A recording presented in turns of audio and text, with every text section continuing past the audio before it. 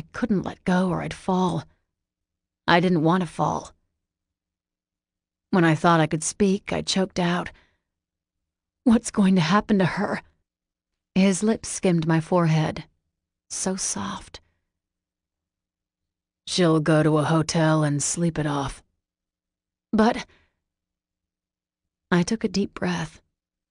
His lips pressed another kiss to my cheek. I held on tighter. When his hand swept down and caught my leg, I climbed up him, grateful for the hold. I was going down otherwise. "What if she says something to your dad?" What would she do to me? I hadn't stopped it.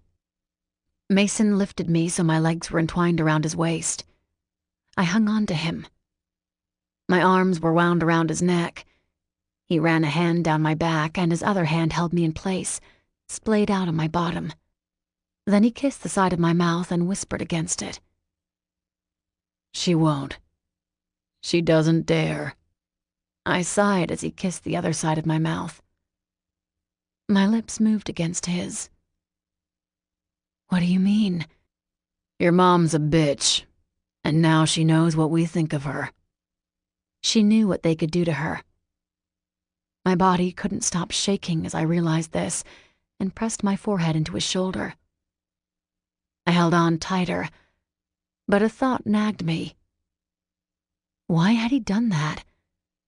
Why had all three of them done that? Mason chuckled against my hair. "Because she'll shut up now. That's why we did it.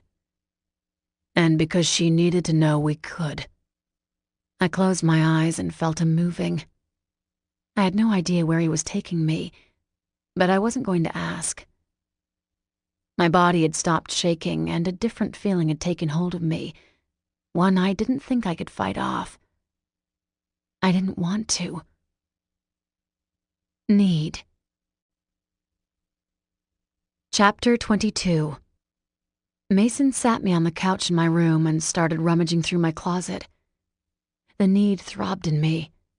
It was slowly taking over when he started to lift my arms and pull my dress off. I blinked up at him. He seemed cold, hurried. This wasn't how I thought it would be. My arms dropped back to my lap and I stared up. Desire was thick within me, blurring my vision. Why didn't he kiss me? I wanted him to, and I reached up to palm the back of his head. Something was shoved down my arm instead. He slipped it over my head, too. When he lifted my other arm and pushed it through a sleeve, I realized he was dressing me. "What are you doing?" My voice was raspy. Mason tugged me to my feet. "What?" He pulled up some pants and I looked down at myself. I was fully dressed, even with socks and tennis shoes. I blinked again. When had that happened? "You couldn't go in that." I spread my arms wide. "Like what?" "We're taking off." He went back to going through my closet. More of my clothes were brought out and stuffed in a bag. "We are?" "When your mom wakes up sober, she's going to freak out. She'll call my dad hysterical." "What?" I sat up further to clear my head. "They broke up." "No, they didn't." His head was in my closet again. "My dad called me and asked if we'd handle your mom. She got drunk at his business dinner and kept going on about you and your dad. He couldn't let her stay, and he had to keep the meeting, so we got babysitting duty." I watched as he kept putting things in my bag, and then disappeared inside the bathroom. "What are you going to say when he calls about tonight?" "The truth." He came back with my toiletry bag. It was bulging at the zipper. "She kept drinking. You came home. She attacked you and then she started on us, so we took her to a hotel." "What are you going to tell him why we're leaving?" Where were we going? "Nate's parents called to invite us up. We'll be back Monday or Tuesday. We took you along so your mom wouldn't start in on you again. It's a long weekend anyway." "What if she tells him what you guys did?" He stopped and stared at me. His gaze was piercing. "She was drunk and crazy. We didn't do anything except to help." He narrowed his eyes. "It should be 4-1. Clarity slammed into me. I heard the veiled threat and surged to my feet. "You think I'm going to rat?" He grinned and the tense moment was gone. "I didn't think so. Check to make sure I got everything. I need to get my own stuff." "Where are we going?" "I don't know what to pack." "Nate lives in the mountains, but he's got a jacuzzi." And he left with those parting words. My butt plopped down on the couch, and I held my bag with numb fingers. It dangled from them to the floor. All I could do was sit there. What the hell had happened? And then I realized it didn't matter.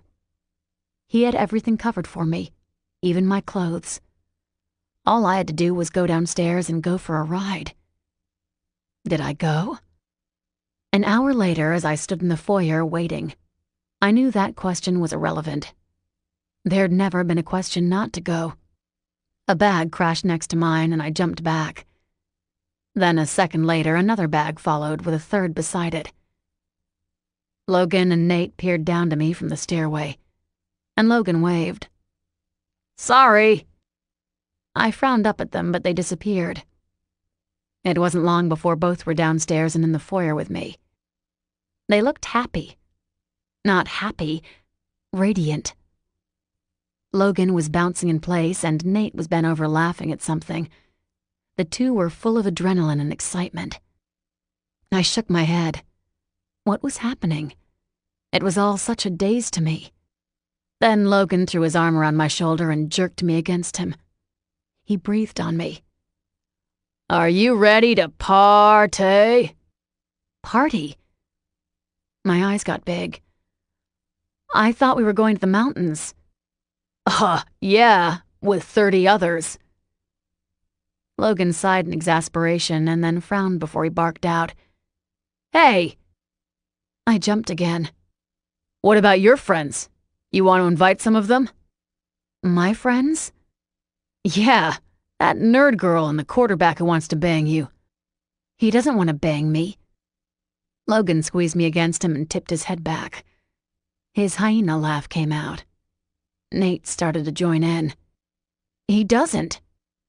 Both kept laughing and shook their heads. "He doesn't." Mason appeared with 2 bags in one hand and a black duffel bag on his back. He rolled his eyes and pulled out his keys. "You can't even lie to yourself. The douchebag has wanted to get in your pants for a long time."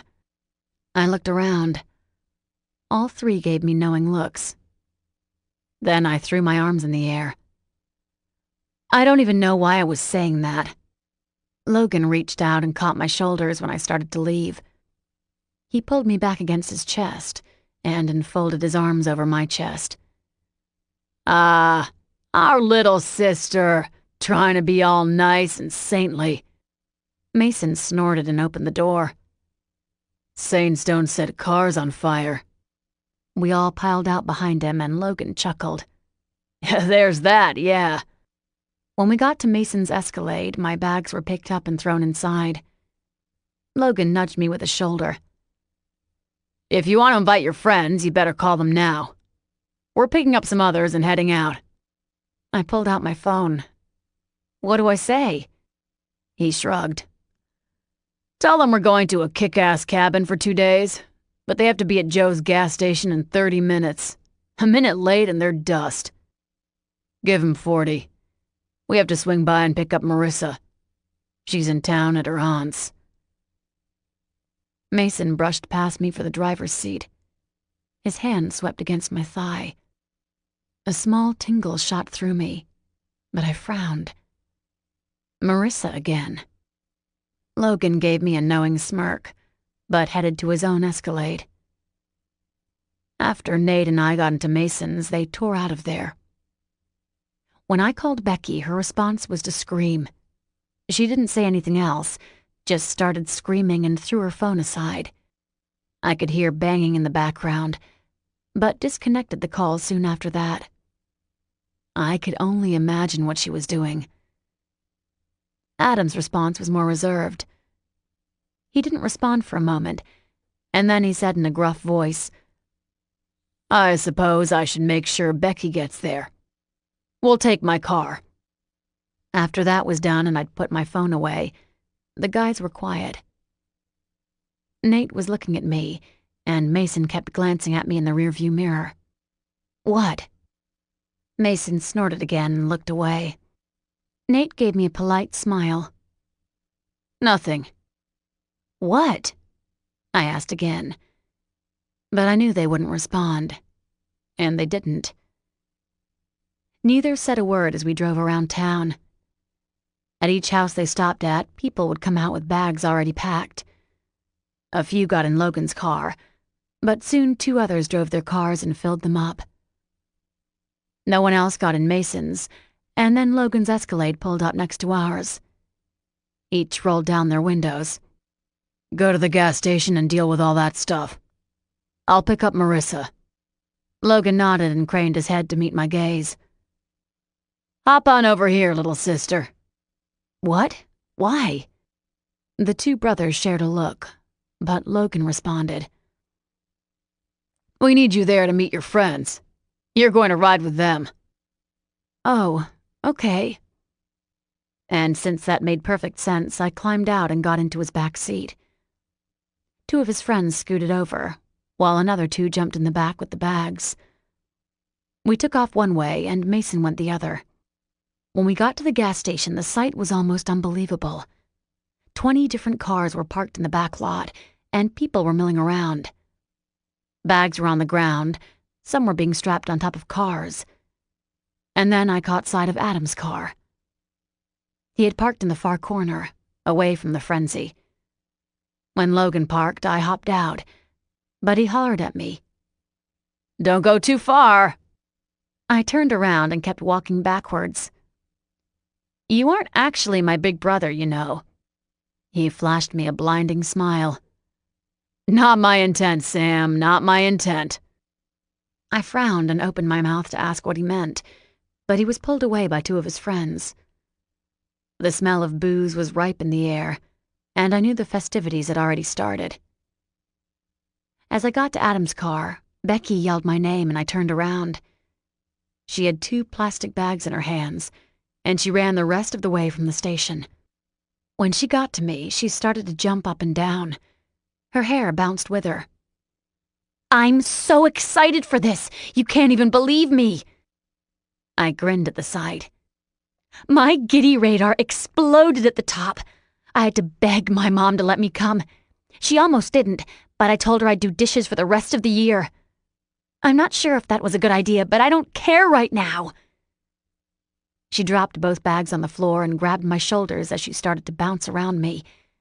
"I don't care if I look stupid. I'm so excited, so excited." Adam's car door opened and he stood up. He was watching her with wary eyes and ran a hand through his hair. "You wouldn't be able to believe the sight I found when I went into her house. I swear the entire place had been thrown around.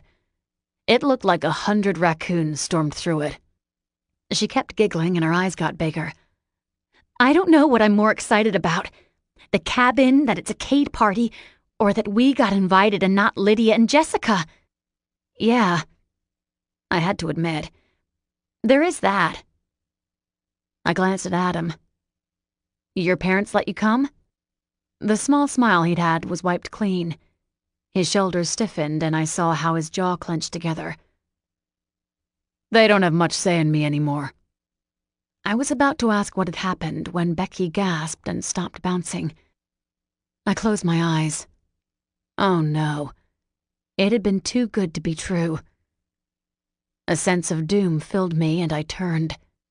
Becky's mouth dropped and she pointed over my shoulder. "Look!" I couldn't believe what I was seeing. Jessica, Lydia, Jill, and Ashley DeCourts piled out of a car. Each of them had different expressions on their face, but none could hide their own excitement. The ground fell out from beneath me. If they went, I wasn't. Bottom line. In that moment, Mason's Escalade breezed to a halt. He parked behind Adam's car, and when he got out beside me, he saw my face.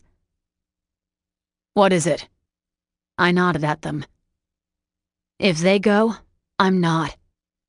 He followed my gaze and shrugged. "Consider it done." Then he nodded at Nate, whose grin couldn't be wiped off his face as he went in search for Logan. Mason stood next to me, but I couldn't look away from what was happening. Nate found Logan and the two bent their heads together for a second. Logan's head snapped up and he found me instantly. An evil grin came to his face, and he snapped his fingers before he gestured to their car. "Get him out!" he hollered. "No, no, no!" Jessica, Lydia, Jill, and Ashley all started to shake their heads and hold their hands up in surrender. It didn't matter. They were ushered out of there in record time. One of the guys pounded on top of their car. Jill poked her head out and snarled at them, but the guys started laughing and chucking bottles at them. Garbage was thrown next. They hurried to raise their windows, but it didn't matter. Someone threw paint inside. Jessica was drenched, and Lydia screamed from the back. "Get out of here!" Jessica screeched at the top of her lungs. Their car was soon out of there, but I couldn't look away. A tension had taken hold of me. Its grip was so tight, so powerful. I couldn't believe what had almost happened. What had just happened because of me. "Happy?" Mason asked in a quiet voice. I jerked my head up and realized he had remained close the whole time. The rest of his car had vacated. "Yeah." I nodded my head abruptly. "You sure?" He was so close. I felt his breath on me and it teased me. That same tingle started back, nagging me. It wouldn't go away. I shook my head. It had to go away. There was no other way. "Sam." I choked out. "I'm fine." And I swung away. I needed to get away from him, from how he could pull me in, how I wanted him to pull me in. Hell, I wanted to pull him in. I closed my eyes, but Mason stepped back then. He took a deep breath and tried to calm my nerves. Goodness, I wanted to jump him right there. And when I opened my eyes, under heavy eyelids, I saw he wanted the same thing. His eyes were dark with desire. But then he closed his eyes. As he opened them, he wore a mask once again. He was in control, and he gave me a half grin. "I want your car behind mine or Logan's. Okay?" I nodded. He nodded at Adam. "You got that?" Adam gave him a nod from across the top of his car, with an unreadable gaze. Mason narrowed his eyes and held his stare for a second. Neither said a word, but I knew there was some form of message shared between the two. The heated look was broken when a small girl with brown curly hair approached from around the side of Mason's car. She had bright almond eyes, a timid smile, and a white sweater that engulfed her. "You're Sam." Warmth oozed from her. "Not now." Mason touched her shoulder and urged her in front of him as they walked to Logan's side of the lot. She looked back and gave me another smile before Mason blocked her view of me. I frowned as I realized what he was doing. He'd done the same thing with my mother. At that time, he'd been protecting me. But who was he protecting now? "Oh," Becky panted. "My." She heaved an exaggerated breath. "God." Adam shook his head. "Can you chill the dramatics a bit?" She looked over, still panting like a dog. "Did you see what I did? I don't even know which thing to talk about first. I can't prioritize them. This drama is overloaded. Her shoulders sagged heavily and she dropped her arms to her side. It's all weighing me down. I have to get it off my chest. I just have to. Then Adam grinned and pointed at an incoming car. You're going to have to add a bit more to your list. As a Bentley stopped on the other side of Adam's car, my radar went on high alert. A brand new, straight from the dealership, Porsche Cayenne wheeled in on the other side, and the doors were thrown open. The Academy elite had arrived, and, judging from their packed vehicles, they were coming on the trip. I watched in horror as Mark DeCraw went over and pumped fists with Logan. Becky groaned next to me. I think I'm about to collapse. Chapter 23. It was a 3-hour drive, and by the time we got there, I had one thing in mind. Could I go running? And if I could, how long did I have to wait before I went? The itch to get away and run free was so strong. I had to force my legs down to the floor a few times. I wanted to hurl myself out of the car each time we stopped at a stoplight in some small town. Becky had stopped questioning me about the Kades when I went mute 2 minutes into the trip. Adam hadn't filled my silence either, and so Becky sat back and chatted away to herself. She talked about everything. The Kades, the Academy elite, how liberating it was to watch Jessica and Lydia get pushed out. She went on and on. Then, after Adam got a text message, she squealed again when she snatched it from him. She twisted around in the seat and exclaimed, "Tanya's coming with her cousin." She sang out, "So much drama!" Adam grunted. "You need to get a life." "I have a life." She was breathless. "Both of yours." And then Logan's car, who'd been in the lead, slowed beside a gated driveway. We were in the middle of nowhere with trees thick on either side of the road. The last town seemed like forever ago, but when the gate slowly swung open and Logan led the way through it, it was the same. A long, narrow road with thick forest around it. Finally, he rounded another curve, and a gigantic log mansion stood in a clearing. It could have been on MTV Cribs. Whoa. Adam laughed under his breath. That's a freaking hotel. I wondered how they were going to house everyone. Becky had fallen silent with wide eyes. Her mouth formed a silent oval and she pressed closed fists to it. I jumped out of the car and hurried to Logan. "Where's my stuff?" He frowned at me. "What's up with you?" "I need to run." "Gotcha." He glanced at my shoes. "Can you run in those? It's going to take a while to get your bags." I jerked my head in a nod. It'd have to do. He gestured to a trail that started behind the garage. "It's still dark out, but it should be light soon. I'll make sure you get a good room. That trail goes up and around a lake.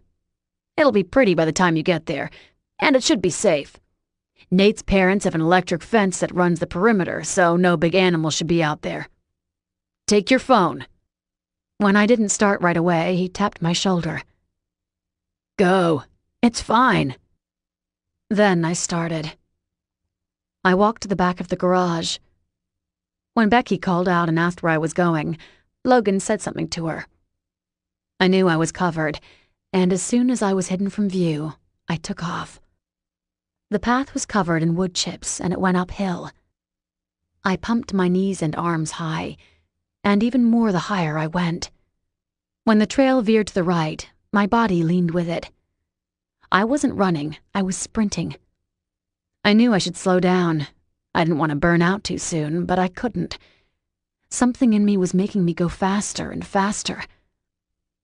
Sweat was soon dripping off me, but I didn't care. I barely felt it. The mountain morning air felt cool, and it fueled me for more. The path flattened out after a steep incline.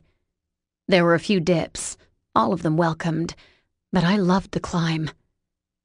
My heart beat faster, and it wasn't from the exertion. It might have been an hour, I wasn't sure.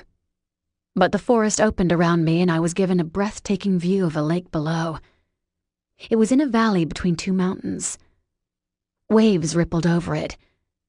I couldn't see through it, not from how high I was, but the water seemed to give me another burst of adrenaline. I kicked off at a higher speed and soared past it. The trees were a blur as I raced past them, and I kept going. When my chest felt like it couldn't expand anymore and my arms had started to feel like cement, I slowed my pace. I lifted my head and breathed in the air. I could feel the elevation in my lungs, but it only made me slow a bit more. After what seemed like another hour, I turned and started back. When I returned to the lake, I stopped and bent over. I caught my breath, but I couldn't stop looking at the lake. Something calmed and excited me at the same time. I wanted to be a part of it, and I felt crazy admitting that to myself, but I did. And then, as I turned and headed to the mansion, I realized I wasn't scared. Maybe I ran it out of me. Maybe I ran away from it enough. I wasn't sure. But a contented feeling settled over me. And then I slowed to a walk the closer I got to the mansion. I could hear bass music blaring through the trees. It might have been a mile away when I started to hear laughter. There was a slight clearing from the hill where I was, and I stopped. My feet were rooted in place. I could see a large pool behind the mansion. It was filled with people, with others streaming around it. There looked to be a hot tub and a sauna as well. A few tables were kept separate behind a barrier of plants, with a steel grill beside a large bar structure. I heard laughter as a few guys shoved some girls into the pool. They squealed as they were soaked. A breeze swept around me, and goosebumps covered me. I was completely drenched in sweat, but I didn't care. That had been the best run of my life. I was already anticipating the next one. When I got back to the house and walked through the garage, there were people everywhere. I walked through, drenched in sweat, and a few girls gave me the snub. They looked me over, their lips curled up, and they turned away. I couldn't hold back a grin as this happened. I might not have wanted to buy into being protected by Mason or Logan, but I knew these girls didn't know who I was. And I sighed as I realized that. These girls were being real. They weren't being fake towards me. They weren't kissing my ass because who might have been my new stepbrothers. More than a few guys didn't look away. My shirt and pants stuck to me like a second skin.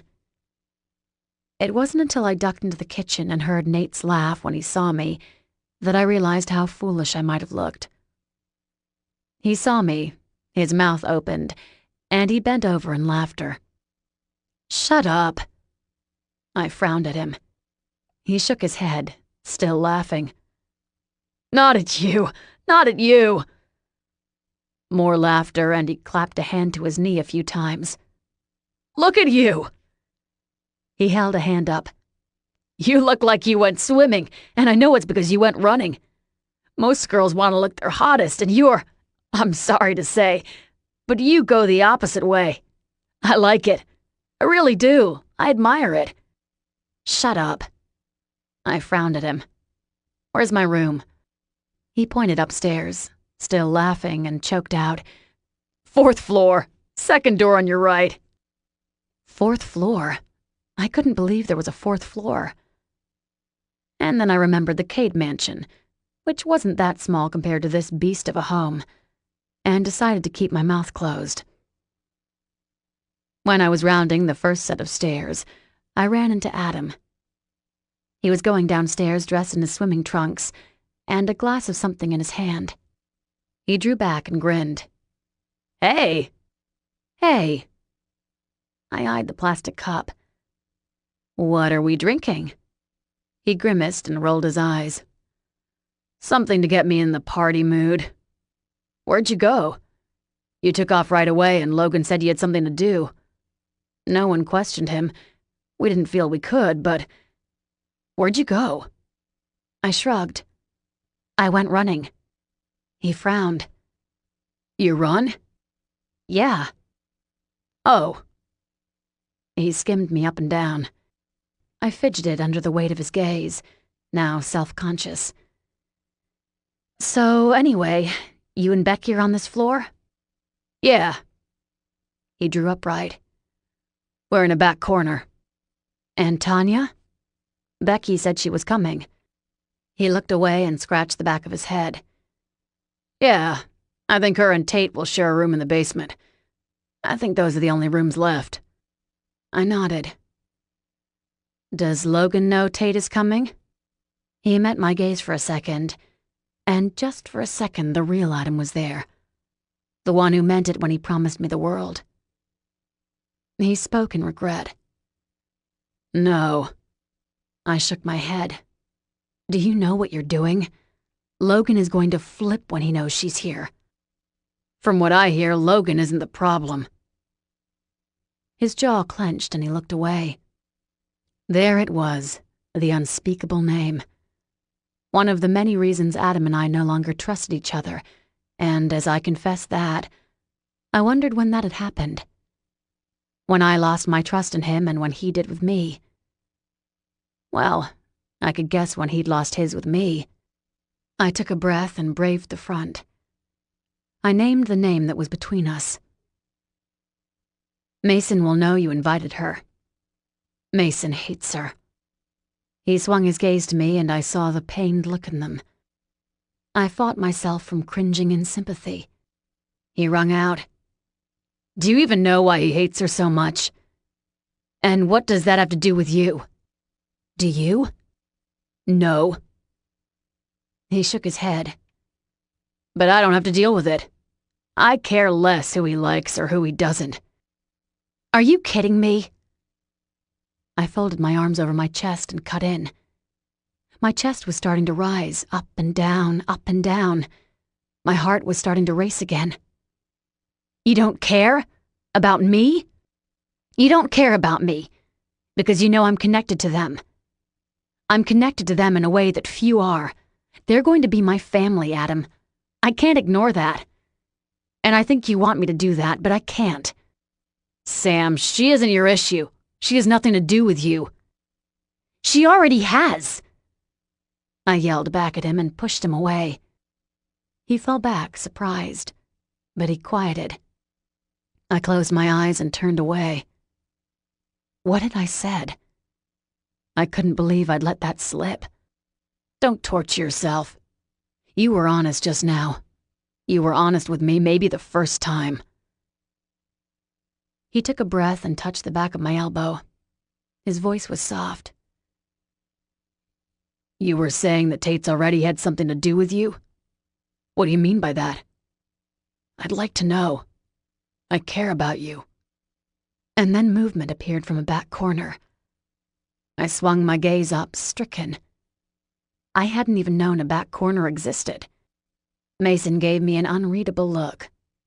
But he spoke to Adam. What do you want here? Adam's head jerked up, and I knew he was surprised. I turned away. I wasn't. I'd witnessed when Mason went in for the kill. I knew it was happening now. What are you talking about? Mason laughed to himself and gestured to me. What do you think, dickhead? What do you want? Her? Adam's eyes went wide. Mason's eyes went to disdain. Be honest. Right now, right here. You and me. Her. You want her, right? I know you do. Just say it. Put it out there, it might work. I glanced at him. What was he doing? Mason refused to meet my gaze. His jaw was hard. Everything about him was hard in that moment. And no matter what Adam said, I knew he'd already dealt his hand. No one won against Mason. Then Adam broke and threw his arms out wide. What do you want? Yes, I want her. His chest heaved up and down. I want her, okay? I've known her all my life. Mason grinned. How long have you wanted her? For half of that. Adam spit back at him. Are you happy? I've wanted her since 7th grade, since the first time Salloway noticed her. That's a long time. Stop, I snarled at Mason. He was encouraging him. He ignored me and narrowed his eyes. Slowly, his hand reached out and grasped my elbow. He pulled me behind him and moved himself forward.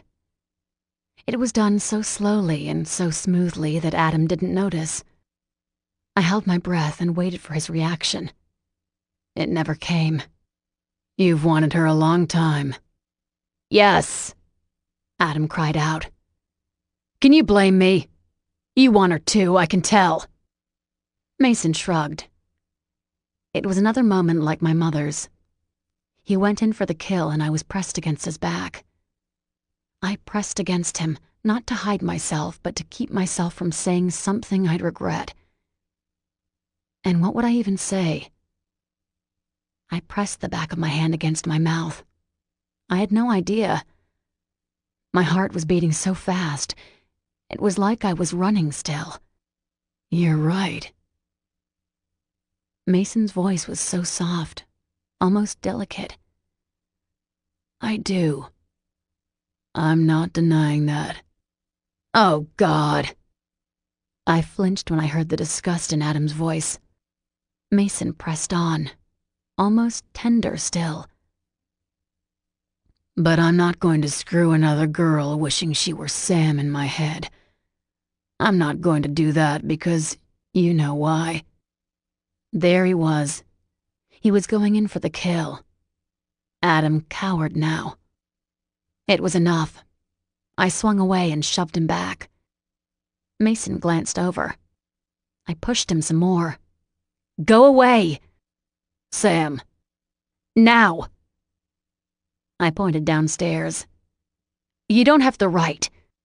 His jaw clenched. Are you kidding me? I'm not your whore. I'm not your stepsister. I'm not your anything. Well, I thought I was your friend, but maybe not even that. You don't have a right, Mason.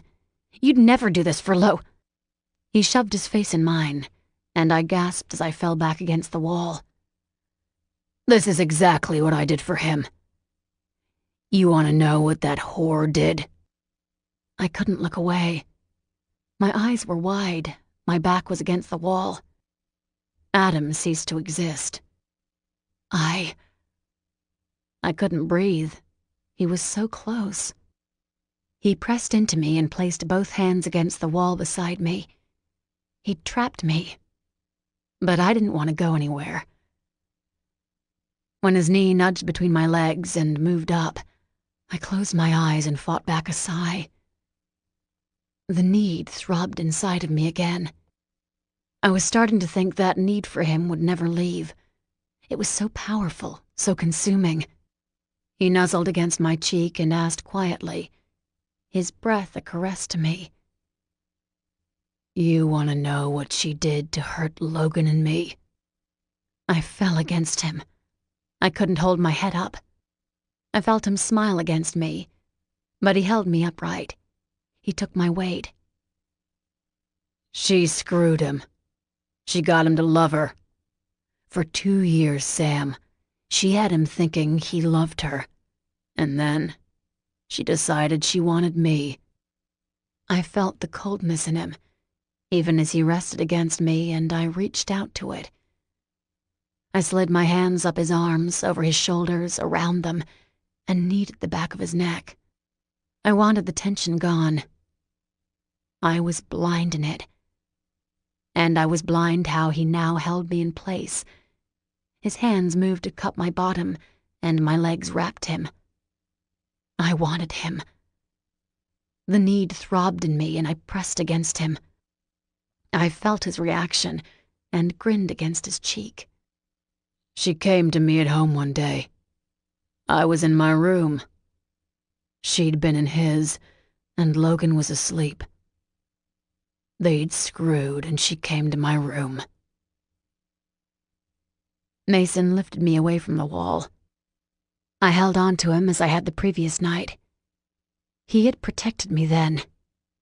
He was protecting me again. Lust had confused all rational thought within me. I didn't know where we were anymore, but it didn't matter. I slid a hand to his cheek and cupped it. I wanted him. I moved my lips so they brushed against his as he spoke. She wanted me. She had him and she thought I'd want her. I don't know why. I'd never given her any reason to think that, but she thought she could have 2 brothers instead of 1. I called him. I let her try and seduce me, and I let him hear the whole thing. It didn't take as long as it seemed. I saw when the call ended. 3 minutes. That was all it took. Logan came round the corner with his phone to his ear. She saw it and looked at me. I held mine up and told her he'd heard the whole thing. A tremor racked through me. He kissed my ear, my cheek, my neck. He whispered to me. She tried to come between me and my brother. That's why I hate the bitch. But he still loves her. That's why he has a soft spot for her. Mason, I breathed out, holding on tight. I grabbed his face and held him still. I pulled back and met his gaze. They were cloudy with desire, much like my own. Satisfaction surged through me. I affected him the same as how he affected me. It went both ways. And then he killed the moment when he turned to the side. A ruthless emotion came through, thick and heavy, when he clipped out. Have you been watching? This is why I'll never do what you have to do. I have her. I won't have to dream about her. Everything stopped in me. A cold shower went over me and I was sputtering in the harsh reality. Chapter 24. Adam stormed off. We were alone. Mason slowly lowered me so I could stand on my own, and he stepped back. He watched me as if I were an animal, waiting to attack. He was ready. He'd been hot and heavy, or so I thought. But he'd really been cold and calculating the whole time. That same unreadable mask was over him now. "You're an asshole," I said softly. He nodded. "Why'd you do that?" He didn't respond. It took another beat before he looked away and ran a hand over his head. Don't get all girly and shit on me. That was a show. You performed well and he bought it. My eyes bulged out of my head. I couldn't believe this was where he was taking it. "Are you kidding me?" Something flashed in his eyes. It was gone in that next instant. He shook his head and lifted his shoulders. What do you want from me? You played me. You pulled all the right strings. A cocksure smirk came out. Like you said, I'm an asshole. That's what we do. I took a deep breath. Something cold started in the pit of my stomach. It grew with each word he said and each second I was away from his touch. I hated how he affected me. The power he had, and he knew it as well. He was fully aware of the power he had over me. Chills broke out over me. I had to get away from him. Just had to. "I have to shower." He jerked his head in a nod and started to leave. My feet wouldn't go. My mind was yelling at me to leave, but my body wouldn't go. It didn't want to go. He had power over me. But I was pretty sure I had power over him, too. He stopped as he was about to go down the stairs. What's wrong? I turned and locked eyes with him. I didn't know what he saw, but it worked. His hand clenched on the banister. His shoulders jerked upright. He sucked in a breath. I watched as his chest rose higher and higher. I choked out. "Was that all a show?" Desire was thick in his eyes. He narrowed them, licked his lips, and jerked his head in refusal. Something flared throughout me, and my legs moved now. I caught his hand and pulled him with me. "This way." He pulled me a different way. My heart was pounding as I held onto his hand. I was blind in my need. I could only focus on him. He led me through a myriad of stairs, through some doors, and finally he pulled me through the last one. I had no idea where we were. I hadn't cared to pay attention, but I knew we were far away from the party. Mason dropped my hand and gazed at me. His room was dark. The shades were pulled so the morning light filtered through, but we were still in shadow. He was watching me with an intensity that made my heart skip a beat. Fear froze me. I stumbled out. "I need to shower. I reek." And then he reached forward and wrapped 2 arms around my waist and raised me off my feet as he walked to a bathroom. The shower was turned on and he stepped underneath. The cold water splashed down on me and I gasped. I surged forward in reaction and pressed my chest against him. But his mouth landed down on mine. Oh God. My hands curled into his shirt and I could only hold on. His lips were hard on mine. A flame exploded inside of me and I wanted more of him. I needed more. Then he started to move against me.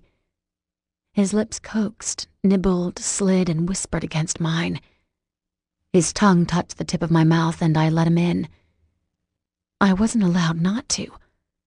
My body answered whatever demand he made. The thought of denial wasn't in me. When my tongue touched his and his body trembled under my arms, I realized the power I had. It was addicting. It burst within me and I climbed up him. It was as before, but this time I didn't wait for him. I slipped my hand under his shirt and lifted it over his head. Mason let it slip over, and he hungrily already had mine off.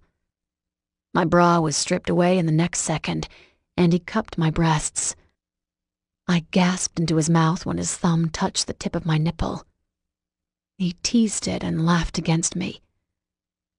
I nibbled at the corner of his mouth and then moved back. He caught me with a hand to my back and met my gaze. While we held each other's gaze, I couldn't look away. His eyes were dark, hungry, and they grew darker the longer we stared at the other. Then I lifted a hand and touched the side of his face. I traced the edge of him, his forehead, the corner of his eye, the side of his cheek, his lips. He was beautiful. His muscles shifted under me and I felt him lower me back to my feet. I groaned in protest. I didn't want to leave him, but he bent forward and caught my lips in a hungry kiss, a long kiss. I couldn't tear away from him if I had to. Mewling, I pressed against him again, and then his hands were under my bare legs. He lifted them again, and as I wrapped them around his waist, he came in full contact against me. I gasped at the feel of him. He was hard and ready. He bent and kissed my neck, on my shoulder bone, and moved around to the other side as he walked backward and pressed me against the wall. When his hands no longer needed to hold me, he started to caress me. One slid over my stomach, up to my breasts, and then he stroked them. They were hard and full. I ached for his touch. I wanted him in me, between my legs. And then his hand moved down there. He caressed the insides of my thigh and then over my stomach, back down the other thigh.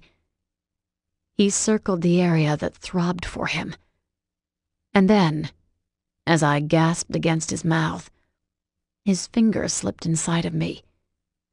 His tongue swept against mine at the same time. His other held the back of my head as his mouth consumed me, While his fingers started to slip in and out, he went deeper with each thrust. I clung to him, pleading with him for more as my hips moved in rhythm. Then my hand slid down his arm, circled his slim waist, and wrapped around him. He gasped against me this time and held still. I grinned, intoxicated with power and need. I wanted more. I wanted him, and I kissed his ear to whisper that to him. With a guttural groan ripped from him, he pulled me from the wall and walked to the bedroom. A second finger slipped in and he curved them deep in me, deeper than before. As he lowered me to the bed, I gasped and arched my back. His fingers pushed further. He didn't need to move them anymore. I felt it building. Spasms of pleasure joined into one long, momentous ride, and I rode it out. Wave after wave crashed into me. My body trembled from the climax, and I lay weak in his arms. When I had settled, he grinned down at me. I brushed back a lock of his black hair that fell forward, and rasped out, "What?" "You ready for round 2? He pulled out a condom. I groaned, and soon he joined with me. I watched him as he bent over me. He thrust in me, and when he saw me watching, he thrust harder. He pinned my arms above my head and stretched me. My breasts lifted for him, and he took one in his mouth. His tongue swept around the nipple. It flicked over it, teasing it. Then his thrusts got harder, rougher. He went as far as possible. When I wanted him to go faster, he held back. He kept a slow pace. It built within me, driving me crazy. I wanted more. I screamed at him, but he only grinned back. Then his tongue dipped to my neck. He licked me, and I screamed again. My legs clamped around him and rose higher. I wanted him further inside, but then he cupped the bottom of my legs and he held them at the right spot. His penis touched the back of me and another climax ripped from me. I would have yelled, but his mouth drowned me out. His trembled along with me as we both went over the edge together. When I was able to move again, I shivered as I remembered what we'd done. I grew wet again, and Mason lifted his head from my chest. He gave me a lazy and slow smile. "All ready?" I laughed huskily and shoved him out of me. His penis slid out. I missed it as soon as it was gone. Something was missing. I shook my head at that yearning. I have a feeling we'll be going again if we don't get some distance. Then I fell back again and laughed. He rose above me and cupped the side of my face. When he turned me towards him, my eyes met his. They were narrowed and somber. I was breathless again. My chest wanted to rise and fall, but it was frozen in place. Then he leaned down and touched his lips to mine. It was a soft kiss, tender. As he pulled away, he pressed another to my forehead before he stood up. I sat up and watched as he strolled to the bathroom. His body was made of contour and muscles. He was sculpted as a statue. The added comfort he had with his body, which didn't give a damn if he were naked or wore clothes, took my breath away. I climbed out of the bed and followed him to the shower. He opened the door, but I shook my head and climbed onto the counter. I leaned back against the mirror and watched him shower. When he realized what I was going to do, his eyes darkened and the corner of his mouth curved up. But he finished washing himself. He left the door open, and as he was done, he leaned over me to reach for a towel. His chest rubbed against my breasts. He held himself across me. I looked over. He must have had a towel by then. But his lips caught mine. He'd been waiting for me. After a long and hungry kiss, he pulled back and strode into the bedroom. I tipped my head back and groaned. Everything in me was mush. My legs were jelly, but I managed to push off the counter and went into the shower. The water cooled me down. When I went back to the bedroom, Mason was on the edge of the bed. He had pulled on a pair of jeans that rode low on his hips. As he reached for a shirt in the closet, he glanced over. "Do you have any clothes?" "In my room." I fell back on his bed with a towel wrapped around me. My whole body tingled with awareness. I felt alive. It was like I'd gone for another 3-hour run. And then his question penetrated and I jerked upright. "I don't have any clothes." He chuckled and sat beside me. His thigh brushed my bare one. "That's why I asked. You want me to go and get you some?" "How far away is my room?" He grimaced. "Logan assigned the rooms and he put you on the opposite side of the house." I glared at him. He grinned. "Logan's way of a joke." I groaned. I can't believe this. Mason flicked me on the shoulder and stood. As he lifted his arms above his head and stretched, he remarked, "Chill. I'll go get you some clothes." "And if someone sees you?" His arms dropped to his sides and he chuckled. The genuine sound of it sent another burst of tingles through me. He shrugged. "Who cares? I can always pull the sister card if I have to." I groaned again. He went to the door and glanced back to wink. "Not that I gave a shit about that before. I'll be back." He tapped the door twice and sent me a farewell grin before he disappeared behind it. And I was left alone. Alarm shot through me. What had we just done? And then I remembered. The images of us flashed in my mind. A shiver from desire came over me and I melted into his sheets. I wanted him again. As more images flared through me, I rolled over and let loose a yell into his pillows. I knew that I'd want him for a long time. What the hell was I going to do? It wasn't long before the door opened again, and he threw some clothes at me. They landed beside me, and he held my gaze. My body reacted. My chest started to heave, my pulse picked up, my hands got clammy, and the need throbbed between my legs. His eyes darkened, and then he cursed as he slammed the door behind him. I met him halfway, but he carried us back to the bed.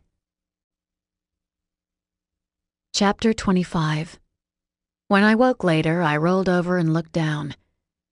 2 more condoms had joined the first one on the floor, and then I heard his chuckle behind me. His hand rubbed at the bottom of my back and massaged its way up to my shoulders. He sat forward, landed a kiss on my shoulder bone, and scooted to the backboard. "You think I'd forget those puppies?" I glanced back. I did. He grinned and stretched with a big yawn. "Those things are like putting on pants. I'd have to be drugged to forget 'em." My shoulders sagged forward when I heard his sentiment. Some guys wouldn't agree, but I was relieved to hear his viewpoint. Then I yawned as well. "What time is it?" He shrugged. "I could sleep the rest of the day. Good sex does that for me." A different tingle shot through me at his words, but I frowned. I didn't want to dissect any of it, and then I glanced at the clock. My eyebrows shot up. "It's 6 o'clock? Oh my God, I have to get out of here." I started to throw back the covers to scramble out.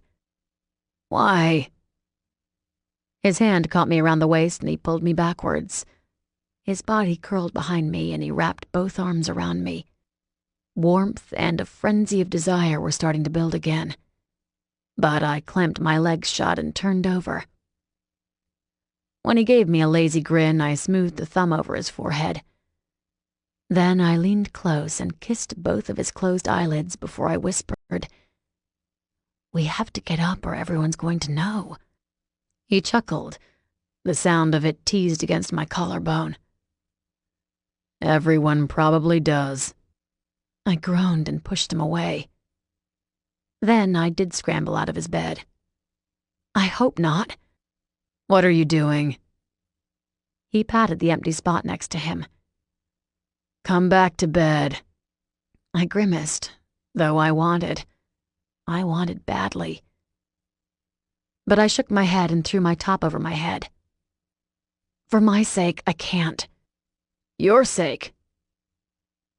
He sat up again and frowned as he ran a hand through his hair. "What are you talking about?" "I'm your stepsister. I'm sleeping with you. Do you realize what kind of reputation I'm going to get?" He crossed his arms over his chest, and I averted my eyes when his chest muscles protruded out. Heavens, that boy. "I didn't even think about that." "Yeah, well, think about it." I gave him a short wave. "I have to go." When I shut the door, his laughter followed behind, and I soon realized I had no idea where I was, and he had reason to laugh at me. 3 doors later, 4 hallways and another 2 sets of stairs, I pushed my way through a last door to find myself beside an indoor pool. Who had an indoor pool? My goodness. And then I looked up and the incredulity of the situation died down. Logan sat on the other side with some of his friends and Mark DeCraw. My inner claws came out. "Hey! How did you get there?" Logan waved me over. Everyone else looked up. Most of the guys were friendly, most of the girls weren't, but it didn't matter. As I drew closer, I ignored the knowing smirk on Logan's face and studied Mark's reserved one instead. "Where have you been all day?" "Huh?" I looked down. Logan rolled his eyes. "You've been missing in action since this morning. Most people took naps, but they didn't sleep the whole day away." I shrugged. I couldn't peel my eyes off Mark, whose eyes were directed anywhere but at me. "I don't even know where I slept. I never found my room." He whistled. "Are you serious? I was sure I saw Mason showing you." My hand clamped down on his shoulder and he winced, howling under his breath. "Remove the claws, Sam, seriously." I forced a laugh from me. "Ha ha ha, "Ha, Logan." He rolled his eyes again. "Your friends are on the bottom patio outside. I know that's where you'll be the rest of the night." I gave him a thankful grin and started forward, only to stop and look back. "How do I get there?" Mark stood and pointed through a doorway. "You go through there, up the left stairs, and the door will take you to the kitchen. The patios are out from there." I narrowed my eyes at him. Why was he being helpful? Did he not know of his mother's intentions? I knew I should have thanked him, but I clipped out, "How's your mom?" He frowned. "She's fine. Why?" His eyes seemed wary. I shrugged. "No reason." Logan's gaze had been skirting between us with a frown on his face. A look of frustration passed over him. "Where's Mason, Sam?" I jumped. "Why would I know?" "You saw him last." I looked away and cursed when my face went in flames. "I have no idea. I've been asleep the whole afternoon." "Uh-huh, right." When I glanced back, I was grateful to see that only Logan studied me. He gave me a tight smile, and I knew that he knew. Guilt and anger coursed through me, but I frowned back at him. Then I stuck my tongue out at him before I pushed through a set of doors that led where Mark had told me to go. When I pushed into the kitchen, so many people poured everywhere. No one looked at me, and I got an extra bounce in my step from that. No one cared. That was good, very good. And I meandered through to the patios. From the top, I looked down and my eyes went wide again. When Logan said my friends were on the bottom patio, he'd declined to tell me there were 6 different patios. There were walkways that connected them, and each patio was set beneath the other one. When I got to the bottom, that patio was nestled between a tennis court and a sand volleyball court. Who were Nate's parents, and what did they do for a living? "Sam!" Becky saw me first and pumped her hand in the air. The fierceness of her movement sent most of her drink over the glass's edge that she held in her other hand. Amelia White scrambled up next to her and brushed frantically at her lap. As I approached, she snapped something at Becky, who didn't seem to care, as her grin was etched from ear to ear. She pulled over an empty seat next to her and shoved it out to me. "Here! Sit here!" I sat. Amelia scoffed and rolled her eyes as she moved a seat away on the other side of Becky. Her 2 friends, Miranda and Cassandra, both gave me polite smiles before they sipped their drinks. Adam was surrounded by Peter and a second guy that I didn't know. He looked like the Academy elite, preppy and stuck up. "Where did you go?" Becky gushed. "I didn't know you ran. Adam said you went running. How far did you?" I shrugged. "Far enough." "That's so cool. You should go out for cross-country. I bet you'd be awesome at it." Adam gave me a biting smile. "Did you rest up this afternoon?" I wanted to glare at him, but I held back and took a breath instead. "I did. You?" Cassandra laughed shrilly and placed a hand over his. She gave me a forced smile. "Oh, you wouldn't believe how long he napped." I frowned. "I wouldn't?" "No." She heartedly shook her head. "Not at all. Not one bit." Then she wiggled 2 fingers at me. "You're so secretive, Samantha. We had no idea you liked to run." My eyebrow shot up. "Well, how could you? We've been such great friends since—" I waited a beat and gave my own forced laugh. "Oh, that's right. We're not friends." Her smile clamped up and she glared instead. "You don't have to be mean." I smiled back. "Why not? It's so much fun." Becky gasped and patted her chest in an exaggerated fashion. "Could this be?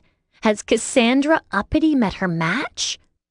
She turned her glare on her, and an added coldness sparked in her depths. "Watch it, Salloway. You're 2 steps from being ousted at school." Becky seemed to purr in her smile. "Adam's been my neighbor all my life. We're good friends, too." Cassandra's eyes were sharp. "I don't see him defending you right now. 2 steps, outcast. 2 steps, and your humiliation is all mine. I like to serve my dishes best cold." Becky lifted her hand and pretended to claw her. "Retract him, biatch. We all know what they say about felines." "What?" She seemed to search for words. "That they're the female version of the human species. Catty, moody, and sneaky." "You're a girl." Becky shrugged. "I'm more a dog." The smile on Cassandra's face was the creme of the creme, and she leaned back. "You're right.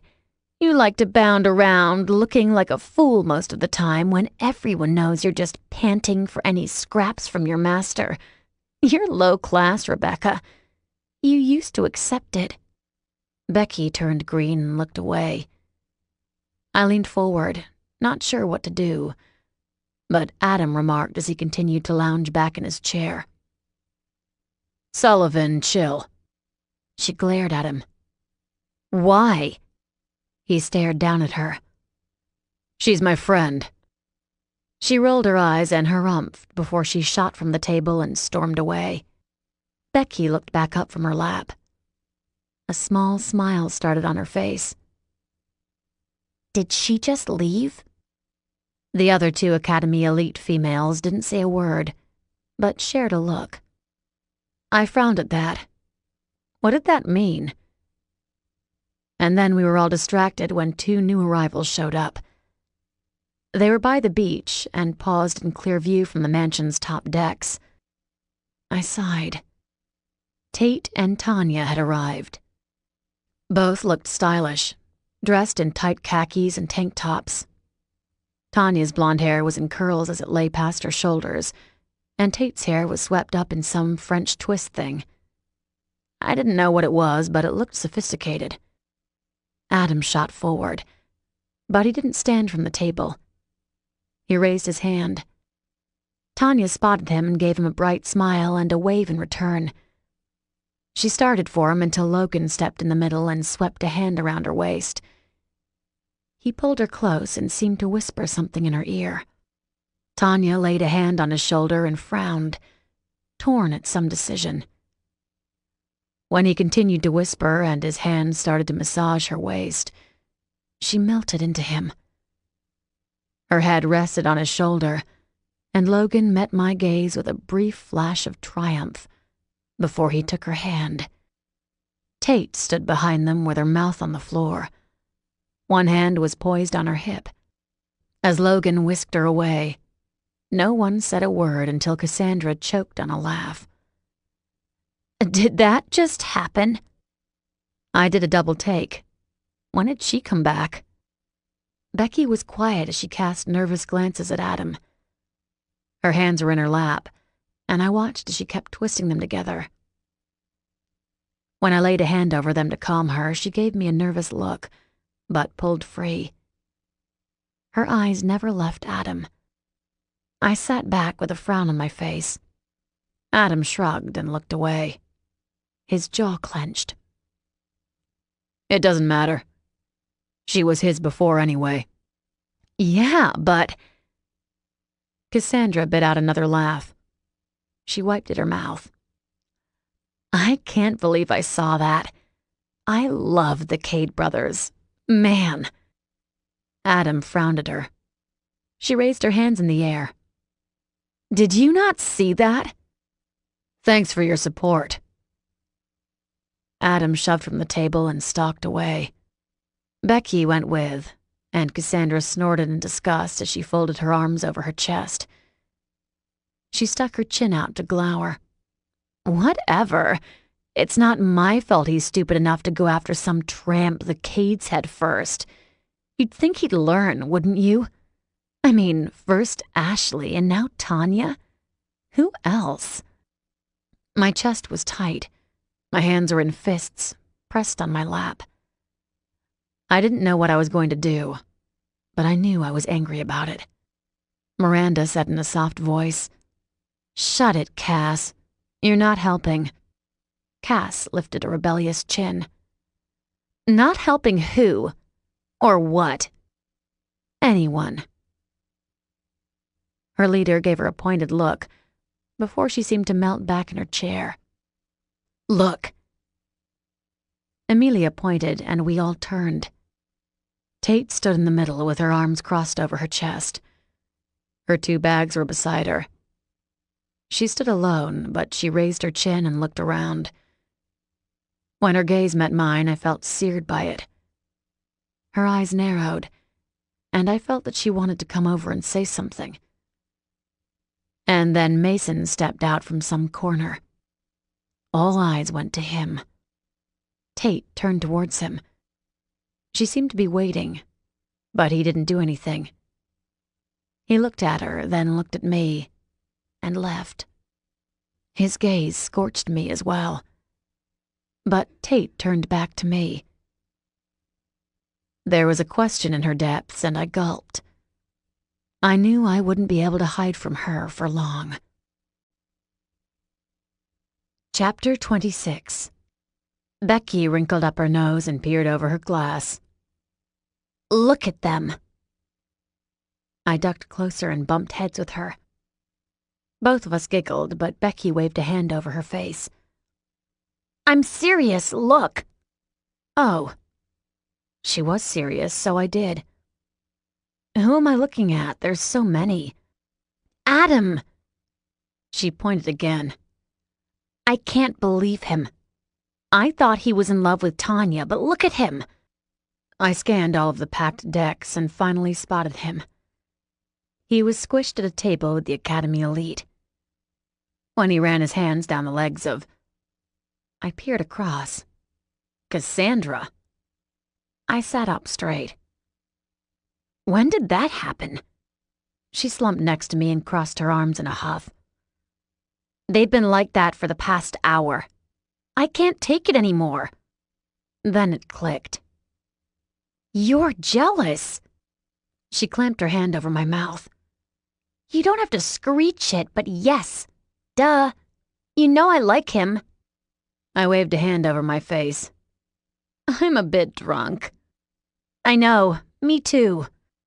And after we looked at each other, we convulsed together in another giggle fest. We'd been doing that a lot in the past hour. Then she pulled away and sounded out a dramatic sigh. I'm serious, Sam. He bounced right from Tanya to her. I can't believe it. I hate that girl. When I glanced over there, I caught the glower Adam was sending our way, and I patted Becky's hand. I wouldn't worry too much about it. His ego's bruised. She's his Band-Aid so he doesn't feel so wounded. Why couldn't I be his Band-Aid? I shot her a grin. Could you be any more whiny about that? And besides, he values you. He couldn't use you in that way. She sniffled. He does? I rolled my eyes. You know he does. Stop the pity party. We're supposed to be having fun. So says you. You don't have the Academy snub team breathing down their noses on you. They'd love if I curled up in a ball and vanished into thin air. And Cassandra keeps throwing those snooty looks over here. I sighed and rested against the couch we'd both procured long ago. It was set in a back corner of a side deck and gave us some privacy where no one could hear us or see us, but we had a grand view of all the action around us. When the couch had emptied, Becky and I made a mad dash for it and had been drinking ever since. She'd been sore over Adam, but as I reached for my drink, I couldn't stop from glancing at the deck above ours. Mason sat in the back corner with Marissa on one side, Nate on her other side, and Logan with Tanya over his lap across from them. There were a few others, but everyone knew that was the top tier of the social scene. When Mason grazed the top of Marissa's knees, my hand clenched around my drink, and I threw it all back. It should have burned my throat, but I had ceased feeling a while ago. It had seemed like a good idea then. Sam! Becky waved a hand in front of my face. What? I snapped to attention. She looked annoyed. What are we going to do about Adam? What was I going to do about Mason? Huh? I caught myself. Had I said those words out loud? But I shook my head. Why is Cassandra so mean to you? I know! She lifted her arms up and down. She pushed out her bottom lip in a pout. I haven't done anything to her. I've always been nice to her, and who am I to them anyway? Besides being good friends with Adam, and now you, and you're close with the Kades. Her face brightened. Do you think I'm a threat to her? Because of you and Adam, you know. No, that doesn't make sense. I'm the same boring Becky like always. I patted her leg. I'd been doing that for the last hour. It'll all work out. I know it. I think you and Adam will get together. You think so? I swung my arm wide in a grand gesture. Some of my drink spilled over, but neither of us cared. Yes, I do. It might not be in high school. Her face fell. But I think it'll happen. Adam's too caught up in social stuff. He can't appreciate you now because he's not mature enough. Becky nodded. For being drunk, we're very clear-headed right now. I nodded too. I know. And I'm talking very articulate. More than you usually do. You don't usually talk at all. Well, you do, but not really. My face clouded. Maybe I should shut up. No! Her hand grabbed onto mine. You need to talk more. You have very good points for me to hear. I never thought of Adam as being immature, but I can see why you think that. She hiccuped. So did I, and we both fell back giggling again. Then we became aware of someone who had come onto our deck. I gasped, and Becky cooed. Mason frowned down at us for a moment before he spoke. Then he tossed his phone on my lap. Call your mom.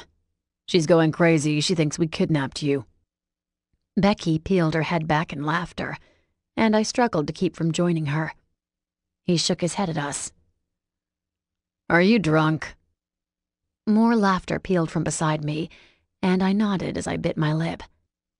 Hell, you're probably having more fun than most of us. He sank down next to me and ran a hand through his hair. I watched the movement and wanted to do the same. A wave of need rushed over me, but I breathed out and remembered we were in public. I tried fanning myself. When Becky had stopped giggling so much, she sat up with glazed eyes and squinted at him. Who's your girlfriend? I jumped next to him. She frowned at me. Mason sat stiffly beside me. He didn't look at her. Hello? She reached over me and waved a hand in front of his face. He looked away and took a breath. I felt the movement when his arm brushed against mine. She fell back and heaved a sigh. I can't believe it. I'm your best friend. He's going to be your brother, and he ignores me too. Everyone ignores me. I'm more beneath people than I realized. I looked at her. You're not beneath me. She gave me a tight smile, but spoke to Mason. I know you can hear me, and I know you're not being cruel to me because of Sam.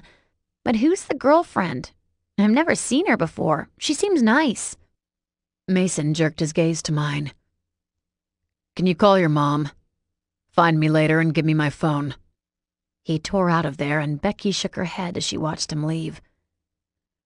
I must be really drunk because I know I shouldn't have talked to him like that, but I don't really care right now. I shrugged and dialed my mom's number. He's a jerk. You can talk to him however you want to. Becky gave me a blinding smile. Thanks, Sam. And I gave her one back. Anytime. And then my mom's hysterical voice sounded in my ear, and I cursed when I pulled it away. That was going to hurt. As I rubbed my ear, I moved away. Music, laughter, and the general shrieking sounds of a party were going to make this phone call last longer than I wanted. When I found a semi-quiet corner, I lifted the phone again. Hi, Mom. Samantha! She heaved out. You're okay. I've been so worried. You have no idea. I thought about calling the cops. Why would you do that? Because of what they did to me. I can't believe you didn't help me. But then I thought maybe you couldn't. Maybe you were too scared of them. Alarms went off in my head and I sat back on my heels. Are you kidding me right now? She got quiet. Samantha, you were there. You saw what they did to me. I sighed into the phone. Mom, are you drunk again? A shadow moved over me and I spun around. My heart stopped for a second, but my shoulders dropped when I recognized Mason.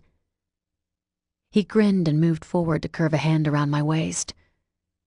As he bent close to listen in, he brushed against me, and his breath caressed my cheek. Sam, are you there? I choked out, my throat full with desire.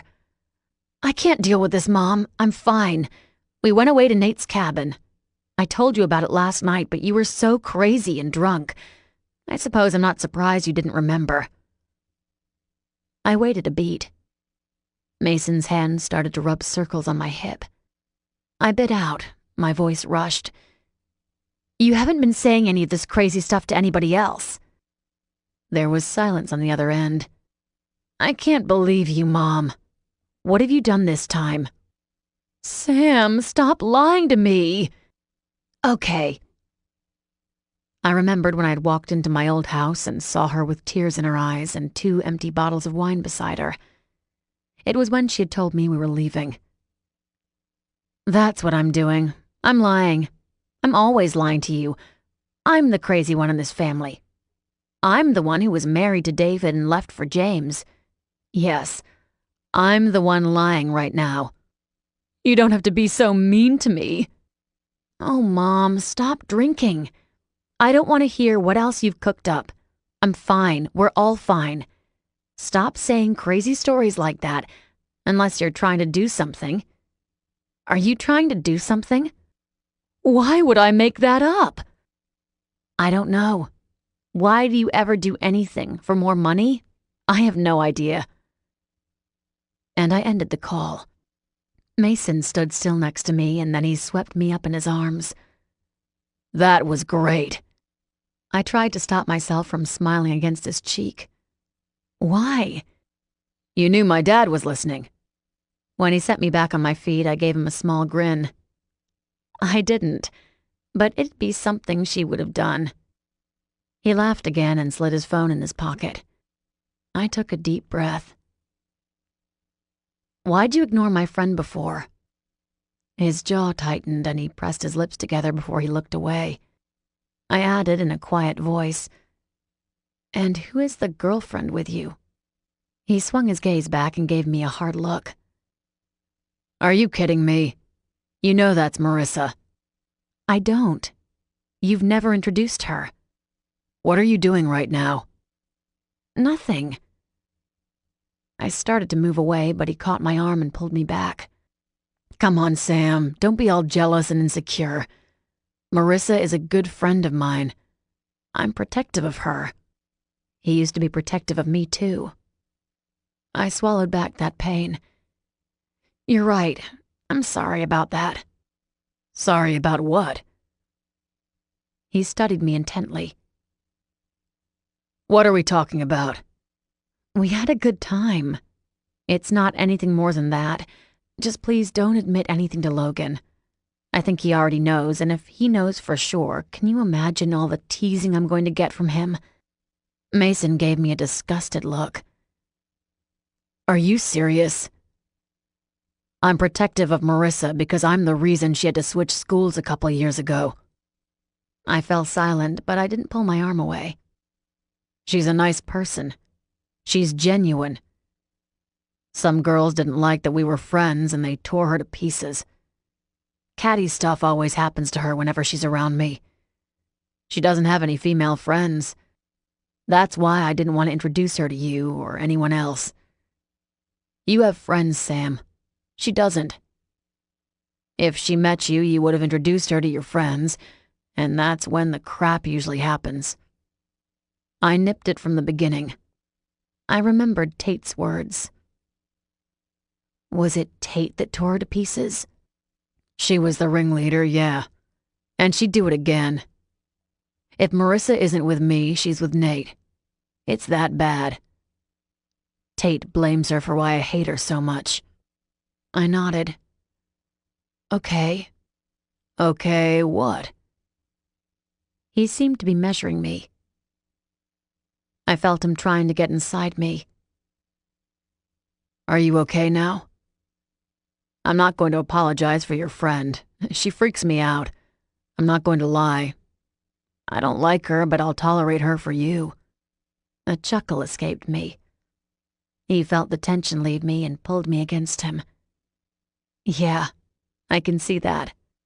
He pressed a kiss to my forehead. Are you gonna get wasted tonight? Seems like. I gave him a sloppy grin and he pressed a kiss to it. I sighed as his lips left mine. It seems like it's my night with Becky tonight. She's down in the dumps because of Adam. The quarterback who wants to bang you. I shook my head. He knew exactly who Adam was. Yes, she likes him. He grimaced. She should have better taste in men. You want her to go after you instead? His eyes got wide. You should encourage those two to date. I laughed and pressed against him some more. His hands dropped down and started to caress the inside of my thigh.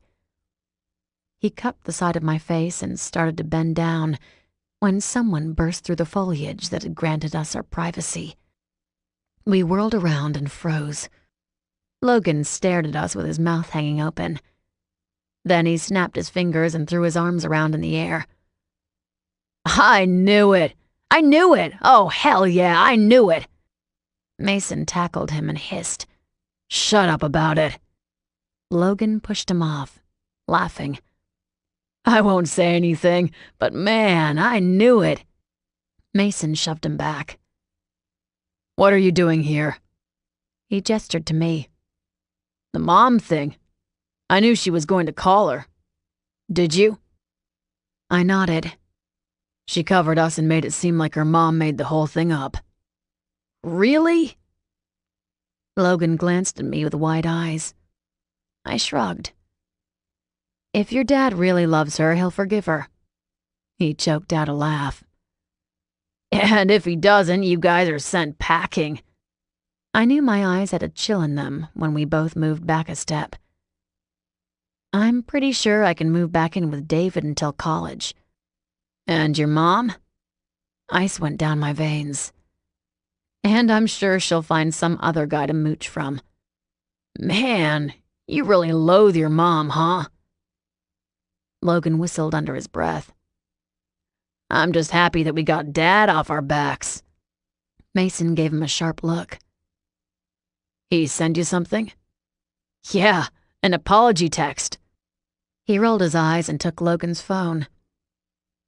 Guess that's supposed to make up for the other ones, huh?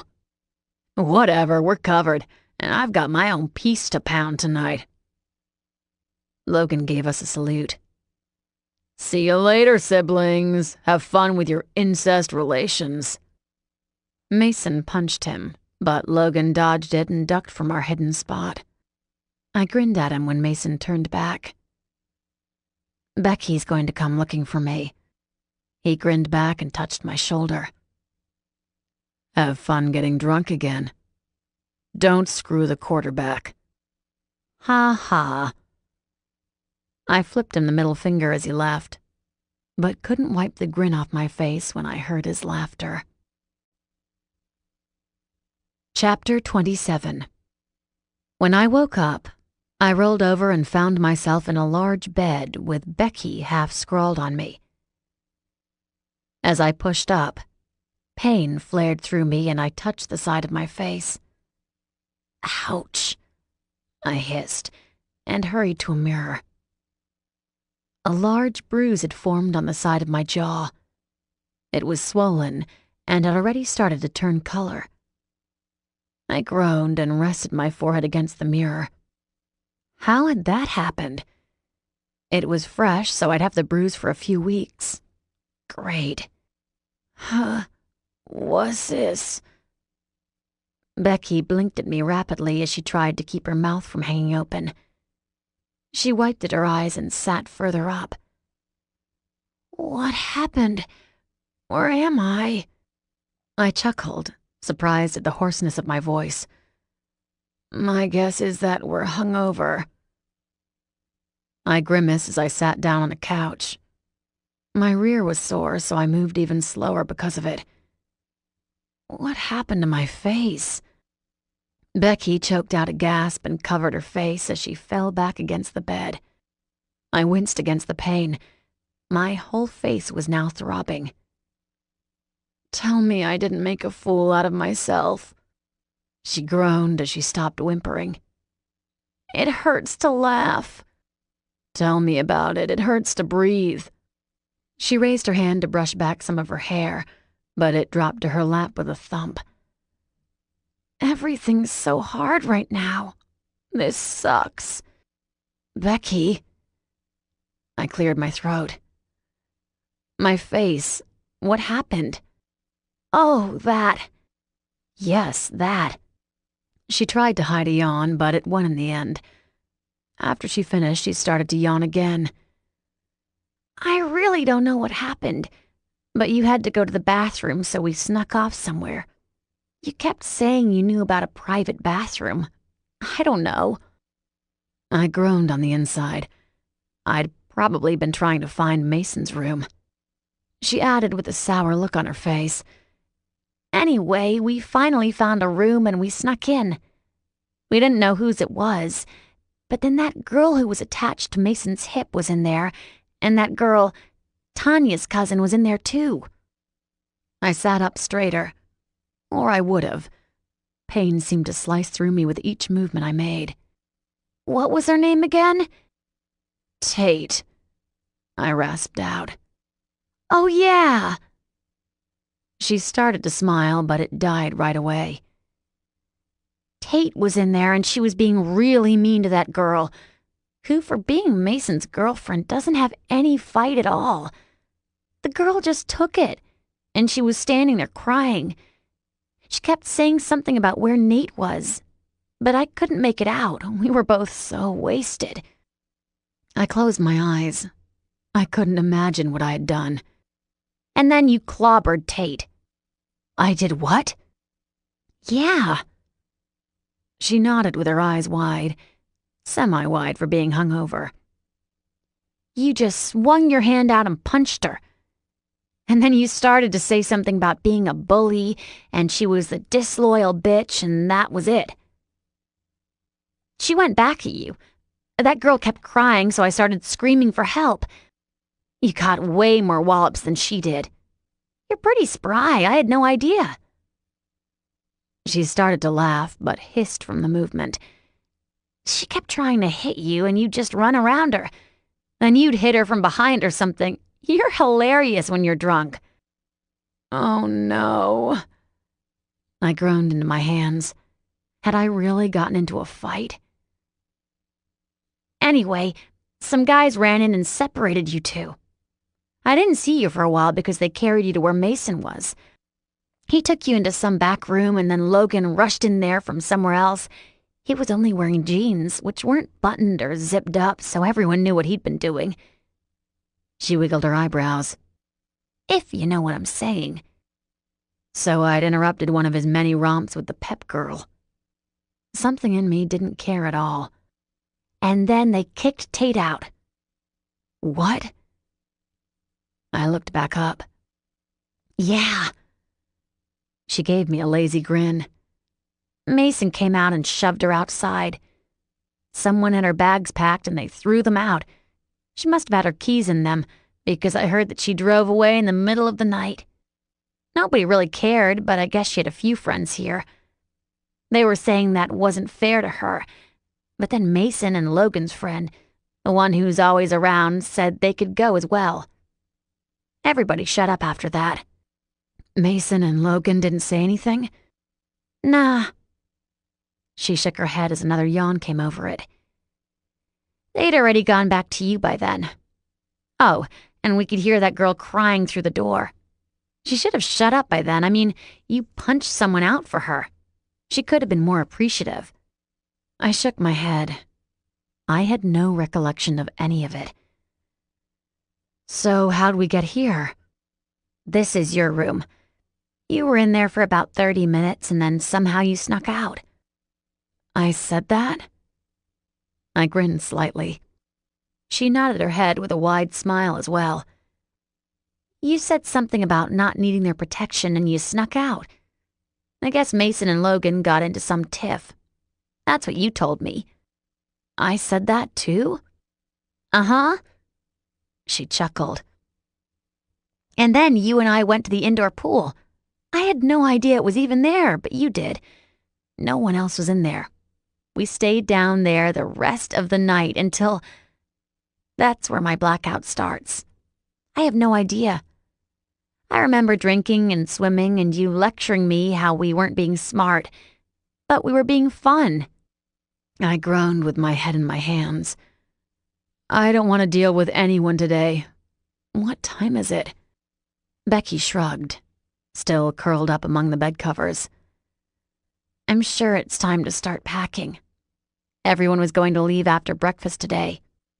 I swung my heavy head to the side and saw both my bags in the corner. I grunted. Looks like I'm packed. Becky snorted before she rolled off the bed. I gotta find my room. See you in a bit. See you. I waved as she stumbled out the door. She hadn't been gone long before someone else knocked. I tried to yell for them to come in, but it sounded like a frog's croak, so I heaved myself up and opened the door wide. I expected Mason or even Logan, but instead I was in for a surprise. Miranda Stewart, Fallen Academy's elite queen bee, stood at my door. She gave me a timid smile and brushed a strand of her auburn hair back. I didn't know why. It looked perfect, pulled high in a clip with small braids decorating her head. A few wisps were allowed out, and it gave her a softer look. Maybe that's what she was going for. Her emerald eyes sparkled in warmth, and she folded her hands in front of her. Hi, Samantha. The sound of my full name kicked me in gear. It sounded so formal, and it should have. We weren't friends. Miranda? She glanced over her shoulder. Can I come in? Or do you have company? I chuckled. Becky just left. Oh. She glanced down at her hands. Then she laughed softly. I realized how that sounded. I didn't mean to imply anything. I narrowed my eyes. The Miranda Stewart I knew wasn't this self-conscious, shy girl.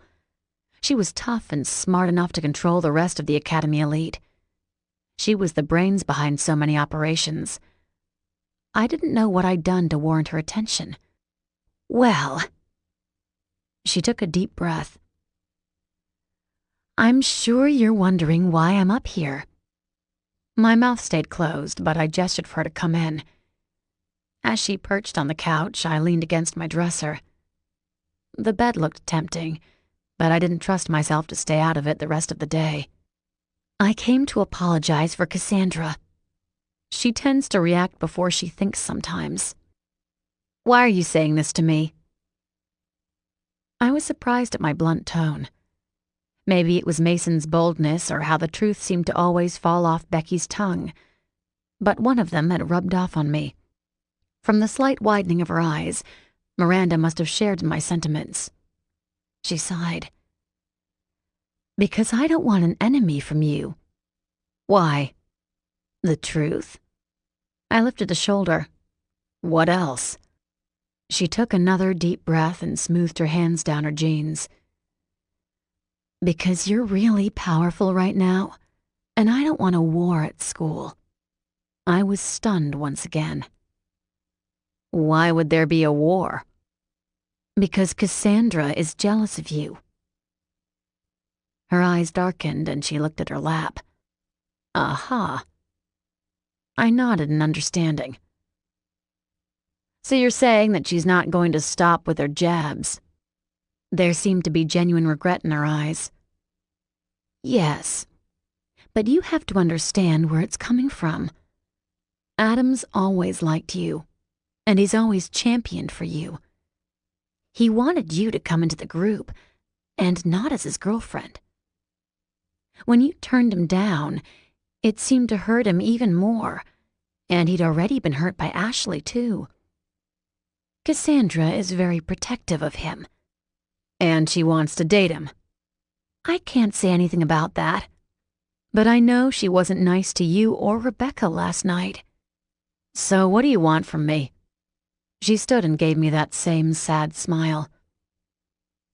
Cassandra is one of my best friends, and I love her to death. But know that she doesn't have our support if she's mean to you. She doesn't have my support. I like you, Samantha. I always agreed with Adam. I thought you would have been a great addition to the group. When she glanced at her watch and then the door, I knew her visit had ended. She said what she wanted to, so I followed her to the door and held it open for her. I guess I should say thanks for your warning then. She laughed again. The sound was so delicate. No wonder she'd been made the queen. I wanted to give her a crown myself and stand guard before her. I guess. Thanks for being understanding. She gave me a small wave before she left. See you at school today. After I closed the door, I stood in the middle of my room for a while. The whole thing was odd to me. She thought I would have been a great addition to the group. That meant I was out. Then I shrugged. That sounded like too much drama anyway. As another yawn came over me, I tried to hurry into the bathroom and not think about Miranda's odd visit. What would have taken me 20 minutes took an hour. I wasn't moving at a fast pace, nor was I thinking at a fast one. When I heaved my 2 bags to the bottom of the stairs, my arms felt like lead, and Logan's hyena laugh scraped against my ears. I covered them and groaned when I saw him come around a corner. "Stop, please." He laughed even louder and scooped me up in the air. I was bundled against his chest, and he twirled me around. "What's wrong, sister? Too much activity for you last night? You aren't sore or anything, are you?" I burrowed into his chest. "Stop, please, I beg you." "Your new nickname is Slugger. One wallop and that's how you handle business." He was gleeful in his amusement. It was sickening. He started to bounce me in his arms. "My Slugger sister. I'm going to make you a t-shirt with that slogan. Slugger sister. Everyone will call you that." Tanya came around the corner in a tight white t-shirt, low-cut V-neck, and slinky jeans. She wrapped her arm around his waist and pressed against his back. "She's not my sister. I can't call her that." Logan held still as she continued to press against him. Then he smirked at me. "Sorry, sis. Someone else is needing my attention." After he deposited me back on my feet, I smoothed out my clothes. "Somehow I think I'll get over it. Thank you, Tanya." She gave me a blinding smile as Logan swept her up instead. "No problem, Sam. See you." She started giggling as he skipped out the door with her. "Hey." Mason came around the corner with a duffel bag over his shoulder. He bent and picked up my 2. "You're riding with me. Your quarterback took off this morning." "You have room?" He flashed me a grin as he held open the door with his shoulder. I ducked around him and tried to ignore the flare of warmth that sizzled through me. "Nate's headed back home today and he's taking Marissa with him." "Really?" I wasn't sure if I was disappointed. "Yeah." He threw all of the bags in the back of his Escalade and slammed it shut again. I wasn't surprised to see it was full with other bags. "And your buddy can come too, but I don't want her talking to me. She can talk to you, that's fine, but no questions to me." I gave him a salute. "Very funny." "I thought so." I couldn't hold back a small grin before I went and told Becky the news. And as I expected, when I found her with a plate full of pancakes and muffins, she dropped all of it and started screaming. 3 hours in the same car as Mason Kade! She grabbed my arms and started jumping up and down. "Ugh, stop." Pain seared through me. I backed away and tried to hold down whatever last meal I'd have. I am never going to get in another fight again.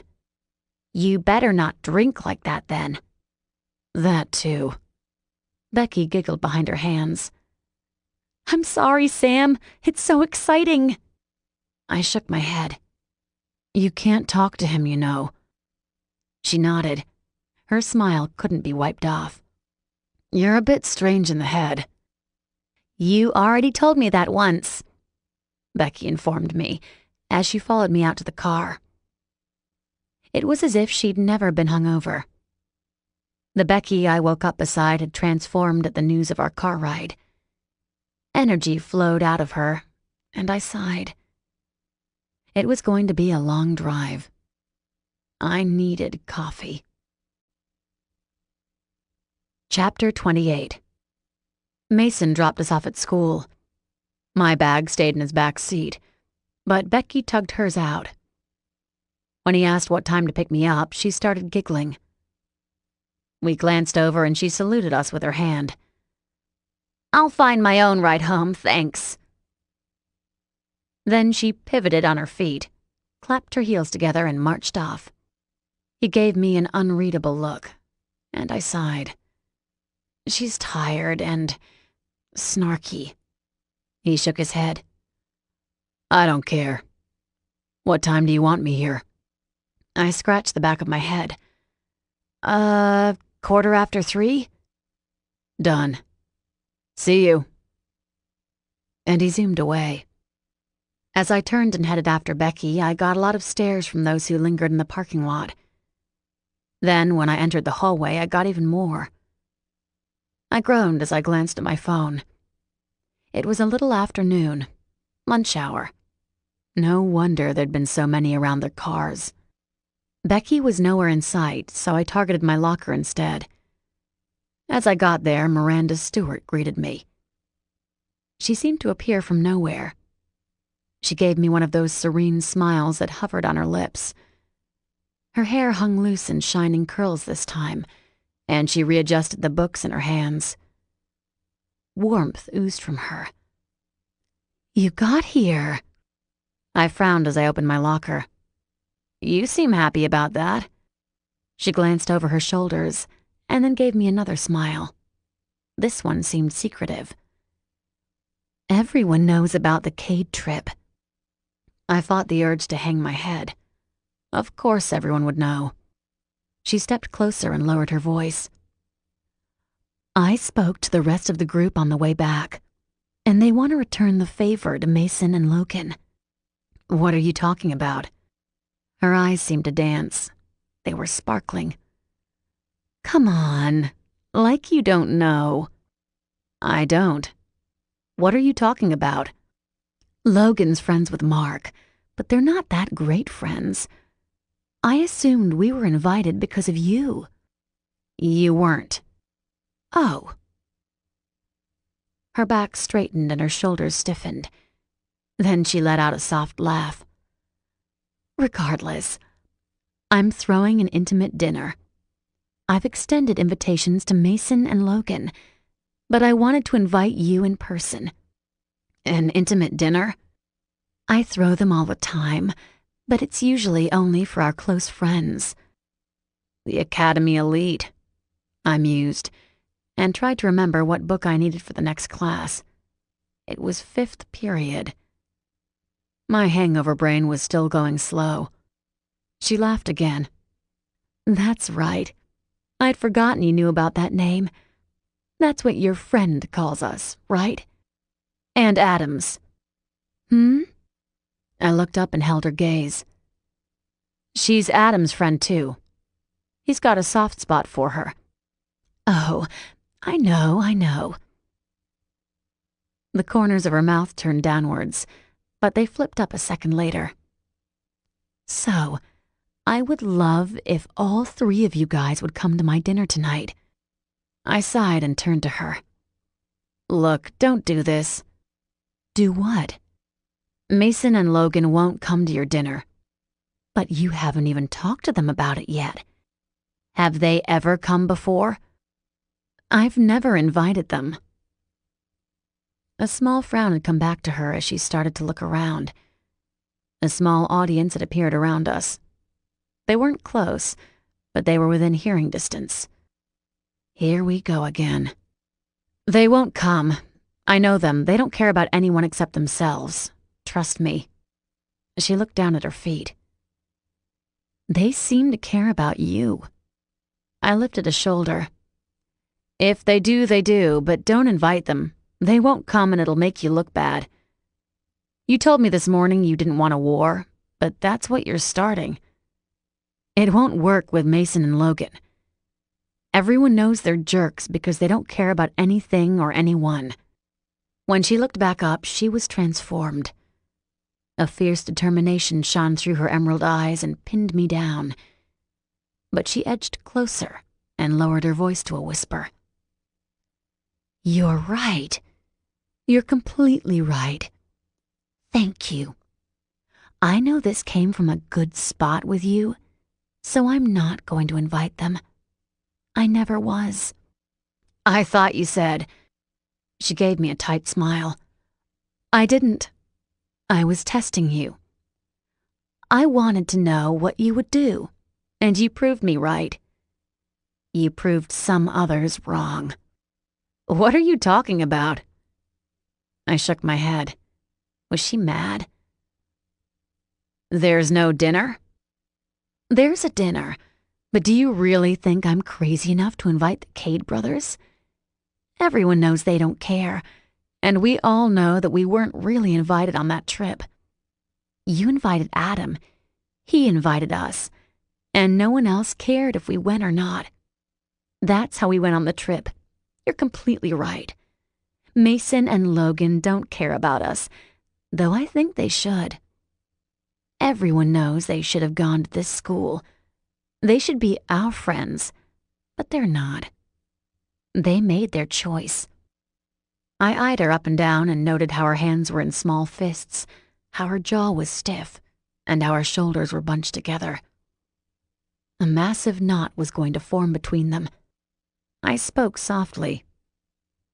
You're a bit pissed with them, huh? What? She looked taken aback. Nothing. I grabbed my 5th period book.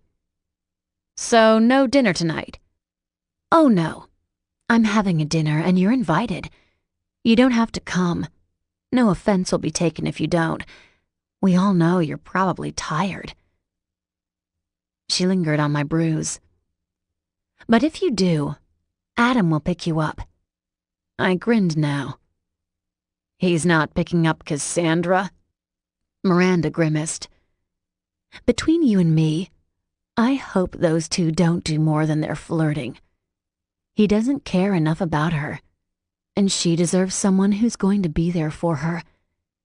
Adam cares like that about you. Oh no. She laughed and waved at me. Don't worry.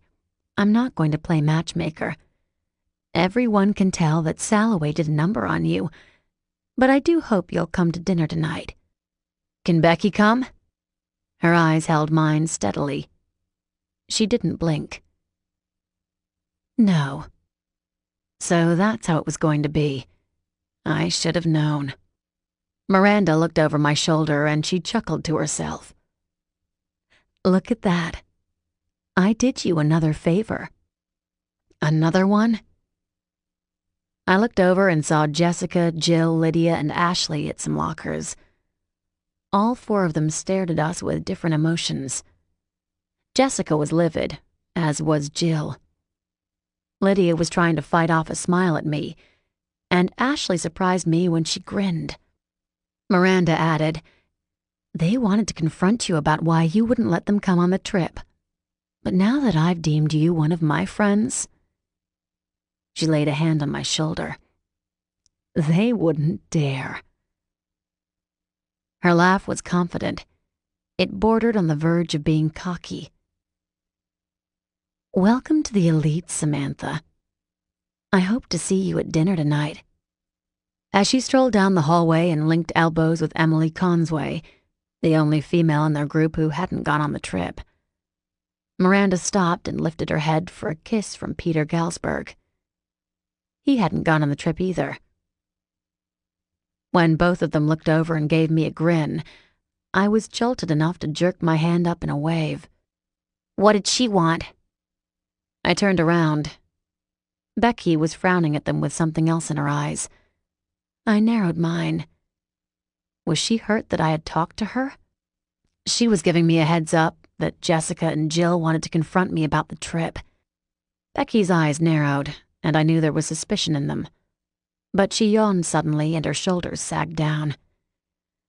I'm so tired. I can't handle any more fights. You can't? I touched the side of my face. It was still tender and the pain started to throb again. I don't remember you helping out from your version of the story. She grinned and linked her hands together in front of her. It was a self-conscious movement. I would've, but you were so funny to watch, and you kept telling me you could handle it. You were taunting her, actually. Was I? An old comfort settled between my shoulders. That sounded like something I'd do. Did it piss her off? Oh, yeah. She started to swing at you more and more. She got sloppier after that, and you kept dodging her. Then you'd give her an uppercut from nowhere. I gave her a sloppy grin. That had made me happy. Want to go for burgers tonight? I think I need some protein. Can we do pizza instead? There's an air hockey table at Gino's. As we passed a group of football players, she looked up, but quickly looked back down. Adam was in the center of the group. He leaned against the lockers with his feet crossed beneath him. Cassandra Sullivan was pressed against him, as close as she could be without his arm around her. She had a hand splayed over his chest and was smiling up at him. When he met my gaze, his grew cold and he straightened. A few of the guys looked over and said hello to me. My feet tripped over themselves, but I stumbled down the hallway with a frown. When did football players say hello to me? Even when I dated Jeff, and some of them were his friends, they'd never spoken to me. Then I looked up as Becky and I were about to head into the classroom. Miranda met my gaze down the hallway. Her eyes seemed to be laughing at me, but I had an odd sense that she knew exactly what happened, and she knew why it happened. Then she pretended to tip an imaginary hat to me. Was that her first favor? Welcome to the elite, Samantha. Her words came back to taunt me. Had I joined their ranks without realizing it? And if I had, what did that mean? And then something else happened that took my breath away. Jessica and Jill sat at a table behind Becky and me. I was tense, ready for whatever they were going to say to me. But they each gave me a bright smile. Hi, Sam. How was the party? My mouth dropped. Hell froze over. Becky's head dropped to her lap and she couldn't silence her giggles. Her shoulders shook. What? I said to them. Jill's smile widened and Jessica's stayed, but the ends of her mouth seemed strained. Lydia popped between them and clasped my hands. She nearly smacked her forehead against mine. I didn't know you were friends with Miranda Stewart. That's awesome, Sam. Why didn't you tell me? The teacher started roll call, but I couldn't shake a chill when I turned back around. That had been the favor Miranda had referenced. She cast me as her friend. No one would touch me now, except the Academy elite. I clasped my eyes shut. I didn't want to deal with them. They were a whole other league. The rest of the day followed the same pattern. Amelia White asked me to sit with her in 6th period. She offered her notes from the morning classes I missed, and Emily Consway saved a seat beside her in our last period. Mark DeCraw gave me a few wary looks, but he extended his fingers in a wave once. And then Miranda passed me in the hallway after school. She called out, "See you later, Samantha," before she bent her head and laughed at something Emily said to her. I shook my head as I pulled out the 2 books I would need for homework and turned around. I bumped back against my locker when I saw Jeff behind me. His dark hair was gelled up in a haphazard nest, and his eyes were fierce. He frowned at me. "What are you doing?" My hungover cloud of confusion cleared suddenly, and I snapped back to reality. I shoved him back. "What are you doing? Whatever you have to say, you have no right to say it. Get out of my face, Jeff." He rolled his eyes and stepped closer. He lowered his voice to a grumble. "Jess is crapping her pants. Now you're suddenly all powerful and popular. What'd you do? How did that happen? And what are you going to do to her?" I reared back and took a long look at him. I thought he was angry, but I saw concern in his eyes now and something akin to fear. I lowered my voice as well. Why are you worried about Jessica? Shouldn't you be concerned about Jill, your girlfriend? You weren't betrayed by Jill. You weren't friends with her. Jessica's the one that stabbed you in the back. Exactly, I said in a sharp tone. Heads turned our way. I rolled my eyes but quieted my voice. I was the one stabbed in the back. Jessica could probably stop worrying if she'd apologized to me. What are you talking about? She has. She hasn't said a thing to me. He held my gaze for a minute and then edged back. Are you serious? I thought she apologized a long time ago. I thought you were being stuck up and not accepting it. I was amazed at his stupidity. For one, I don't automatically have to accept an apology, and two, you're the only one who seemed sorry for what you did. Lydia's a beach ball. She keeps blowing from one side to the other. She's never apologized either, and Jessica hasn't said a thing. She ignored me and then said hi once to me. I'm not going to sweep it under the rug. He ran his hand through his hair, pulled his hair into a spiky mohawk, and messed it up again. I know they're both real sorry. It's got Jill paranoid. She thinks they're going to dump her for you, and now all this crap. He swept his hands up and down the hallway. You're in with the popular clique. How did that happen? You've never cared about any of that crap. Jeff, I sighed. You and me are okay. I think you should leave it alone. Don't try to protect or apologize for Jessica and Lydia. That's for them to do, not you. Yeah, I know. He let out a ragged breath. I'm just so pissed for messing our group up. I tore us apart. I should have said no to Jessica, but she kept asking. She made it seem so exciting. When my phone vibrated, I saw it was Mason. He sent a text. Here. Look, I have to go. My ride's waiting. He nodded his head and pulled the ends of his shirt together. The movement emphasized how thin his frame was. I'd forgotten how skinny Jeff had always been, but he pulled the look off. Trendy, baggy jeans and a polo that was supposed to look vintage gave him a preppy look with an edge. I chuckled and punched his shoulder lightly. You look good, Salloway. Jill must be good for you. The side of his mouth curved up. Hey, thanks, Stratton. That means a lot coming from you. I shook my head, still chuckling, and headed to the parking lot. I figured Mason would have football practice to get back to, so I didn't want to make him late. When I cleared the school and saw him parked front and center, I was aware of the attention he was warranting. His window was rolled down and he flashed me a grin. He tapped the side of his car twice. Come on. Coach is making us do 2 practices tonight. I picked up my pace and got inside. As Mason wheeled his Escalade through the parking lot, he drove past Adam. He held my gaze as we passed him, and I watched as his mouth tightened. Cassandra was beside him.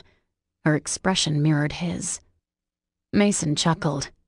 Your quarterback's pissed. I took a deep breath and tried to relax in his seat.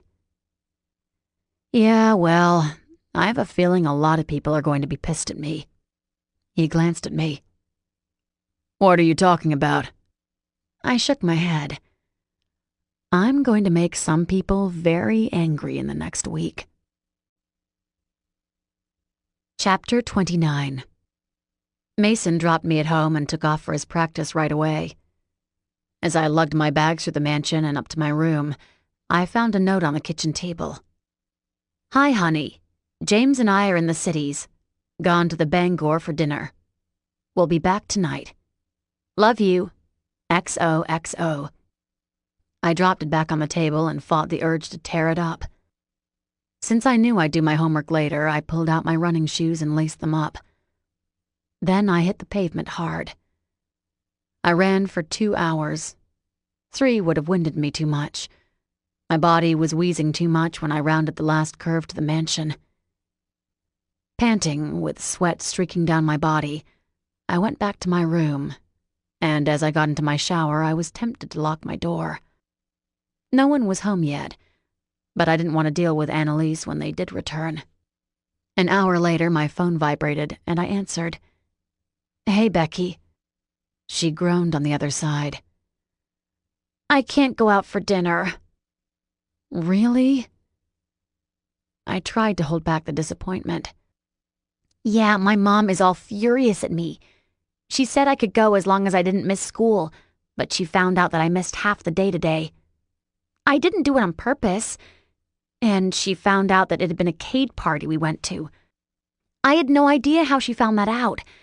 I told her I was going with you and your family to a cabin.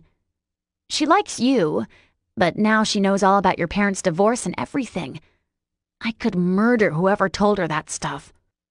I crawled onto my bed and rolled onto my back. Gossip's pretty rampant. I'm sure it got out somehow about the party. Not to mention that your mom's hooked up with James Kade. My mom seemed pretty bent about that one for some reason. I frowned into the phone. "Does your mom know mine?" "Your mom used to be in some committee at the country club with her, but I think my mom's more mad because of your dad. You know, everyone loves Coach Stratton." "Yeah, there is that." "Anyways, so I was just calling because she won't let me go out to Gino's with you." From the way her voice quieted, I felt a kick in my gut. I knew something else was going on, and I sat up.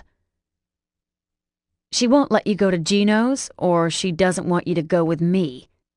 "Both." I could imagine the glower on her face. Becky added, "Oh God, I'm so sorry. My mom doesn't want me to be friends with you anymore. I guess she called a bunch of other moms and they were told by their kids that you're tight with the Kade brothers. My mom's scared of them. Everyone's moms are. My dad was ecstatic. He wants to meet them. He wants to talk football with Mason. Yeah, right, like that's gonna happen." I drew my knees against my chest and hugged them tight. "So we can't talk at school?" She snorted. "Forget that. I'm still going to be friends with you. My mom can't tell me what to do with that, but she won't let me go to Gino's tonight. I'm sorry, Sam. I know you wanted to go so you didn't have to go to that elite dinner thing."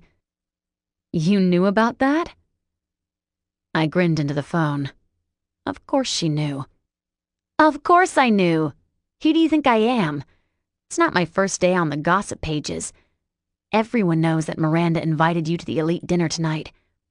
Only I knew that you weren't going to go." She paused for a beat. "Are you going to go now?" I was about to say that I wasn't sure, but Mason threw open my door. "Logan's going crazy on your mom." And he was gone in a flash. I said in a rush, "I have to go." "What? What's going on?" I pressed the disconnect button and threw it on the bed as I hurried down to the kitchen. "Are you kidding me?" Logan cursed as he stood in the foyer. His chest was rising up and down at a rapid pace, and his hands were balled into fists, pressed tight against his legs. His eyes were wild in anger, and his jaw kept clenching and unclenching. Annalise looked annoyed, dressed in a white lace dress. She still held on to her white clutch. A string of white pearls were nestled between her cleavage. James stood between them, dressed in a black formal suit. Whatever Bangor was, it must have been for the formal and expensive. I snorted to myself. Of course it would have been. Mason stopped in the doorframe and held onto the post above his head. He was quiet, and my mother glanced back at him every now and then. Logan spat out, "Are you seriously trying to tell me what I can't do?" His eyes were narrowed at an alarming level. My mom patted her chest in a dainty fashion. "I am voicing my opinion. It's 8 at night. I don't think it's appropriate for you to go out this late. You should be studying, staying in." Logan snorted out a laugh as he shook his head. His hands were still in fists. He opened them and closed them back up. He kept doing it. I can't believe you. Who the hell are you, woman? Annalise glanced back at Mason, and then she saw me behind him. Her shoulders lifted a bit, and she stood a tiny bit straighter on her feet. Since everyone is here, I'd like to make an announcement. Not another one, Logan muttered under his breath, still glaring at my mother. She cleared her throat and took James's hand in hers. I have gone room to room and emptied out all of the liquor that was in this household. Mason didn't react, but a nerve in his shoulder jumped. Other than that, not a muscle moved. Logan shook his head and cursed some more. Both of his hands rose in the air like he wanted to put them around her neck. Dad, control your whore! James was in his face in the next second. You will watch your mouth, son. Logan's mouth clamped tight, but he heaved a deep breath and continued to shake his head. I can't believe you. You're going to let her tell us what we can drink or not drink? His father's voice was quiet. All 3 children in this home are underage. And since all 3 of you claimed Annalise was in a drunken fit the other night, both of us deemed it a responsible choice to be rid of all alcohol. Logan's smile was dangerous. You think we're the problem? His father stepped back once. No, I don't. I saw her that evening as well. She had been drinking too much. He glanced at me. She was under a lot of emotional anxiety that night, but this is an answer that can help multiple levels for a problem I'm sure that's yet to be unearthed. Mason bit out a laugh. His hands clenched around the post above, and his muscles grew tighter at the movement. Everyone looked at him and quieted. She doesn't want you to go out? He spoke to Logan. He gave a short nod. She thinks I'm being irresponsible. Mason turned his gaze towards his father, but spoke to Annalise. You might be her mother. He gestured towards me over his shoulder. But you're not ours. We have a mother. Then his eyes met his father's again for a brief second. It was a meaningful one. James turned on his heel and left the room. My mother's mouth dropped open, and her hand jerked after him. What are you doing? James! Logan grinned in victory and shared a meaningful look with his brother. Mason dropped his arms abruptly. Our mom's got custody of us. We can go back to her any time we want. You might want to remember that. Tight fists hung against her legs, and she stomped her feet. I cannot believe you two. You are the most horrible children I have ever met. We're not children. Logan got in her face. And we're not yours. If you dare try to tell us what to do, you'll regret it. I promise that. She looked around, and I saw how frantic she was. When she found me in the corner, she spewed out, I don't know what you have done to her, but I will make it my mission to destroy you two. I jerked forward in surprise. Logan's hyena laugh sounded out, but Mason tilted his head to the side, just a slight movement. Annalise sputtered to a halt. Her hands were forcibly pressed against her as her knees trembled. You really need to stop threatening us. It makes it worse. Mason turned with a hard smirk on his face. He touched my shoulder and glanced back at her. You should think about that. She gasped and choked on it. Her cheeks filled up and her hands fluttered around her in a helpless pace. Tears filled her face and she brushed furiously at them. You don't threaten me, boy. His chuckle was a soft one, but it hit her hard. My mother started waving her fists around in the air. Logan rolled his eyes and pulled out his keys. When he turned for the door, she screeched at him, "Where are you going?"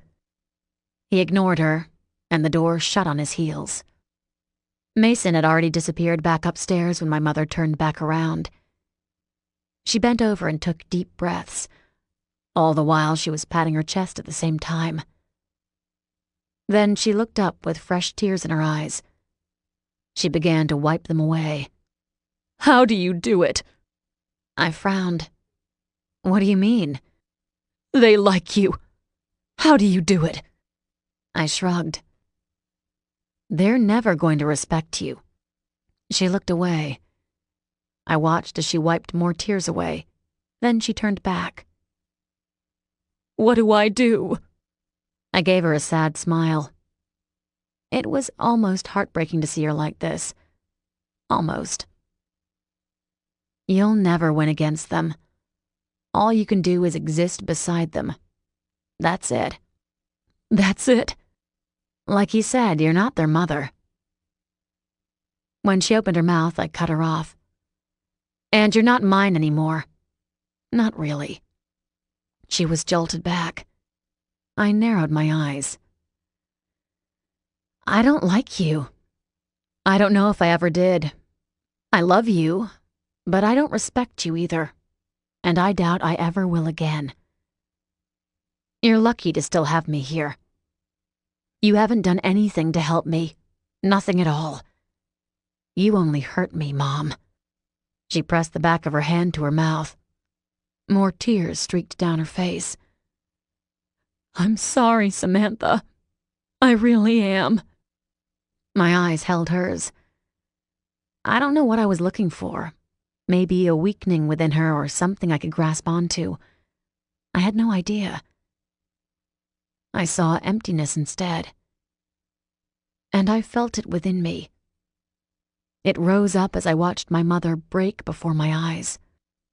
I took a deep breath and spoke in a quiet voice. "Look at you. This is what they've done to you already, and they haven't even tried. They could destroy you, Mom. It's not the other way around. You could never touch them. You're an annoying gnat to them. They've put up with your presence because James loves you. I can see that, too. He does." It hurt to say what I was going to say next. Focus on him. Focus on your relationship with him. Ours is gone. But maybe it could come back someday. Not today, or next year, but sometime in the future. Just focus on your future husband, Mom. That's all you can do right now. I turned and started for my room, but I paused when I heard her whisper, "I'm sorry, honey. I'm so sorry." Then I gripped the rail and went back to my room. It was 8:30 when I checked my phone again, and I had 3 text messages from Miranda, along with a voice message from her. Dinner had come and gone. They wanted to know where I was, if I was going. I'd finished listening to her message when Mason knocked on my door. I frowned and motioned for him to come in. He studied my face. "What's wrong?" I shook my head. "Nothing I can't handle." My phone vibrated again. It was another text from Miranda. They'd all gone to some bar. I glanced up at Mason and asked, "You don't want to go somewhere with me, do you?" He grinned back at me. "What? This late? What would your mother say?" I couldn't stop my laugh. "I don't think she'll be saying much after what I said to her." He stopped grinning. "What did you say?" "Nothing. That she was lucky I was still here, and we really didn't have a relationship anymore." His eyes studied me. I felt his intensity and wanted to curl up against it. He asked me, "Did you mean that?" I jerked my head in a nod. "I did." My eyes found his. "I'm close to asking David if I can live with him. He raised me all my life. If my mom knows who my real dad is or not, doesn't matter to me. David raised me. He's my dad, and she knows I'll push that if we'd ever go to court. The fact that I'm here, it's by a hair's width. He came inside and perched on the arm of one of my couches. So, where did you want to go? Some bar. Some people at school invited me to their dinner. I didn't go, and now they're out. I feel a little bad that I ditched on them. Mason shook his head. Let me guess. These aren't the people that are used to being ditched. I shook my head too. Do you know what you're doing? I wrapped my arms around my knees. No. His eyes held mine, and I grinned. But I don't really care either. He mirrored my grin. What bar are they at? I texted Miranda the question, and she gave me an answer a second later. I held the phone up. The Rider. Mason bit back a laugh and pulled out his phone.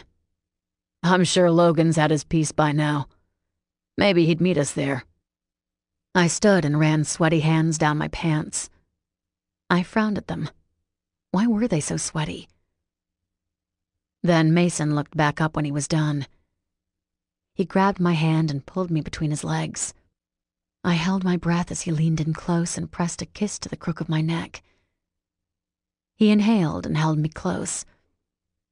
I felt him fit between my legs and almost closed my eyes. I wanted to tell him to forget it and pull him to my bed. When his phone vibrated, he lifted it for me to see. We're there. He chuckled against my neck and kissed it lightly. His hand curved around my waist and held me tighter. Looks like it's game on. Your quarterback's going to be there? I wrapped my arms around him and tilted my neck at an angle. His mouth started to explore it. Then I sighed against him. I didn't know if I'd ever get enough of him. Mason moved back and whispered as his lips teased my skin. You're going to ride me long and hard tonight. I grinned against his neck. It was what every girl wanted to hear. Chapter 30. When we got to the Rider, I saw it was a bar attached to a hotel. As soon as we entered, I remembered that Amelia's dad owned the place. It explained why they could drink at the bar, and when we got there, they had congregated in the back corner, away from the other customers. It was a ritzy hotel, and the neon red and black lighting set an intimate tone to the bar. Miranda saw me first and waved us over by a pool table. She stood in a tight black dress with a red belt around her midriff. The rest of the girls were dressed in similar dresses, all tight and in different colors. I wondered if they planned it. They looked cliquey and expensive. Each of them wore dangling diamond earrings that matched their dress color. Hi, guys. Miranda gave me a big hug. I'm so glad you could come. The rest were disappointed you didn't come to dinner. Mason gave her one of his unreadable looks, and she shuffled on her feet. Her hand twitched for a second. It was the only movement I caught that made me wonder if she was uncomfortable. I would be. Mason, thanks for coming.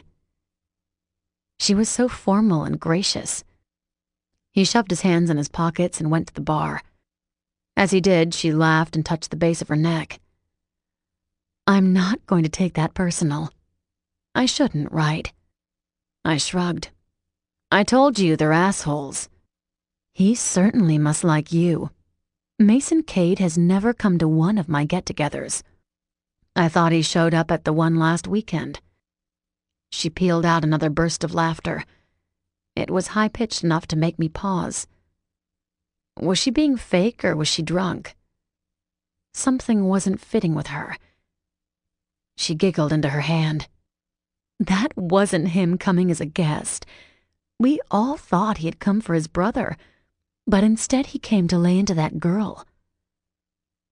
Her eyes lingered on my bruise again. You remember, The one I heard you got into a fight with." Miranda seemed to be waiting for me to say something, but I wasn't sure what it was. When I started to ask something stupid, I was picked up and thrown over someone's shoulders. Logan's hyena laugh sounded as he twirled me around, bent over with my rear on display. I felt him patting it, and he whistled under his breath. "You've got a tight ass, Sam. No wonder your quarterback wants to bang you so hard." Someone gasped, and someone else choked on their drink. "Put me down, Logan." I tried to be fierce. He laughed some more, but lowered me down. As he sat me on my feet, he lifted back up, but close enough to brush against my body. When his eyes met mine, I saw a dark humor in them. I tensed and got ready. I didn't want to be friends with these guys, but I wasn't sure what to do about it. Mason asked in the ride over if I wanted to piss them off now or wait for the perfect moment. I didn't have an answer, and I still didn't. Still, whatever Logan was doing, I knew he wanted to piss someone off. As I caught a jerking movement from the corner of my eye, I wondered if he'd come for Adam. I watched as my former friend had a scowl on his face, and he downed the rest of his drink in a savage motion. Cassandra was beside him with his arm around her waist. She wore a frown as she watched him. I thought I saw some concern in her depths as well. Miranda gutted out a laugh and stepped forward again. "Logan, you've come as well." He curved an arm around my waist and raised an eyebrow. "Weren't we invited?" His tone was too confident, too smooth. She visibly swallowed and looked around. Of course you guys are invited. I assumed Samantha told you. You're both here." Logan shot Adam a look. "I thought about bringing Tanya, but she thought it would be awkward. Plus, she needed an hour to get ready." Adam's scowl grew darker, but he didn't respond. Peter Glasberg and Mark DeCraw stood between the two. They tried to look casual as they stood with their pool sticks, but each couldn't contain their frowns.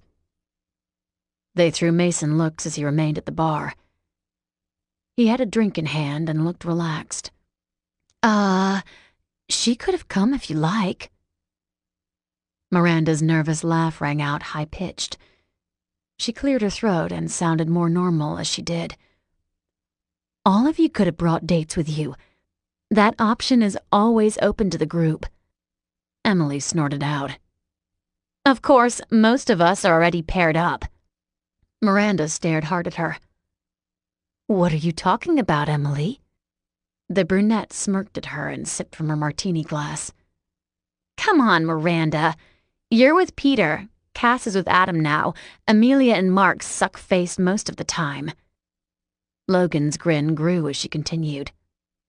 "You should have brought in a guy next, not Samantha Stratton." She lifted her martini glass to me. "No offense, Sam, but everyone can tell you don't care about social things. Everyone knew Jessica Larson slept with your boyfriend for 2 years. That would humiliate most people, but you acted like you didn't care, and I don't think that was an act. I think you really didn't care."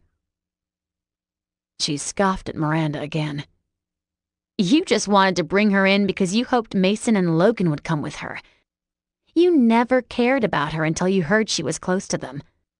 "You're drunk, Emily." Miranda glared at her. "You should go sleep this off. You don't want to be rude." She snorted again and tipped her head back to finish the rest of her martini. Her thin legs wavered underneath her, but she kept her balance when she raised her empty glass. "Another bartender." Logan chuckled as she went to the bar. "I like her." "You do?" Miranda had grown pale. "She tells the truth." He sent her a smirk. "That's all we can ask for, right?" "The truth?" Adam barked out as he straightened from the wall in a sudden movement. Peter and Mark jumped back in reaction. What's the truth, Logan, huh? He started to stalk forward, but Cassandra tried to slow him down. She was in front with a hand on his chest. Logan slipped his arm from my waist and maneuvered me behind him. In the blink of an eye, Mason was in front of me too. Miranda gasped and looked around wide-eyed. She kept glancing from the Kades to Adam. Everyone watched him. His angry scowl intensified and he bit out, "Why'd you take Tanya? You didn't care about her before." Logan's shoulders jostled in silent laughter. "Are you kidding me?" "No." His shoulders stopped and stretched out instead. "Are you pissed because you never got there?" I think... Miranda stepped between them. Her arms were shaking. Peter moved her aside and puffed out his chest. "Guys, let's be civil here." "No." Adam tried to shove him aside, but Mark shot between them instead. Cassandra was pulled out of the way by Miranda. Logan sounded calm. Too calm as he chuckled. "Let him through. He's got something on his chest. Let's help him get it off. This is the trust tree, right? Here we go. Therapy group for everyone. You think you're so awesome, don't you?" Adam growled. He had a glass of beer in his hand now. He waved it back and forth in the air now. "I prefer badass." The growl grew. "You're so rich. You're so hot. Everybody wants you. I am so sick of you two." "Both of us?" Mason's voice was low, eerily low. Everyone snapped their attention to him. Logan laughed. "Wait your turn, Mace. My fun first." Mason shot him a dry look, but Logan ignored it. His grin grew wider and he beamed at Adam. "Come on, tell me more. I'd love to hear what else you hate about me." He tisked him with a finger in the air. "Just me, though. You hear that? We'll move on to my big brother in the next session." Rage leapt to Adam's eyes. I stepped back from instinct. I'd never seen so much rage within him before. My heart started to pound. It grew in speed as Adam bent his head. His mouth curved in a hateful scowl. "You laugh at me? Are you kidding me right now? Do you know who you're messing with?" Logan's laugh sounded genuine. "Do you think I care? You're the guy who gets the leftovers. That's what I know about you." Adam grew silent. My heart was pounding so loudly, it was deafening to my ears. "I had Ashley before you and during you." Logan's smirk grew. "I had Tanya before you and again before you. Who else is there?" He made a show as he turned around. He tapped his finger to his chin, and he paused when his gaze rested on me. "Who else is there?" "Logan." It was a quiet warning from Mason. Logan twisted back around. The delight on his face was unsettling. "There's gotta be others. Tina Schneider? She told me you wanted to date her too, but no one knows about that one. She goes to public. She's beneath you, right? Isn't that what you thought about Tanya? You thought for sure you had her in the bag. She goes to public. All those girls are beneath you. Isn't that what you think?" Adam's face was set in stone. The hand that clenched his glass was white around the knuckles. A quiet crack was heard. The group had grown silent and everyone heard it. Another crack sounded. Logan's voice was so quiet now, going in for the kill.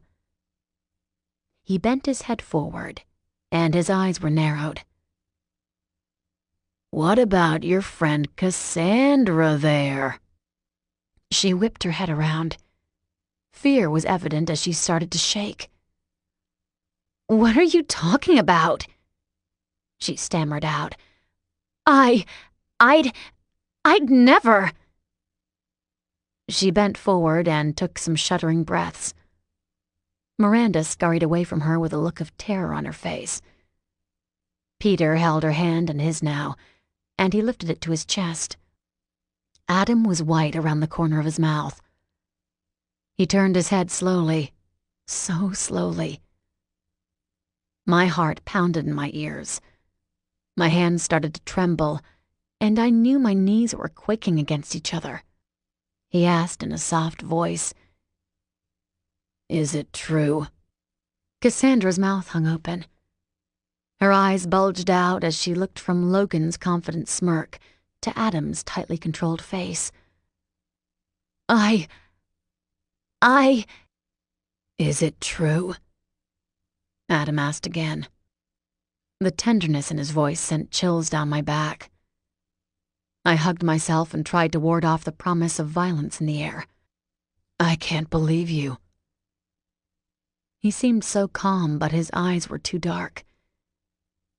"You know how much I hate them." Logan and Mason glanced at each other and both wore a small grin. Cassandra's voice was hoarse. "I didn't. It was stupid of me, but... oh, God. I'm so sorry, Adam." Emily started laughing by the bar. She saluted her martini glass in the air. "Way to go, Cassie. Way to start the new year by being honest." Cassandra hissed at her. "Shut up, Emily. Like you haven't done the same thing. Logan's probably slept with all of us, Miranda included." Miranda's eyes got wide, and Peter jolted away from her like he'd been burned. She turned to him and pressed her hands to her mouth. "I haven't, baby. I haven't, I swear." He studied her with narrowed eyes.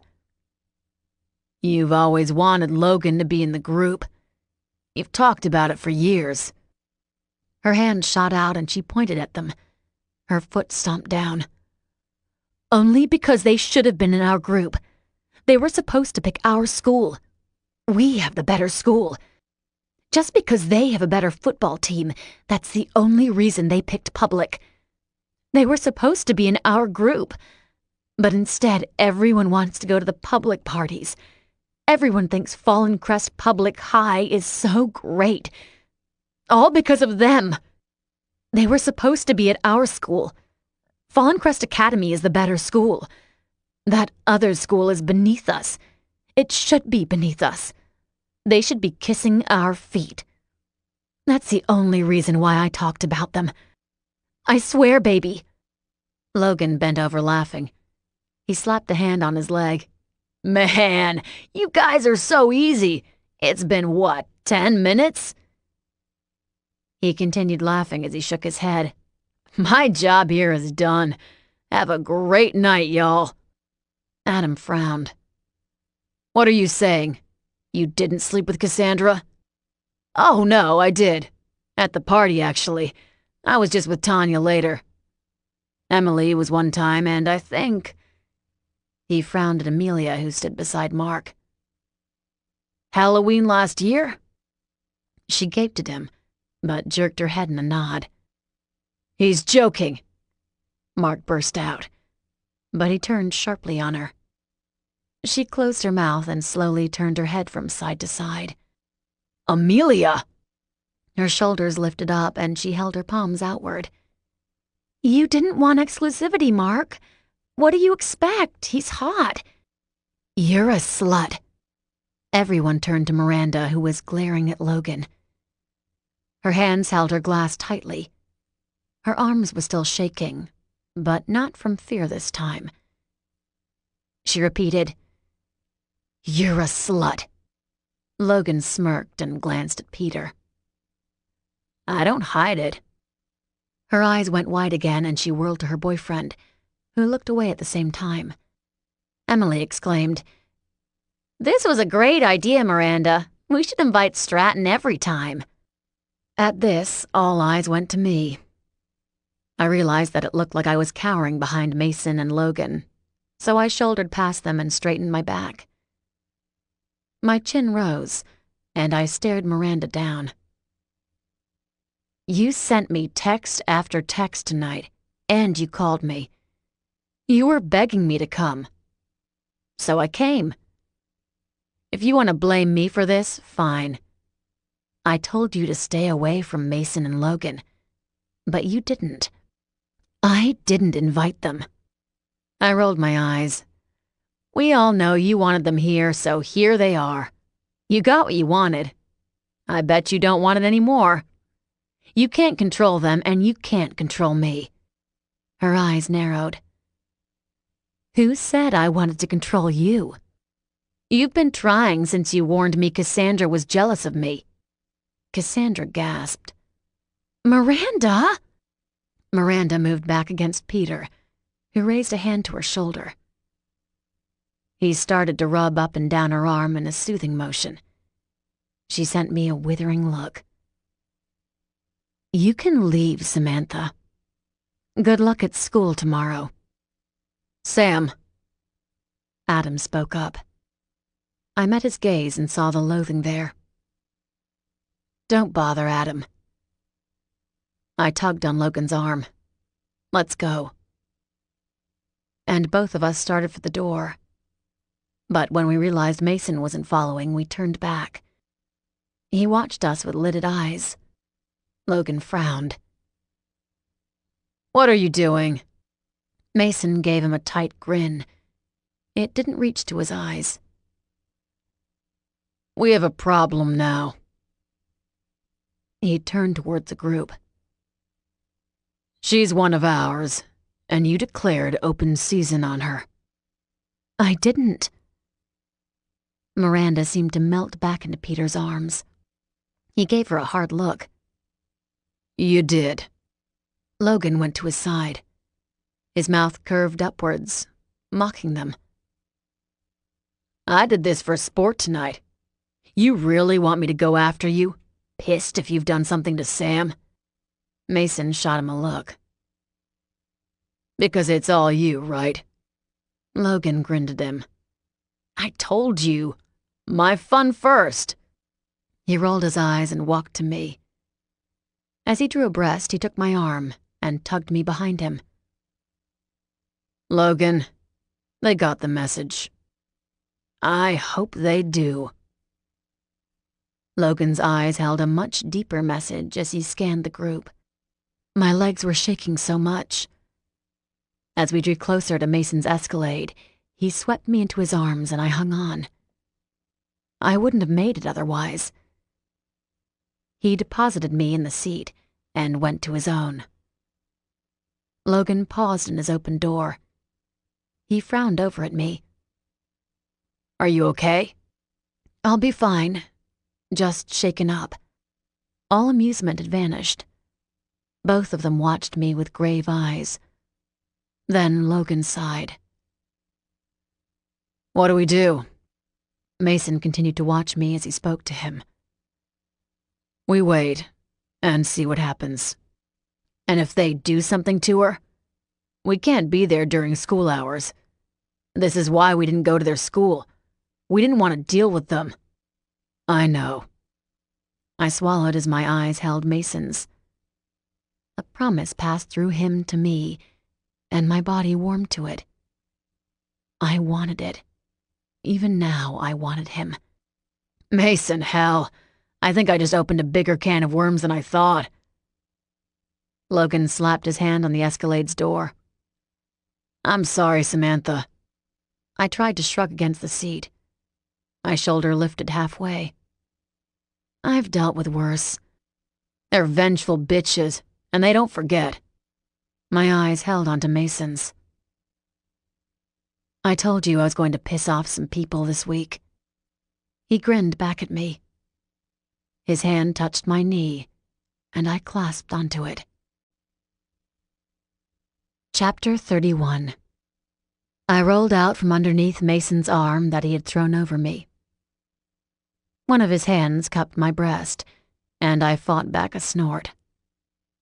Of course he'd fallen asleep cupping a feel. After I snuck to my room and got ready for school, I headed downstairs. Mustef always had a lunch bag ready for me, but I was surprised to see my mom behind the table.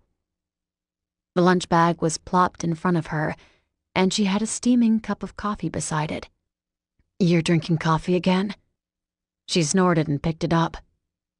"I hate tea. I tried it, but I hate it." She took a big whiff of the coffee. "And this stuff, it's so addicting." I eyed her up and down. "Are you feeling okay?" She gave me a polite look and pulled the ends of her robe tight.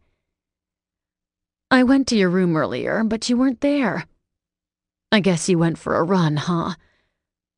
Anyway, I owe you an apology. Hell, I owe you a lot of apologies." "Mom?" I glanced around. "What's going on?" "I was completely wrong about everything." And she brought out a manila folder. "What's that?" "It's a tentative deal with David." She took a deep breath. "It says that he has rights to you as a father, and you can live with him if you'd like. Or you can visit him. Whatever's your choice. I can't keep you from him anymore." "Anymore?" I picked up the folder, but hesitated to open it. "What are you talking about?" "He's got a lawyer, honey, and that lawyer said he has rights to you. Plus, with everything you've said to me and how I seem to be the worst mother in the world, I didn't fight it. It's the right thing to do. He raised you, he's your father, not some hotshot lawyer out in Boston." "My real dad's a hotshot lawyer in Boston?" She shrugged. "It doesn't matter now. I contacted him last night and told him about you. So you might be having two fathers to deal with. And the change of heart came because I was wrong." She looked up. My heart skipped a beat. She seemed so earnest. "I do love you, and I haven't been the best mother to you. I've put myself first. I've continued to do so, but you were right last night. I saw that I lost you. Losing your respect, when it's spoken to you from a 17-year-old who's looking at you like they're 30, that said a lot to me." Her laugh sounded hollow. "It said a whole hell of a lot." I fingered the edge of the packet and glanced up. "You told my dad about me?" I was breathless, though I didn't know why I should have been. She took a big sip of coffee. "I wouldn't get your hopes up, hun. He's a big arse." "No, I know, but, I looked at the manila folder in my hands. "So I could live with David if I really wanted to?" She took another deep breath and nodded. Her head moved so slowly.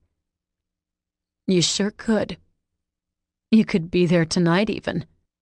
"Really?" "He's been fighting for you since day one."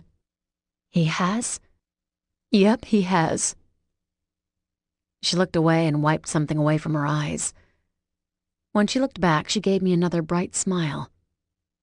Her lip trembled. "I wanted to keep you all to myself. I didn't want to share you or lose you, but I can't control that. I see that now. You told me that last night.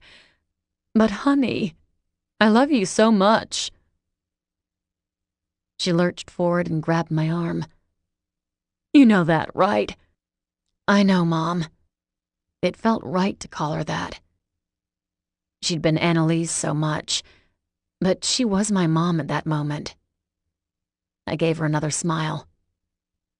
"I'm not going to leave, Mom. I'd like to see David, but you're my mom. This has become my home." I glanced up and saw Mason. He hesitated on the stairwell. When I gave him a small smile, he came into the kitchen. His eyes fell on the folder in my hands. "You want to ride to school?" "Sure." I tried to say it brightly, but my life had just been spun around. 2 dads. I couldn't get that through my head. What did that mean? Mason grabbed something from the kitchen and started for the door. I turned to follow, and my mom shot up from the table. "Honey, are you okay with this?" "Yeah." I beamed back at her, or I tried to. "I'll be fine, Mom." "Are you sure? I could call in for you. You don't have to go to school today. I'm sure it's a lot to take in." She seemed timid as she stood beside the table. Her steaming coffee cup was forgotten behind her. I waved as I went through the front door. I heard Mason get into his Escalade. "I'll be fine, Mom. Promise. Have a good day." "You too, honey." He pulled out of the driveway and waited until we'd gone a block. "So, what was that about?" I still held the manila folder in my lap. "She gave rights to David. I can see him if I want to, and she called my real dad last night. I guess he's some hotshot lawyer in Boston." After a few blocks, Mason wheeled into a fast food drive-thru. "You want anything?" I shook my head. I couldn't believe this was happening. He ordered me a coffee anyway. He handed it over. "So, are you going to stay with him now? That's what you wanted, right?" I shot him a look and sipped my coffee. I hissed when I felt how scalding it was. "Yeah, but there's—" I glanced at him warily. "That's not in the cards." He grinned from the side of his mouth and eased his Escalade into my school's parking lot. "You snuck out of bed this morning. I was hoping for a morning ride." I grinned as memories from last night sent a surge of heat through my body. Needs started to throb between my legs again, and I clamped them together. I couldn't go to school hot and bothered and aching all over. Again. Last night had passed from one sensual moment to another. Mason had taken me on an insatiable journey, and every time I thought I was done, he slid back in and started it all over again. We'd slept for 2 hours tops. As he was parked front and center, I spotted Adam at his car. He was with Mark DeCraw and Peter Glassberg. Everything sexual left me, and I tightened my hold on my coffee. "Yeah, well, we'll have to do it another time." He nodded in their direction. "You want me to stay for a while?" "No." I did. "You have to get to your own school." "All right. I can't run you home after school." "Why not?" He grimaced as he stretched back in his seat. "I'll have enough time to come get you and head back for my practice. Can you hang out there for a while? I think Logan would love it. He can show off his throwing arm for you." "Sure. See you." As I reached for the door, the first warning bell went off and everyone started to head inside. Our eyes met and held as I walked around the front to the door. As I neared it, I expected to hear him zoom off. It never happened, and I turned around.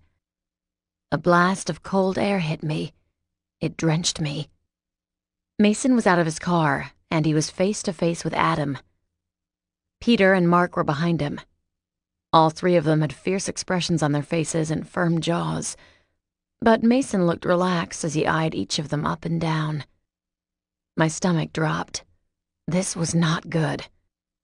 "Hey, hey, hey!" I ran back and shoved between them. Not good. Not good. That kept going through my head. "Where's your little bitch boy now?" Adam tried to reach around me. Mason smirked. He looked calm. The other three were shifting on their feet, but he never moved, not an inch. He drawled out, "Bitch boy, that was a bitch move. You waited until a girl stepped between us." Adam flushed but snarled. "One swing, Kade. One swing. Isn't that what they say about you?" His lip curled up. "It only takes one punch for Mason Kade." "Stop!" "Usually." He shrugged, and as he lifted a hand to scratch his chin, all three jerked in reaction. Mason's smirk grew wider at that. I mean it! I turned around and around. Is that right? Adam tried to push at him again. Mark and Peter both grabbed him as they got in front. I surged forward and tried to help, but I was bumped backwards. I skidded from the movement, but Mason caught me. He slid an arm around my waist and lifted me to the side. Trying to hurt a girl? Adam growled and lunged again. Let me go. I can take him. Come on, man. Think about this. Adam, please, don't do this.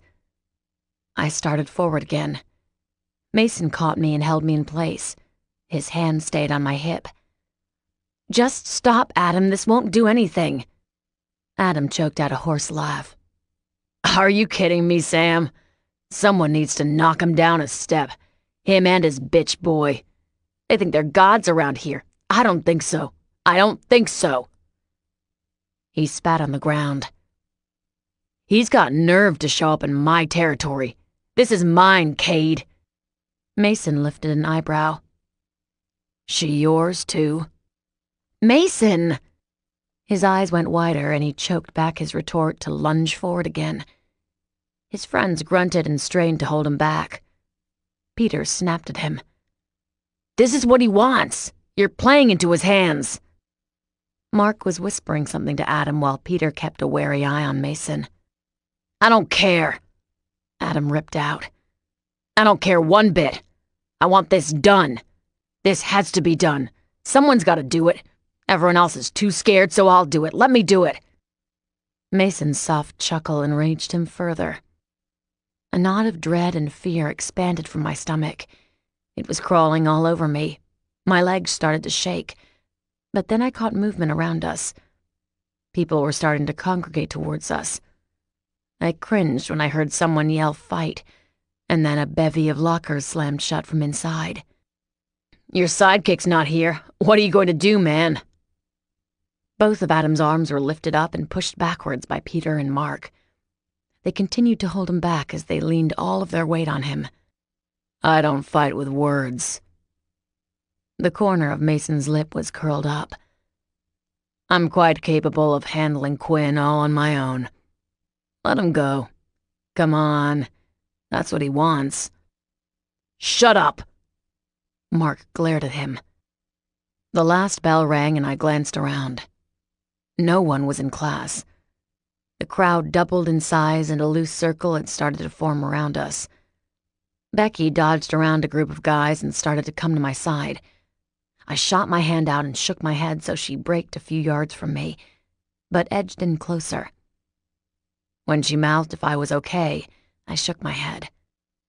No, I wasn't okay. Mason was severely outnumbered. Suddenly, Adam shoved Mark aside and his elbow caught me in the face. Hey! Mason barked as he caught me and pulled me behind him. If you want to fight, fight me, not your buddies. Sam just got clipped. Mark cried out as he caught one of Adam's arms. I'm sorry, man. Sorry, Sam. He was about to say more, but Adam cursed and lunged once again. You're a piece of crap, Kade. He continued to bite out curses. Mason sighed and motioned for him to come forward. Just let him go. This will get done a lot faster. I have school too. Peter lifted his head and yelled, If you'd shut up, man. You're not helping. I felt Mason's impatience. The one hand he kept on me was tense. So tense I wondered if he realized he was going to leave a bruise. Then I stopped wondering. He looked like he was amused by the whole thing, but a nerve jerked under his shirt. I saw it through the opening of his shirt. It was his only tell. Everything else about him was silent. He was completely still. I knew he was ready for an opening. And then something happened. He jerked forward, hooked an arm around Peter's neck, and threw him to the side. Adam swung, but Mason dodged and instead tackled Mark to the left. They both fell to the ground, but he scrambled back up in the blink of an eye. He turned around, and it was now him and Adam. No one else. Adam took a step forward and opened his mouth. Crack!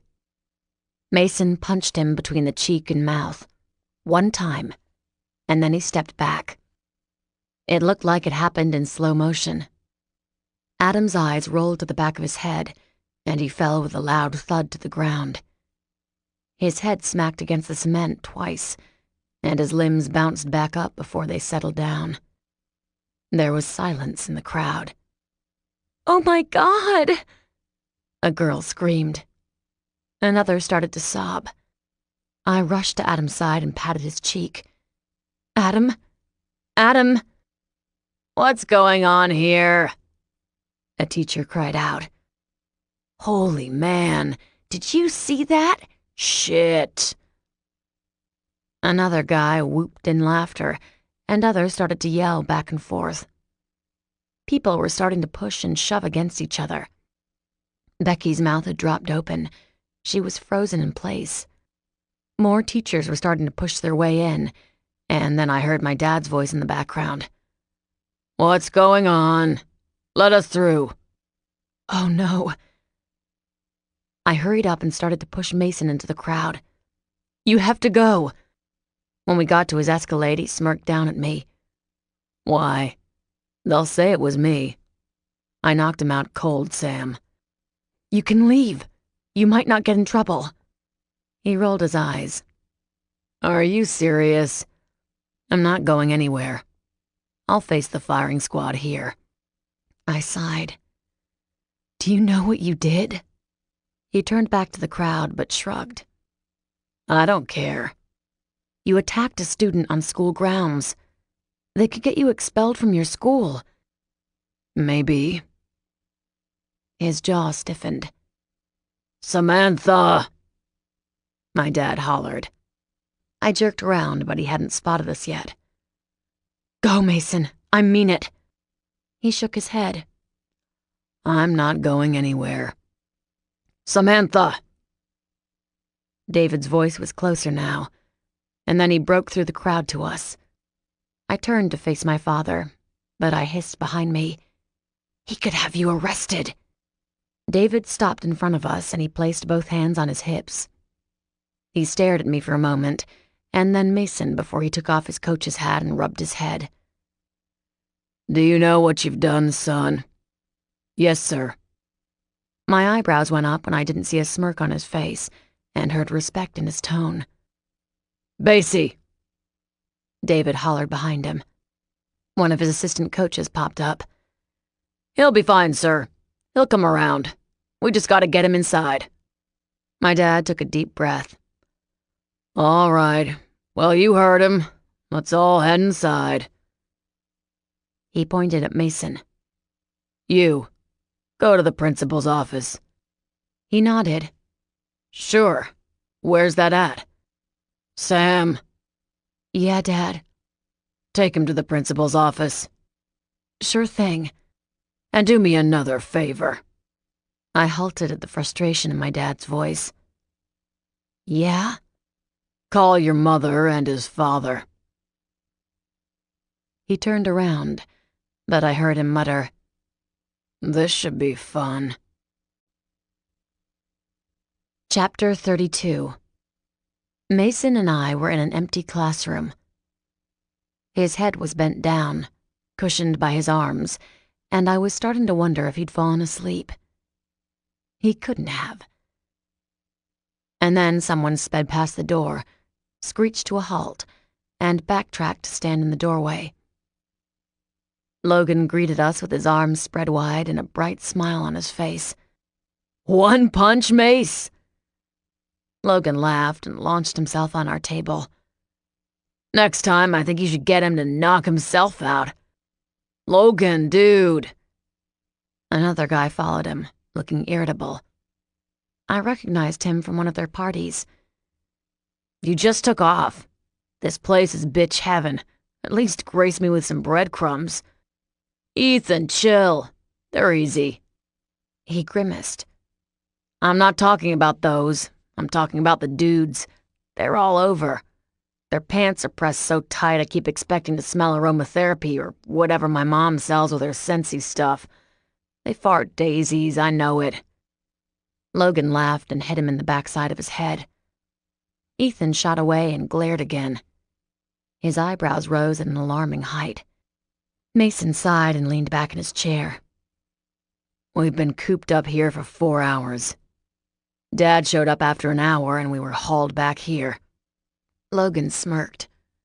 "Was he dressed to impress?" "You know it. Remind him who brings the money in." He glanced at me. "Her mom had some lacy bridal dress on." I glanced down and folded my arms. A stab of pain went through my gut when I remembered how Annalise had pranced through my school's doorway. It had been her second time to visit. The first time had been an event for David. Both brothers shared a grin. "You're totally going to get off for this." Ethan shared in their dark humor and grinned. "Isn't one punch considered assault or something? My cousin knocked a guy out cold. That dude had been harassing him and his girlfriend, and my cousin got the rap for it." Mason shrugged and stood. He started to pace. Even with his muscular physique, the gracefulness of his walk reminded me of a lean panther trapped in a cage. He kept glancing at the open door. The bell had rung again and students passed by. I had stopped watching after a while. Not one person went by that didn't look in. They all wanted to get a glimpse. We were on display at a human zoo. I asked Logan, "Aren't you guys supposed to be in school? It's 1 in the afternoon." "Yeah, right. I'm not going to be there when my brother's over here. Besides, Coach sent me over." He looked at Mason. "We have twofers for the rest of the week. He said you have to make them all tonight, too, if you're going to play." Irritation flared over his face and he scowled. "Against Rousseau? Of course I'm going to play. That's our second chance to beat them. I hate their quarterback." "More than academies?" Ethan joked. Logan tipped his head back to cackle while Mason flexed his knuckles. "Whatever, I'm sick of this. I'm starting to wish I hadn't finished him." Logan looked taken aback and thrust his hand out towards me. "Whatever. The guy's going to back down. He knows you can beat his—" Ethan interjected. "One punch, mofo! And now he might calm down. His panties are all twisted because of Sam anyway." "Hey!" Ethan frowned at me. "But now he'll go away and lick his balls a bit. I think we should do it again to make sure he's down for the count and knows who's boss. What do you say? Hunt him down after we kill Rousseau Friday night?" Mason stopped and glared at him. He looked ready to bark something, but changed his mind and pointed to the door. "Ethan, leave." He jerked his head up. "What?" "Leave. 5 minutes." Mason gestured to the door again. Logan tossed his car keys at him. "Go get some sandwiches. I'm hungry." "Are you kidding me?" I lifted a hand. "Can you get me a latte?" His mouth fell. "See ya. Thanks." Logan chuckled and waved his fingers at him. "Family meeting, mofo." He growled and then stomped out the door. As soon as he was gone, Logan folded his arms and stuck his chin out. "You've got the floor, Mason. Go ahead." Mason threw him a dark look before he swiftly pivoted on his heel and pulled the door shut. As soon as it clicked in place, he was in Logan's face. "Are you kidding me? You want another go at this kid?" "Yeah, I want to be there this time." "Logan, this kid isn't some public student. He's academy.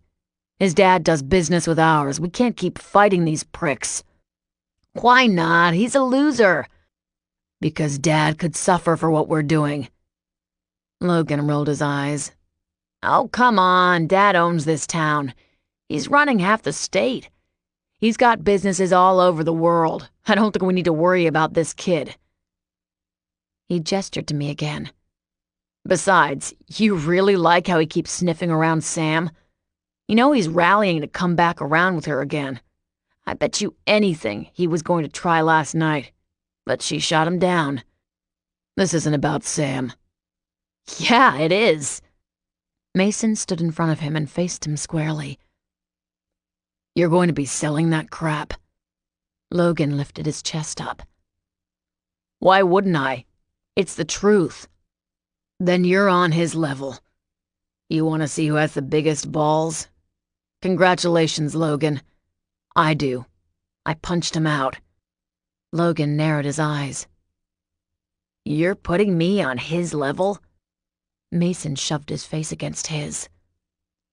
I'll punch you out too. Logan shoved him back and jumped off the desk.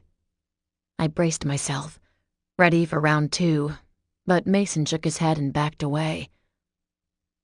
Grow up, Logan. It's fun and all, but Dad's involved. You think this is good for him where he has to throw his weight around so I don't go to jail and you want to do it again? Pricks like this guy don't get bullied down. The corner of Logan's mouth twitched, and then he exuded a deep breath and jumped to the floor. He shook his hands in front of him and seemed to be shaking something off. Whatever. Fine. You're right. Mason growled and crossed his arms over his chest. Damn right I am. If I get out of this, we stay away from these guys for a while, all right?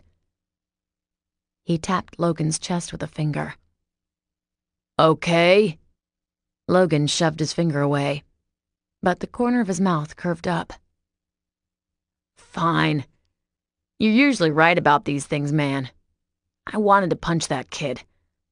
You don't know how hard it was to get that text that you knocked him out and I wasn't there. Take it out on Rousseau Friday. Those guys are a better fight. Yeah, maybe. They both fell into a shared silence and I held my breath. I was unsure what to say, or if I wanted to break whatever camaraderie they'd fallen into. My hands were shaking and I tucked them under my legs, but I tried to quell my voice. I don't really understand what just happened with you guys, but am I the only one worried about Mason here? Logan cracked a grin, and he was back to his usual cocksure way. He'll be fine. Dad'll get him off. We need to worry more about your situation. I shivered as I remembered the few times I had glimpsed when Miranda or any member of the elite had walked past our doorway. If looks could kill. We can't do much about that. Mason shot me a brief look, and I saw apology in his eyes. Mom's coming. Logan shot up straight. How do you know? I texted her. Why? Dad can handle this. Yeah, but what if he can't? She's got better connections. Logan expelled another breath and shook his head. Oh man, you're playing with fire. Dad, Annalise, and Mom in the same room. I lifted a hand. And David, with my real dad maybe coming someday. What are you talking about? Logan shot Mason a look. What is she talking about? He lifted a shoulder. Her mom called her real dad. He might be coming. What? No, she's with us. Logan looked at me. You're with us. You can't leave. One of my eyebrows went up.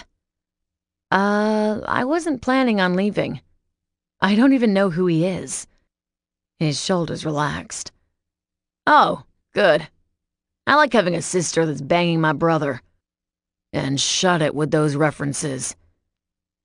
Mason reached out and pushed him back a step. I'm getting sick of it. Logan's smile slipped and he shoved his hands in his pockets. Yeah, sure, no problem. No sooner had he uttered those words when the door opened again. We expected Ethan, but I sat up straight when David walked in. James and Annalise came in behind him, but they rounded to the other side of the room, while my dad stopped inside of the door.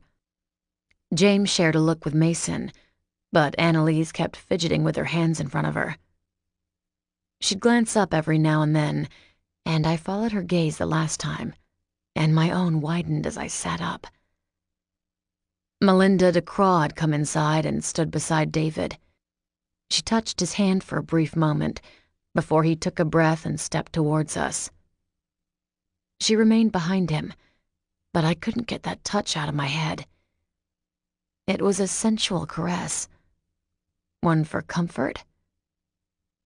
Why was it so sensual? Why was she here?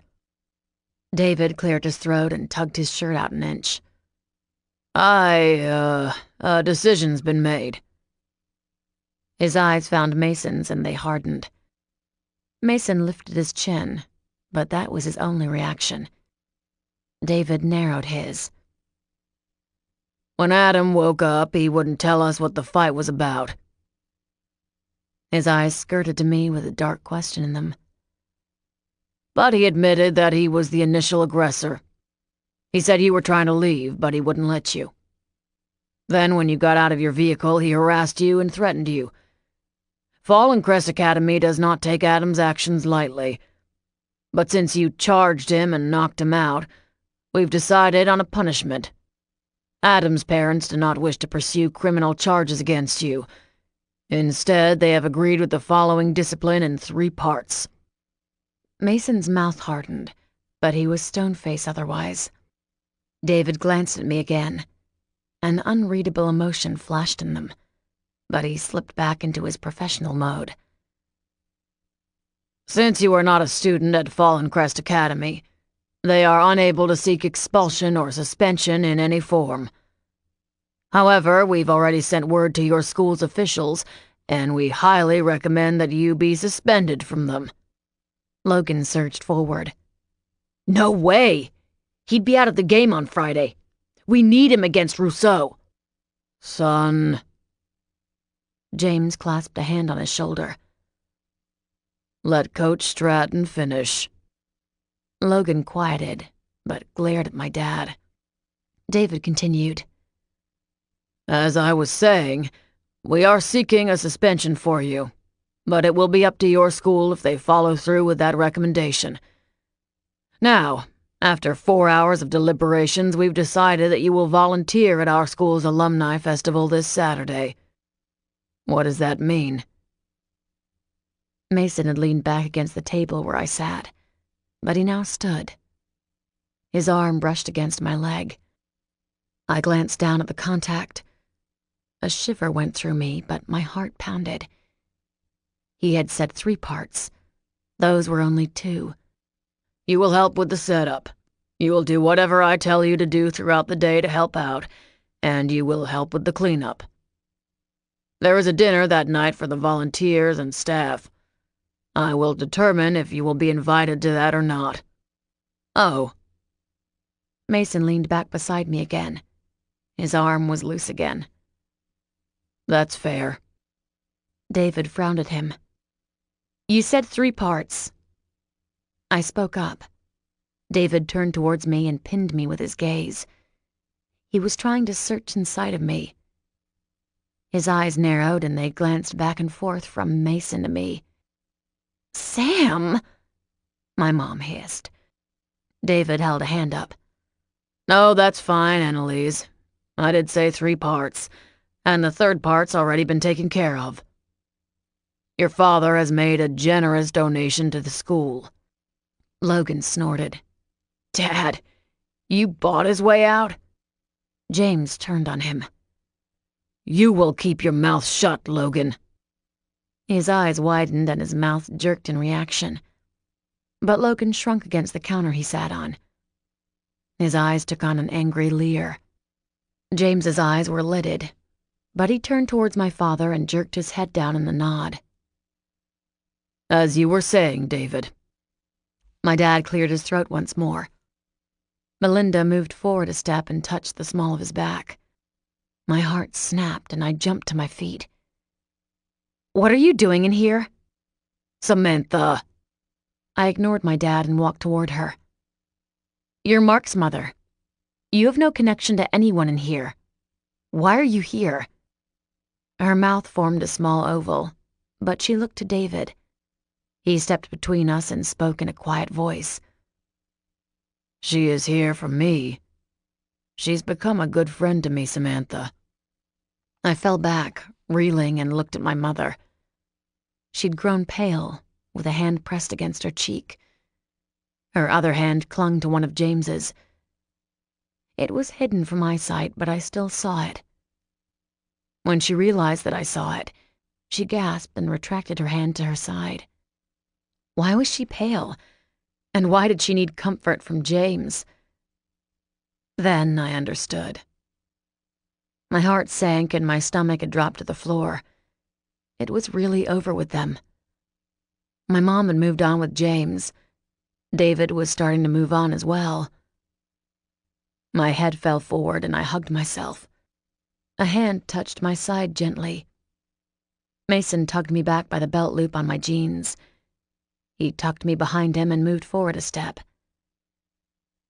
"I heard that festival is for 2 days. David was still looking between us. Yes. Yes, it is." He frowned. "Why? I could volunteer both days." "You could?" "Man," Logan hissed softly. Mason nodded. He held his gaze steadily. "It's the least I could do." David gave him a sad smile. "Your school won't suspend you. We both know that. They need you for their football game." The corner of Mason's mouth twitched. "What time should I be here on Saturday?" 7 sharp. Come to my office." Mason's head jerked in a nod. "Will do." David looked at me. "Would you come to my office later today?" I stared at Melinda behind him. "No." "Sam!" He waved a hand in the air. "It's fine, Annalise. I can talk to her next week." My mom trembled, but she nodded at him and tried to muster a smile. For a moment, David looked around the room, and then he gave out a soft sigh. "I guess I'll be in touch then." James strode forward and held out a hand. "Thank you, David." They clasped their hands in a firm handshake and studied each other for a beat. Then David nodded again and turned for the door. He held it open as Melinda swept out before him. Pain sliced through me when I saw his hand touch the small of her back, and remained there, even after they went in the hallway. When the door closed, I was barely aware of Mason. He stood, and I heard his voice at a distance. "Mom's coming to town. We'd like to stay with her at the hotel. I think that'd be best for this week." "Fine. Fine." And then there was silence. David and Annalise were actually done. The realization settled on my chest and a wave of tears threatened me. I rushed from the room and shoved through the hallway. When I found an empty back room, I locked the door, kept the lights off, and slid to the ground. My forehead touched my knees, and I sobbed. Chapter 33. I went to my last 2 classes, though I didn't learn a thing. My body had gone numb again. I missed that feeling, and I was itching for another 3-hour run. My body ached for it. Becky chatted to me after school. I had no idea what she said, but I nodded my head at random moments and she kept chatting away. When I looked for my keys in my bag, I cursed and hit my head against my locker. "What?" I mumbled. "Mason drove me today." "He did?" She straightened from a locker. "Oh, right. That makes sense, why he was here. Wait. Is he coming back to give you a ride home?" Then my phone beeped and I pulled it out. He had sent me 4 text messages and the last one read, "2 practices tonight, then with Mom and Logan. Can you get a ride home?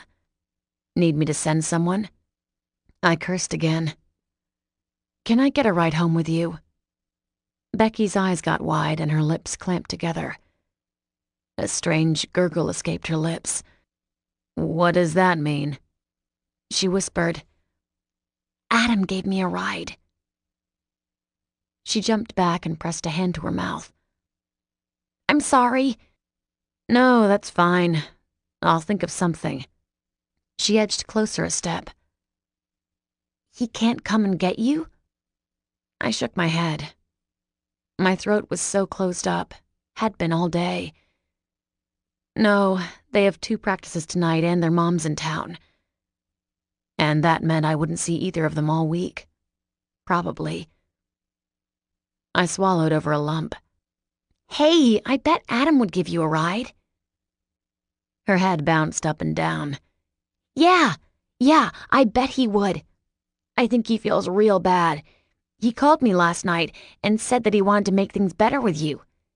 He wanted all 3 of us to be friends again." "He did?" Yeah. I mean, why would he make that up if he didn't mean it?" Her grin turned sloppy and a glaze drifted over her eyes. Oh boy, I recognized that look. She sighed dreamily. "Wouldn't it be wonderful if all 3 of us hung out again? And then maybe he'd realize he needed me in his life." I gave her a blank stare. "What do you mean? You are in his life. He gave you a ride to school." "Yeah, I know." Her eyes drifted downwards and she bit the corner of her lip. "I was just meaning that if us 3 were better friends. I'd felt like we were going to be before, but then he got all weird and mad at you. It changed when he found out about the Kades, now that I think about it." "Becky?" She turned to me. Her eyes clicked into focus. What's going on with you?" Her eyeballs went from side to side. "What do you mean?" "You're weird. Weirder than normal."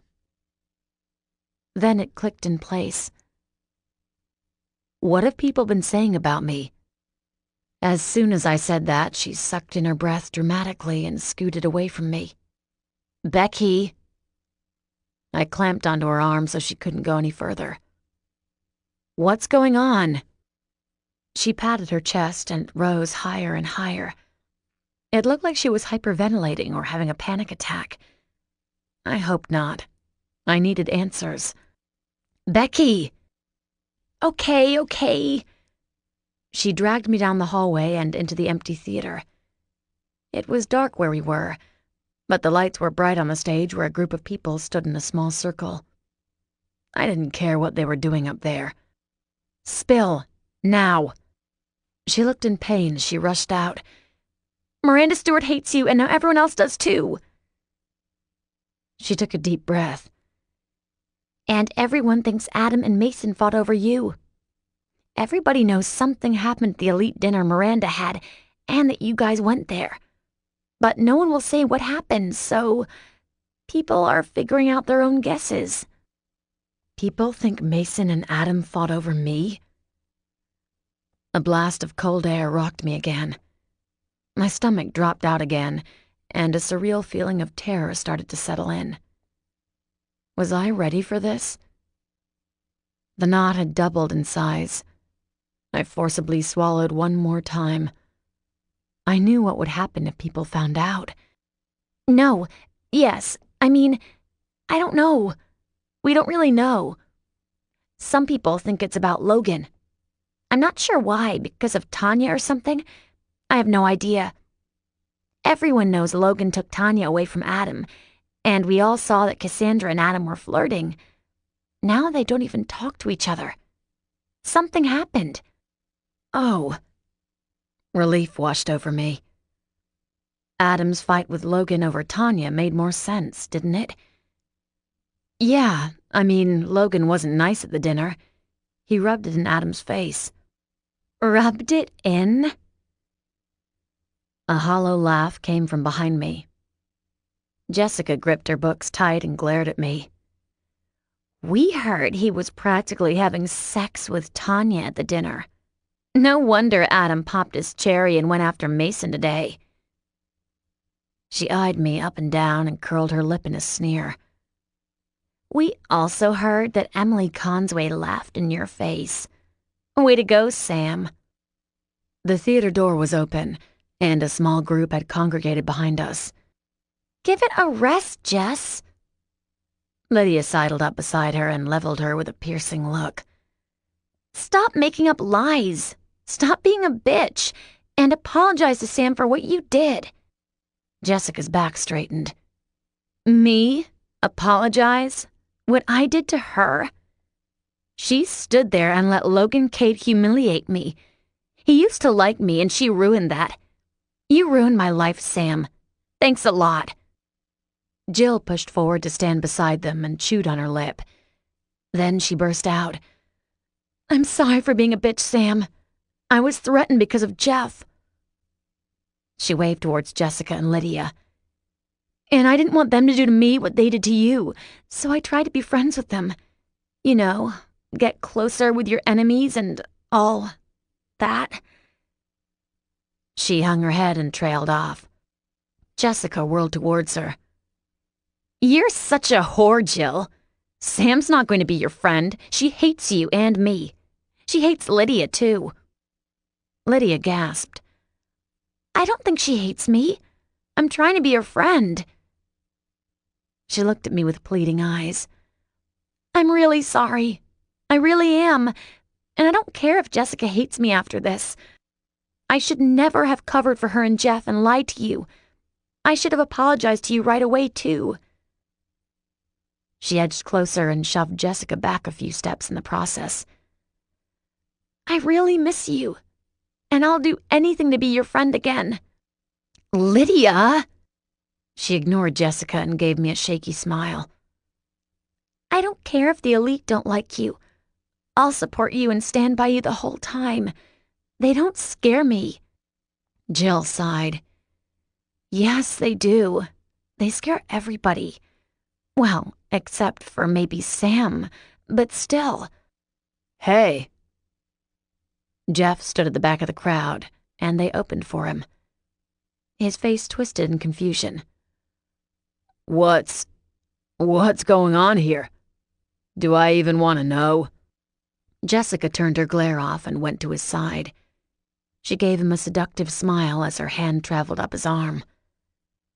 Hi, Jeff. Hey! Jill removed her hand from his arm. I'm not going to let you sleep with him.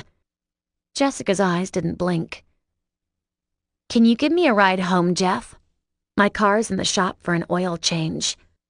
He blinked at her. Sure. Yeah, okay. Jeff! Jill seethed. He met my gaze for a second, but shrugged at his girlfriend. It's just a ride home. I'm not going to sleep with her or anything. Then he motioned for Jessica to follow, and the two left. Becky's mouth hung open. She blinked. I can't believe that happened. Lydia, do you think they're going to... Jill blinked back some tears. Her voice hitched on a sob. Yes. Lydia didn't waste a second. They are. I'd dump him in a heartbeat if I were you. My eyebrows rose. This was a different side to Lydia that I'd never seen before. When she gave me a small smile, I almost gave her one back. Almost. Jill's mouth fell open and tears started to fall down her cheeks. She wiped them away, but turned and darted down the hallway. Lydia shook her head. I don't feel bad for her. She knew what they did to you. I shrugged. I don't care anymore. I never had. So you and Jessica aren't friends anymore. She's going to think you betrayed her for me. I know. She's not going to let that go. I know. Lydia gave me a sad look. I miss being your friend. I'd like to earn that back, and that's what I'm going to do from now on. Hey! Becky grabbed my arm. A smile spread from ear to ear. She can give you a ride home. You need a ride home? No, I'm okay. Nightmares flashed in my head. I wasn't sure who knew that I was staying at the Kade mansion, and I wasn't going to let Lydia be the first one to know for certain. I'll find or call someone else. Are you sure? I can give you a ride home. It's on my way, you know. I'm okay, really. Every cell inside of me relaxed.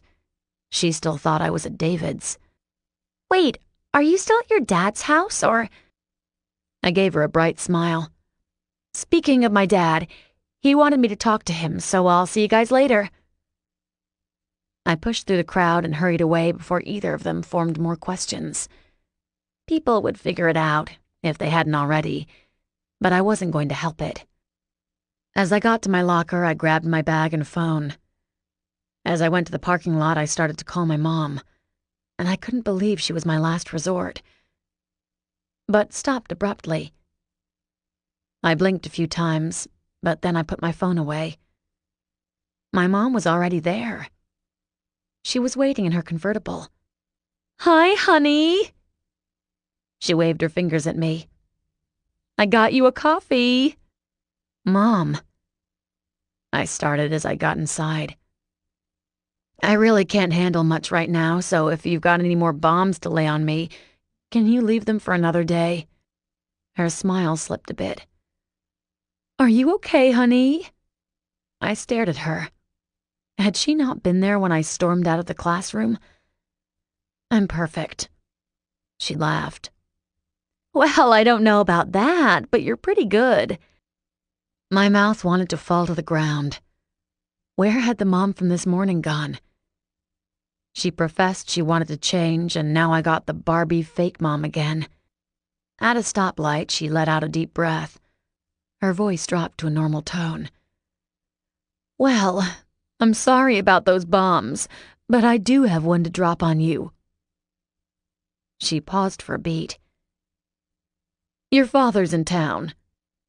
I closed my eyes. "And he wants to meet you." "Oh no." "Tonight." I wanted that run. I needed that run right now. I looked at her.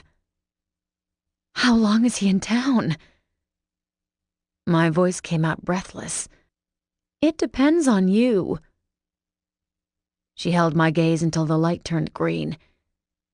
As we started forward again, she gripped the steering wheel with clenched knuckles.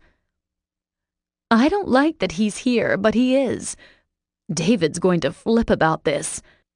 My heart was pounding again. It was a horse track.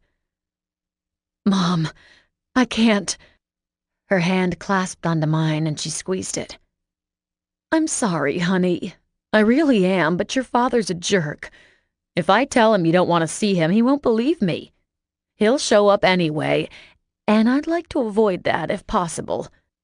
"Mom." My voice was a whisper now. "I can't. I really can't."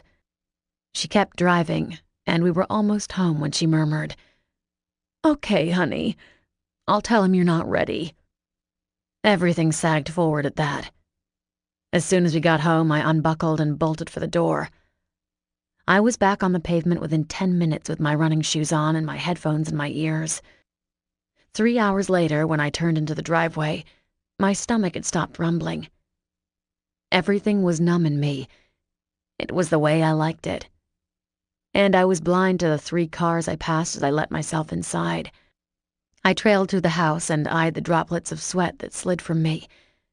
I doubted my mom would care. Not that I ever did. But the small grin that formed on my face was wiped away when I went past the dining room. A man sat at the table with my mother and James. He had striking blue eyes and broad shoulders. He looked in his 40s with a strong jaw and a lean physique. Confidence and authority exuded from him. As he turned towards me, he never blinked. I felt pinned under his gaze and steeled myself. He was trying to read into me, as only Mason tended to do sometimes. "Sam, honey!" Annalise jumped up. "You're back from your run!" I couldn't answer her. I couldn't look away from this man. She laughed nervously. This is your father, Garrett Brickshire." You're the hotshot lawyer from Boston? The corner of his lip twitched. You're the pain-in-the-ass daughter I never knew about? My mom said you were a jerk. I paused. That was an understatement. She said the same thing to me. He stood and my eyes widened. He kept standing up, and he towered above my mom and James. "How tall are you?" I'm 6'4". How far did you run? I would have shrugged, but my body couldn't respond to me anymore. I have no idea. You're not training for a marathon? I run to run. We were locked in some form of battle. Neither of us could look away. Neither of us could back down. His mouth twitched now to a mocking grin. You should keep track of what you do. Your achievements define you. My lip curled upwards. Then I'm not worth your time. I don't have any achievements. You can go back to Boston and your hotshot lawyer life. He blinked. He broke. I won. And then he laughed in a smooth baritone voice. Yeah, you're my kid, all right. He turned to Annalise. I still want the test done, but I'm 99% sure she's mine. She huffed out, "Like I'd lie to you after 17 years, Garrett." He chuckled. I think you lie so much you don't know when you're not. His eyes met James. No offense to your future bride. I'm sure she loves you well enough. A look twitched in James's eyes. You've seen her for yourself. Now you can return to your hotel and wait until Samantha is ready. I believe she should determine when and if she's ready to meet with you again. The cockiness vanished in Garrett's eyes, and he drew himself to an impressive height. He reached for James's hand. As they shook, he said, I've heard of a James Kade. Though the circumstances are strained, I'm glad to have met you. You as well, Mr. Brickshire. They studied each other for a moment. It reminded me of the exchange between David and James earlier. But this one was different. There was an edge to it that I hadn't felt in the classroom with David. Then the moment was broken as Garrett passed by me. I'll see you later, kid. He thumped me on the shoulder before the door shut behind him. I needed another run. Chapter 34. The rest of the week was quiet. I knew Garrett was at some ritzy hotel.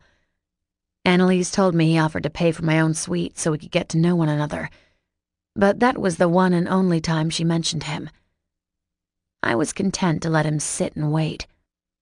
School was also quiet. Lydia never left my side, which was refreshing. Becky was right beside her, and the two seemed like long-lost kindred souls. She insisted that Adam wanted to make things right again, but he never approached me. I caught a few looks from him, but that was the extent of it. The elite had fallen quiet as well. Miranda and Amelia glared every now and then, but as the week progressed, their glares faded. Cassandra rolled her eyes whenever she saw me and would whisper to whatever friend was nearby, but I never let it bother me. It hadn't before. Why would I start now? Of the 4 elite girls, Emily was the one who hadn't changed with me. She never talked to me before, and she didn't now. There were no glares or eye rolls either. One time she bumped into me but kept going. From the distracted look on her face, I was inclined she didn't know who she had bumped into. And judging from how she hurried away, I didn't think she cared. The only elite member who did talk to me was Mark, and both of us felt awkward about the exchange. He stopped at my locker one day and looked above my head. I turned around to see who was behind me, but there was no one. "Can I help you?" He cleared his throat and looked in pain as he did it. Mark, hello? I spotted Lydia and Becky down the hall. They were giggling about something, but both stopped in their tracks when they saw who was in front of me. Hands flew over their mouths, and their heads bumped together. They scurried into a nearby bathroom, and I knew they wouldn't save me either. He continued to stare over my head, and his mouth kept twitching. I grew tired of waiting and snapped my fingers in front of him. "Hey, I'm down here. Look at me if you're going to talk to me." His eyes widened a fraction. "Oh, yeah." Oh, goodness. Here we go again. Okay. This is really weird to say, but, my mom wanted me to invite you to our house tomorrow night. Why? For dinner. He looked down now and almost jumped back a foot. He frowned, twisted at his shirt's collar, and looked away. This is so uncomfortable. And perplexing. I grabbed his shirt and hauled his face down so he was eye level with me. "Why does your mom want me over for dinner?" "Because of Coach." "Explain." "Oh, they're dating?" He reared back. "You didn't know?" My heart shrunk. I had hoped to forget it. "Thanks for reminding me."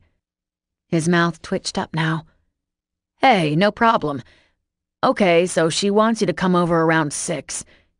Can you bring a bottle of wine?" "I'm underage." He shrugged. "Get one from your mom. Tell her it's for dinner." "And is it?" He grinned again. "Nah, man, we can drink it later. I figure you can come to dinner and then we can take off for the party afterwards. It'll look cool to show up with a bottle of wine. You know, it's like we're mature and grown up." "What the hell are you talking about?" "The Kade party?" He frowned at me. "You didn't know?" I glared at him. "Well, I do now, don't I? Yeah, it's going to be awesome. They're throwing it in some huge suite at a hotel. My dad stayed there a few times. It's supposed to be out of this world." So they had time to spread the word about a party but not invite me? I folded my arms over my chest and leaned back against my locker when Mark bounced away. He slapped hands with another guy as he did so, and they started laughing. I watched his lips and knew he was talking about the Kade party, the one I hadn't been informed about. Then again, I shouldn't have been surprised. Mason and Logan disappeared after Tuesday. They were with their mother the whole week. James went to their hotel one night, but Annalise and I hadn't been asked to go along. I never heard from them the rest of the week. A part of me tried to be reasonable. They were busy. They had lots of practices, and I knew both were intent on demolishing Rousseau, tonight's game. It made sense why I'd slipped their minds. I groaned and let my head fall back with a thump against my locker. It made no sense. They should have called me or texted. "Hey." A soft voice spoke and I opened my eyes. Adam stood in front of me with a grim look on his face. "Hey." He looked around. "Do you think we could talk somewhere?" I gestured for him to lead. I had no idea where to go. He gave me a small grin before he started off, and looked back every now and then to make sure I was following behind. As we passed the bathroom, Lydia and Becky popped back out. Their eyes went wide again, and there was a repeat performance from before. They scurried back in with hands over their mouths and heads together. I rolled my eyes as I saw a mirrored reaction on Adam's face. When he pushed open a door, I saw that we were in some room with televisions, keyboards, and computer screens loitering around. Cords were everywhere. What is this? "It's where the media geeks hang out." "Won't they need this room?" "I don't care. They won't come in until we're done." And with those words, an awkward silence fell over us. I looked at him. He looked at me. Neither of us spoke. So I slumped down on some couch. When did the media geeks get a couch for their room? Then I stopped caring as Adam cleared his throat and fiddled with his thumbs. Just say what you need to say, Adam. We can leave as soon as you're done. He expelled a deep breath. That's the thing. It's harder to do this than I thought it would be. To do what? His eyes found mine and pierced me. To apologize. I've been trying to do it all week, since Tuesday, but I couldn't muster the courage. You need courage to be nice to me? He laughed. I need courage to humiliate myself for you again. I frowned. Humiliate? He ran a hand through his hair and rubbed at his jaw. Look, I'm real sorry about everything that's happened. I've been a huge ass, and I know that doesn't even cover how I've been towards you. I looked away. Did I want to hear this? Then I sighed. It didn't matter. Here it went. He continued. You know that I liked you. I still do, if I'm being honest. When I found out that you were tight with the Kade brothers, I went crazy. I was jealous, and I was a prick, and you have every right to never talk to me again. I was acting like a spoiled douchebag that didn't get his prize. I looked down. I think that's putting it mildly. He chuckled. Yeah, probably. Look, Mason had every right to knock me out. I said something horrible about you to him. My head jerked up. What did you say? He choked on his next words. What? He didn't tell you? No, he didn't, so you tell me. What did you say? He grimaced. I'd rather not. Adam. You're going to hate me even more now. I thought you knew. I couldn't ignore how he kept looking at the door. Adam, speak now. He groaned and messed up his hair. Oh, fine. I might have mentioned something about if he was dropping off his whore, or something like that. I'm not sure what word exactly I used, but it wasn't a nice one. I swallowed a lump of coal down my throat. And what did he say in return? Besides the punch, he might have said something like I looked pathetic. I'm not sure. That whole day was jumbled up to me. I was stupid that day, real stupid. I deserved what happened to me. You deserve to get hit again, if you ask me. He grimaced. I know, and I'm sorry. I'm really sorry. My dad asked me what I said to piss off Mason Kade. When I told him, he said the same thing. That I was being stupid. And then my mom told me I was acting like a spoiled brat. Why were you? I never told you I was going to date you. See, that's the thing. He sat on another couch and cursed when a bunch of cords obstructed his way. He shoved them aside. I thought maybe you didn't want to date me because you weren't over Salloway. I thought you needed time, and I was going to try and give that to you. I wanted to give that to you. But then I saw how Kade handled you. Literally handled you at their party, and I went crazy. I couldn't believe that ass. He stopped as he saw my face. I'm just real sorry. I am, Sam. And I'd really like for you and me to be okay. I know Becky's been hammering at my ass since day one with you. She won't let it go. So are you here for me or for her? Both. He groaned. A grin slipped past his lips. Miranda is livid with me. She wanted to upstage you, but the whole thing between me and Mason made it impossible for her to do what she wanted. I kept telling her it wouldn't work. You wouldn't care. What was she going to do? I'm not sure what it was, but she was sure you were going to get mad. How would you know I wouldn't care? He threw me a look. Because you don't care about anything. It's your MO. You don't give a damn, and no one can touch you because of it. I folded my arms over my chest. Really? Yeah. I think that's why you go on those long runs, so you don't feel anything. My foot twitched as he said that. Since Mark told me about the party, I was planning on going for a run as soon as I got home after school. Being numb got me through every day. Why mess up a good thing? So, are you still pissed at me? I started laughing, and once I started, I found that I couldn't stop. I bent over and continued to laugh into my knees. My shoulders were shaking so much. Then sobs started to come, and I couldn't stop them either. Sam.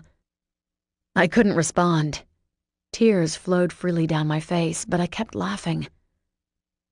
They started to blend in a form of hiccups that my body kept bursting out with. I'm really confused. Are you okay? He sat beside me and I felt his hand touch my back. He jerked it up right away, and then touched between my shoulder blades again. Are you okay? I wasn't. My word, I wasn't. The laughter subsided and I kept crying. I couldn't stop the tears. Each sob racked its way through my body, and then Adam turned me into him. I couldn't help it. I knew I shouldn't have, but I burrowed into him, and more sobs kept wreaking havoc over me. He patted my shoulder and then held me against him. He lowered his head so his chin rested on my shoulder, and he murmured against my neck. Let it all go. Let it out. It's the only way. Let it all out, Sam. And he started to rub circles on my back. Oh my God, I'm sorry. I pulled away and wiped at my cheeks. I couldn't believe I'd done this. I've been a mess lately. He frowned and his lip twitched. I knew he had something to say, but he held it back. Whatever it was, I didn't want to hear it.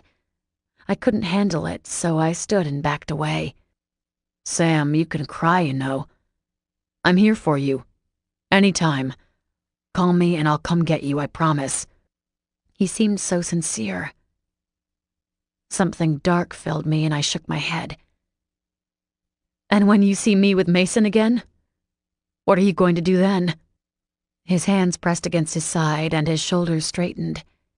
He kept his voice neutral. Nothing. I promise. I won't do a thing anymore. Each word seemed to bring him pain. If you want to be with him, then so be it. I wish you happiness. He looked away and his jaw clenched. It wasn't over. You might mean your apology now, but nothing's really changed. You hate that I'm with him. If you're with him, then why are you crying on my shoulder? He bit out. He's not here for you. Have you ever cried on his shoulder? This was good timing for you. Like hell it was. You broke down in front of me. I rather doubt there are a lot of people that you've broken down in front of. You're always so in control of your emotions, but not now. You let me in. That's what happened here. You trust me. Even if you don't know it, you trust me. I know you do. Stop. The words slipped from me. My voice was shaky. Sam, think about that. He held a hand out to me and I couldn't bear the sight of his pleading. I shouldered away his hand and slipped from the room. As soon as I had collected my bag, I bolted from school. The week had started with a bang, and it ended with one. As soon as I got home, I went on a run, and 3.5 hours later, I limped my way home. I'd been running too much. It was starting to become unhealthy, but it did its job. I collapsed in my bed as soon as I left the shower. When I woke, it was dark out and I grimaced in confusion. My phone peeled through the cool night air, and it lit up my desk. I groaned, but pulled myself up and stumbled to it. Logan's name flashed across the screen. I snapped it open, not sure if I was ready for this. I mumbled out, "Hello?"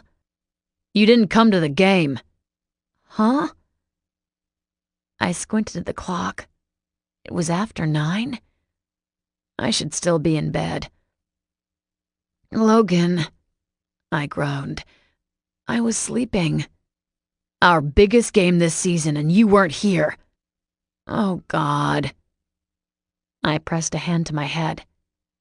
You're not going away, are you? No, look, I'm pissed. You should have been here tonight. My insides started to stir awake. Are you kidding me? How was I supposed to know? I haven't talked to either of you all week. There was a silence for a second. You haven't? No, I snapped out. I had to hear from Mark DeCraw that you guys are having a party tomorrow night. Oh, I'm sorry, Sam. I really am. I thought we told you about that. How would you? You have to communicate with me to do that. No, I thought, oh man, I thought Mason must have been talking to you since the two of you are... Stop right there. We're not dating, we're not anything. For me to know what we are, there'd have to be a conversation about it, and I haven't heard a word from him. So there's definitely been no conversation about that. My chest was heaving up and down. I patted at it. I needed to calm down. My phone beeped in my ear, and I cursed as I pulled it away. Mason had sent me a text. Want to eat? I'm hungry. I groaned into the phone. Is he there with you? Who? You know who. No. He sighed. I was calling to chew you out, but that didn't turn out how I thought it would. Where's Mason? I don't know. I'm being honest. Some of the guys are headed out for pizza and then there's a party. I was going to see if you wanted to come with, but now I'm scared to ask you. Why? Did he call you now? Yeah. Call him back. I'll see you tonight. His voice got cheery, and the dial tone blared in my ear next. I cursed as I glared at the phone. It beeped again, and it was another text from Mason. Are you home? Then I heard his voice in the hallway. Sam. It wasn't long before my door was pushed open and he flicked my light on. I was blinded for a moment. Hey, did you get my texts? I snapped my phone shut and drew my robe tighter around me. Yes. He grinned and ran a hand through his wet hair. He looked like he'd showered. You pissed at me because I haven't called all week? Nope, not at all. I cried on Adam's shoulder today. His eyes narrowed and lingered on my face. Did you? Yep, I did. Okay. I don't know what to do with that. You want to get some food with me? There's a party tonight. Is there? I cringed at the jealousy in my voice. It wasn't like me. I'm sorry, I'm acting stupid. His eyes took on a darker look and he shut the door behind him. He turned the light off, and it wasn't long before his hand was on my knee. He murmured against my skin as he tenderly nudged me back down on the bed. I'm sorry I haven't called this week. I am. My neck arched when his lips found it. His hand swept from my cheek, down my arm to my waist, and swept back up to cup my breast. I groaned when I felt his hand work its way past my robe, and his thumb grazed over my nipple. His mouth replaced his thumb, and I felt his tongue sweeping around it next. He whispered against my breast. It won't mean much, but I thought about you all week. I wanted to do this, and I knew if I called you, I'd come over and do this. Just... I braided my hands through his hair and pulled his head up. Shut up. He chuckled before his mouth slammed onto mine. Chapter 35. He thrust in me a last time. My legs were wrapped around his waist, and one of his hands held them up as the other braced himself on the bed above my head. My entire body lifted off the bed as my climax ripped through me. Waves of pleasure rode through me, and I trembled as he held me in his arms. He trembled with me, and then tucked me in front of him to curl around me. He tucked his chin into the crook of my neck. When he yawned, his whole body yawned with him. Something fluttered in my stomach at the feel of that, and I laced my fingers through his. "No party for us tonight?" He chuckled, and his breath caressed my skin. "It's 3 in the morning. It's a bit late for that." As he tightened his hold on my waist, my eyelids started to close, but my whole body felt renewed and invigorated. "Are you going to stay the night?" He cursed and reached over me. "I need to set the alarm." When he was done, I turned and slid one of my legs through his. The other was on top of his, and I snuggled against him. He pressed a kiss to my forehead, and my body tingled as he brushed back some of my hair. "Your mom's not expecting you?" "Nah, she knows we're out. She's not stupid. Logan probably won't go to the hotel either." He chuckled and skimmed a hand down my side. "He dropped that girl. Did you hear about that?" "Tanya? The one Adam liked." He smirked. "The other one he liked. Yeah. He dropped her after the game and went off with some other girl." "He called me after your game. He was pissed I wasn't there." He smoothed back some of my hair and ran a thumb over my cheek to my lips. "I wasn't sure if you'd come. I figured if you came, I'd want to bend you over." He grinned. "No offense, but you get in my head." "Do I?" I grinned as I caressed up his arms. His muscles twitched under my touch. He groaned and wrapped his arms around me to hold me tighter. He rolled to his back and pulled me on top. I laughed huskily as he ran his hands over my body. When he hardened between my legs, I closed my eyes to enjoy it. The heat was gathering again.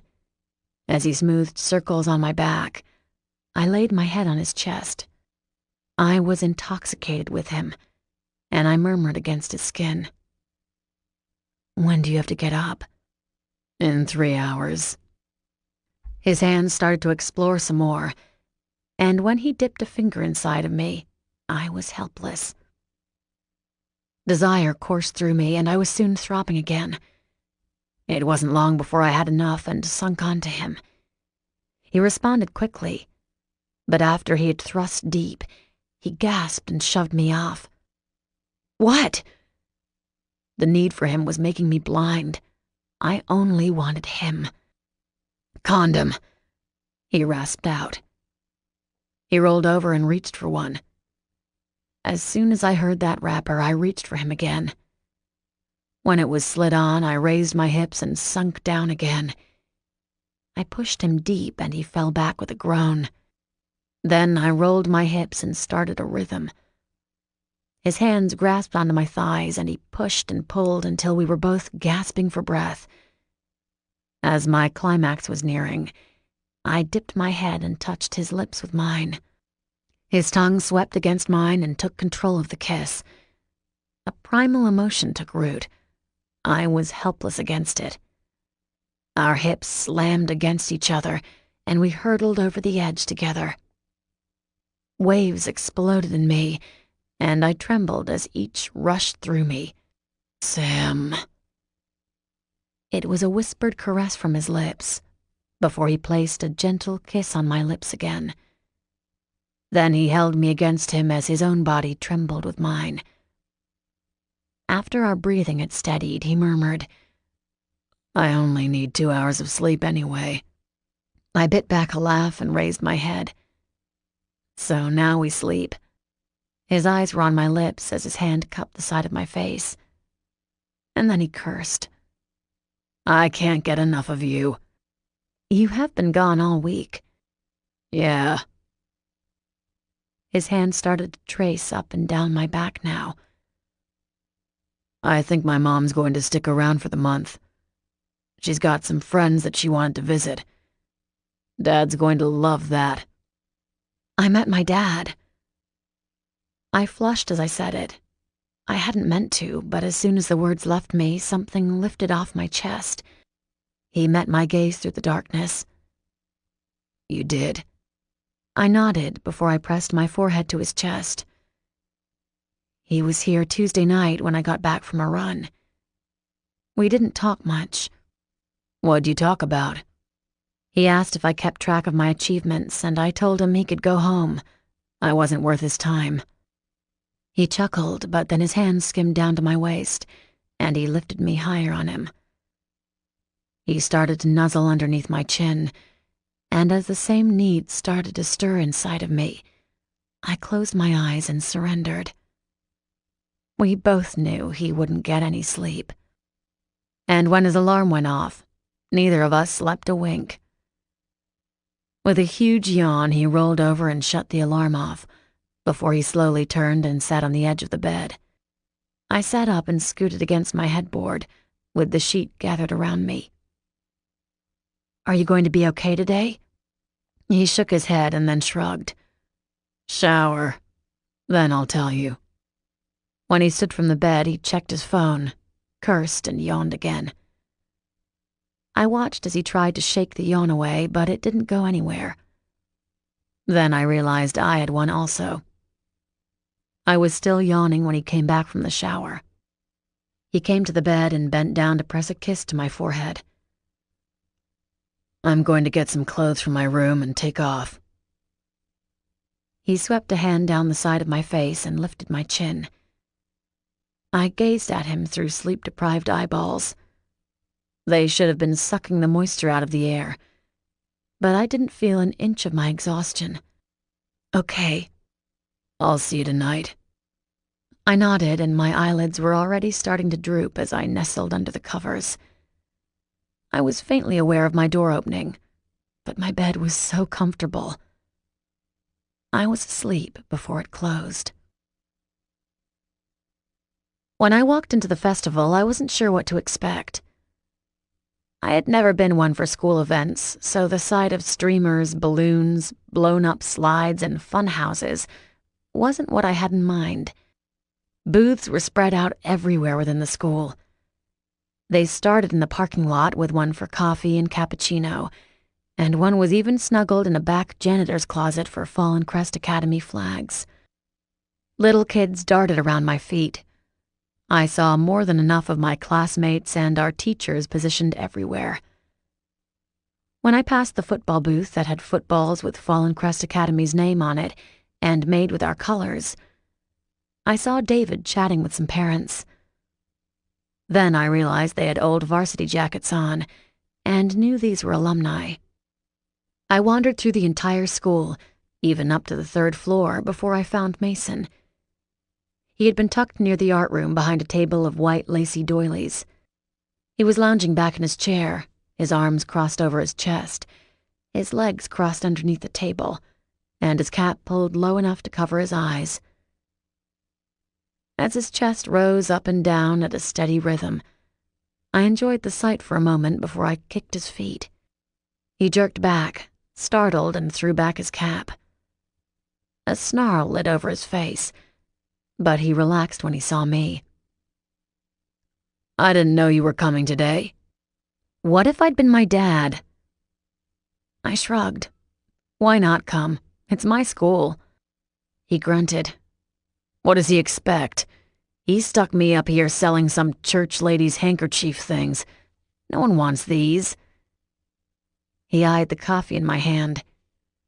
You got another one of those? I grinned and pulled out an energy drink. Thanks. Then he nudged the other chair out. Want a seat? Keep me company? So you can sleep and I'll sell the doilies? I was aware of his hungry gaze as I sat beside him. Every nerve in my body was awake and kicking because of it. Who needed coffee when I had him? No one wants to buy from me. I look angry when I'm tired. As he yawned again and tried to cover it with his hand, I thought he looked adorable. His eyes were softer from the fatigue, and his eyelids drooped a bit. His lips were a little swollen from our kisses, and his skin looked bright with color. When I caught sight of the hickey he had left under his shirt's collar, I reached over to tug his shirt to the side. He grinned when he realized what I was doing. Yeah, I keep moving my shirt too, but it always goes back. I'm sure people have already seen it. I hope not.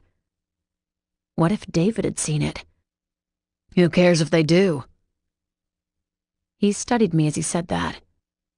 What? I'm supposed to say something, or what? Was he testing me? He cracked a grin and squeezed my knee. I'm messing with you, but I don't care if they see it or not. I'm not sure how to react, so I grew quiet and sat back. After a few minutes, I knew he'd fallen back asleep, but it was a relief. His presence affected me so much. I had a hard time making clear decisions, especially when it came to him or us. After an hour, and after I had sold 3 doilies, I nudged his foot.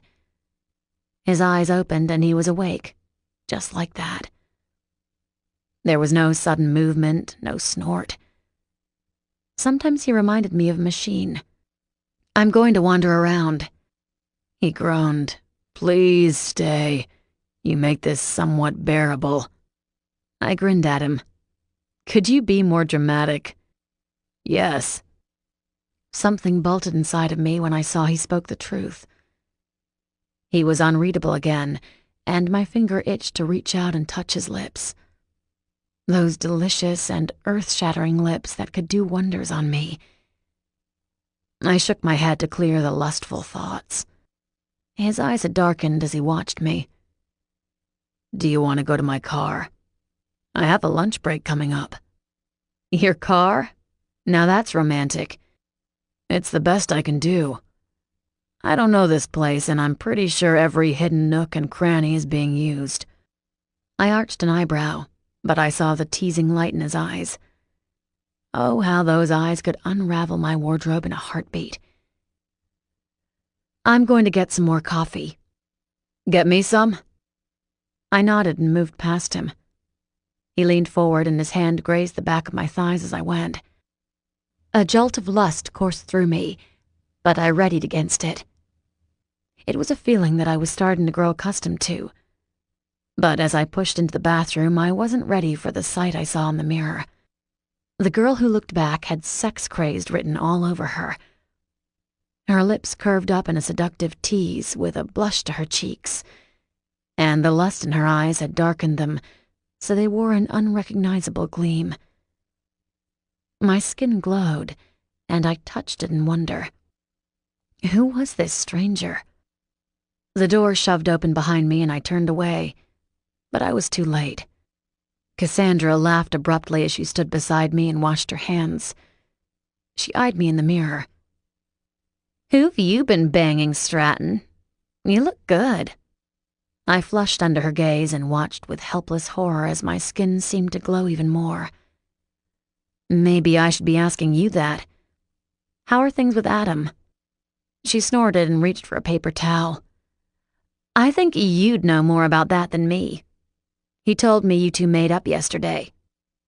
I looked down at my hands. Had we? Maybe. She continued as she patted her hair. I'm not stupid. I know he wants you. He's always wanted you, but you don't want him. She snorted again. And he doesn't have a chance against the Kades. I'm just waiting until he realizes that and gives up. I looked back up. She was so cold. She shrugged and smiled brightly. What do I care? It's not like I really need a serious boyfriend now anyway. She laughed to herself. And I heard Logan's back on the market. He was at Fisher's again with some other chick. Every cell in my body had snapped to attention when she came in. I spoke through stiff lips now. Maybe Adam will want Tanya back. She tossed her hair over her shoulder and her laugh seemed genuine. Yeah, right. Adam didn't even like her that much, so no way he'll take her back after Logan had her twice over him. Hell, he did it to rub it in Adam's face that he could get any girl he wanted.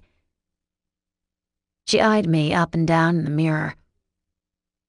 You haven't been with Logan, have you? That'd be surprising. My eyes grew wide at her suggestion, and my chest was suddenly so heavy. There was no way she could guess the truth. She was so close to it. My heart started to pound in my ears again. Have you? She blinked at me. She seemed more earnest now. No! The disgust was evident in my voice as I spat out that word. She relaxed and laughed again. Oh, for a minute I thought, nah, you don't have the stones to do that. I mean, your dad would freak for one. My heart continued to pound. Then she finished with a taunt. And you'd never live down your new rap as a whore. Everyone would call you a whore. She smirked to herself in the mirror and finished patting her hair. On second thought, get to it. Maybe Adam will finally let you go. I could use the break. As she swooshed from the bathroom, I was barely aware of her departure. I kept hearing her words. Everyone would call you a whore. I gulped and looked down. My hands had started to tremble again. My knees quaked against each other and I clung to the sink to steady myself. Everyone would call you a whore. What was I doing? Chapter 36. When I left the bathroom and headed for the coffee cart, I wasn't sure what I was feeling. I was worried about everyone finding out about Mason and me. Yes. Was it enough to paralyze me with fear? No. With that decision made, I was more annoyed than normal when I snapped my order to the girl behind the coffee counter. Whoa, what's wrong? I stopped in my tracks at the sight of Adam, and then I tried to force myself to relax. Hey, how are you? You okay? His eyebrows were arched high with his own cup of coffee in hand. I rolled my shoulders back. Yeah, I'm fine, or I will be. Huh? Nothing. Just an annoying run-in with Cassandra in the bathroom. Ah. He nodded his head. Gotcha. She does that to me, too. I think she's decided to try her luck with Logan again. Yeah, she told me the same thing. Something sad flashed in his eyes. It won't work, will it? I shook my head. Nope. And if it does, I'll tie him down and do a drug test on him. He grinned.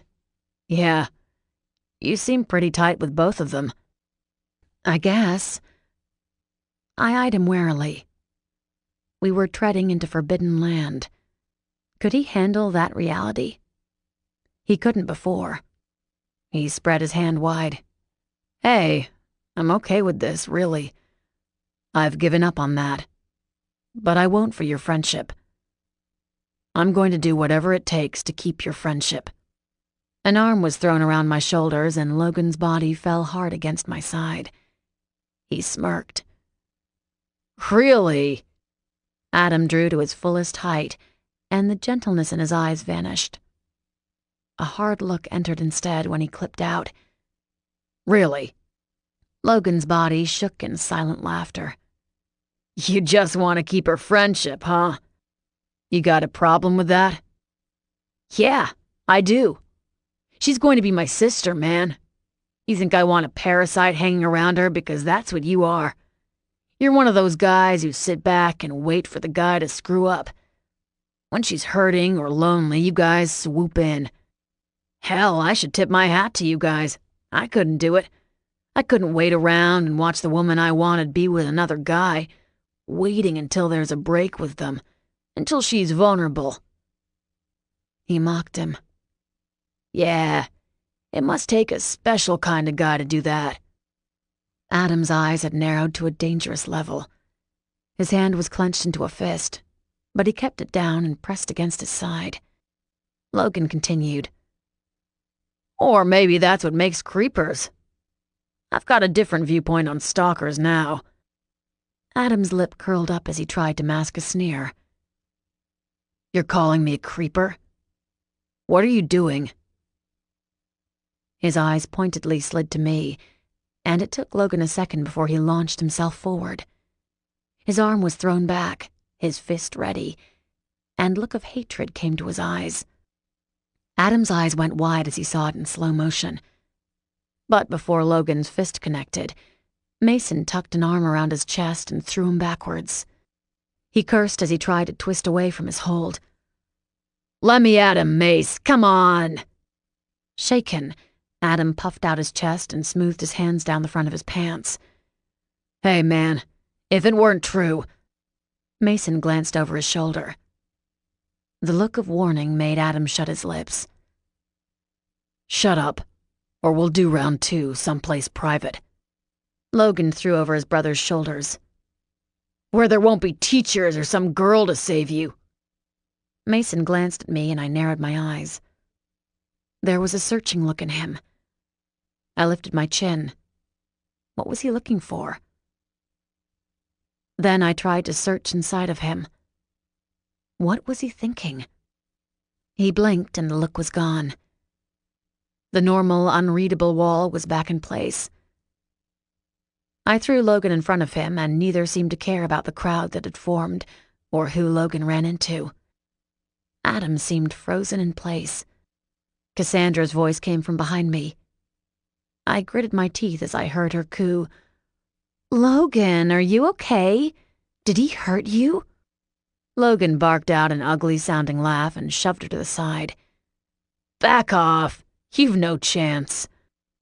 I tried to suppress a smile at that, but couldn't, so I looked down. "Oh, shut up!" she cried out in anger. "Do not laugh at me, whore!" My head came up and my eyes widened. Her fury was directed at me. She approached with 2 steps and a hand in the air. "You dare to laugh at me? Do you know who I am, or what I could do to you? I could demolish you, slut. I could run your name through the mud so much you'd beg me to let you out of your misery. You'd be..." Something snapped inside of me, and I marched up to her.